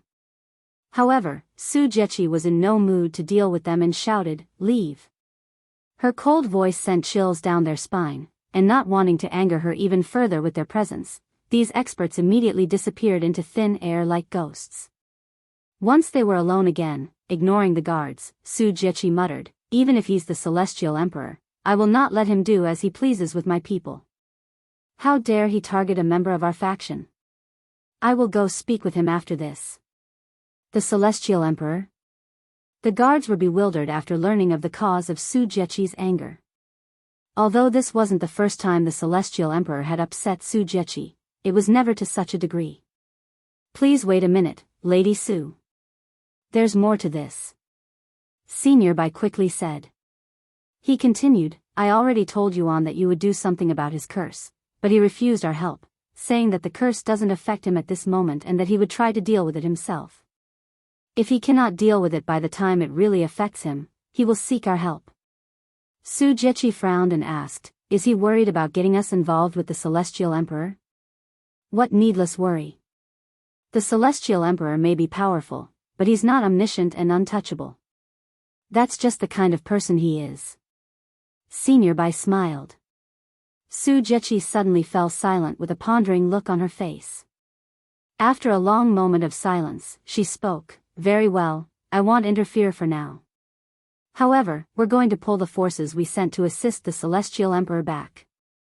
"Do you mean those who went to hunt down the escaped prisoners from the Nine Heavens Eternal Grotto? If we do that, not just the Celestial Emperor, but the others will also question us. Let them question us. If the Celestial Emperor wants an answer, he can come find me," Su Jieqi said. It was evident to Senior Bai that Su Jieqi harbored no genuine intention of letting the Celestial Emperor off the hook for meddling with Yuan. Even if she didn't directly confront the Celestial Emperor for answers, she would undoubtedly create complications for him. Perhaps because Yuan was the target, it elicited such a profound reaction from Su Jieqi. Senior Bai was certain that she wouldn't have responded with such intensity if it had involved anyone else in the faction. Meanwhile, inside the treasury, Yuan inspected all of the treasures one by one. There were all sorts of treasures available, from spiritual treasures to spiritual medicines. Most of the treasures were between divine grade and ancient grade. If he had to be honest, the treasures appeared somewhat underwhelming in his eyes, and the majority of the items there either didn't suit him or wouldn't provide enough assistance. While I can make do without any of the treasures in here, the others could use better equipment even if they cannot wield them now. After spending almost 3 hours inside the treasury, Yuan used the talismans to retrieve the treasures he'd picked. The talisman emitted a faint glow when it was used, turning into dust after the formation had successfully deactivated. Yuan grabbed the first treasure, a stunning black bow crafted from a crystal-like material, its body translucent and glistening as if stars resided within it. Abyss Piercer, grade, ancient, quality, peak, physical strength required, 5 million, penetration, 690,000, description. Pierce through the void with this beautiful yet powerful bow crafted with abyss crystal as its core material. This bow uses arrows made from spiritual energy or aura. This will be great for Meishio, who has been practicing with the bow, Yuan mumbled as he stored the bow in his spatial ring. He proceeded to walk to the next treasure. After removing the formation with his last talisman, he grabbed the silver bracelet and placed it in his spatial ring. Once he was done, he immediately left the treasury, where Su Jieqi and Senior Bai were waiting outside. What did you get? Senior Bai asked him out of curiosity. Yuan showed the treasures he acquired to them with a smile on his face. Huh? A bow and a bracelet? Aren't you a sword master? Why do you need a bow? Senior Bai looked at him with a puzzled expression. It's not for me, he calmly said. You picked a treasure for someone else? You're more generous than I thought. Su Jieqi said. I doubt it's just for any ordinary friend, your girlfriend, perhaps?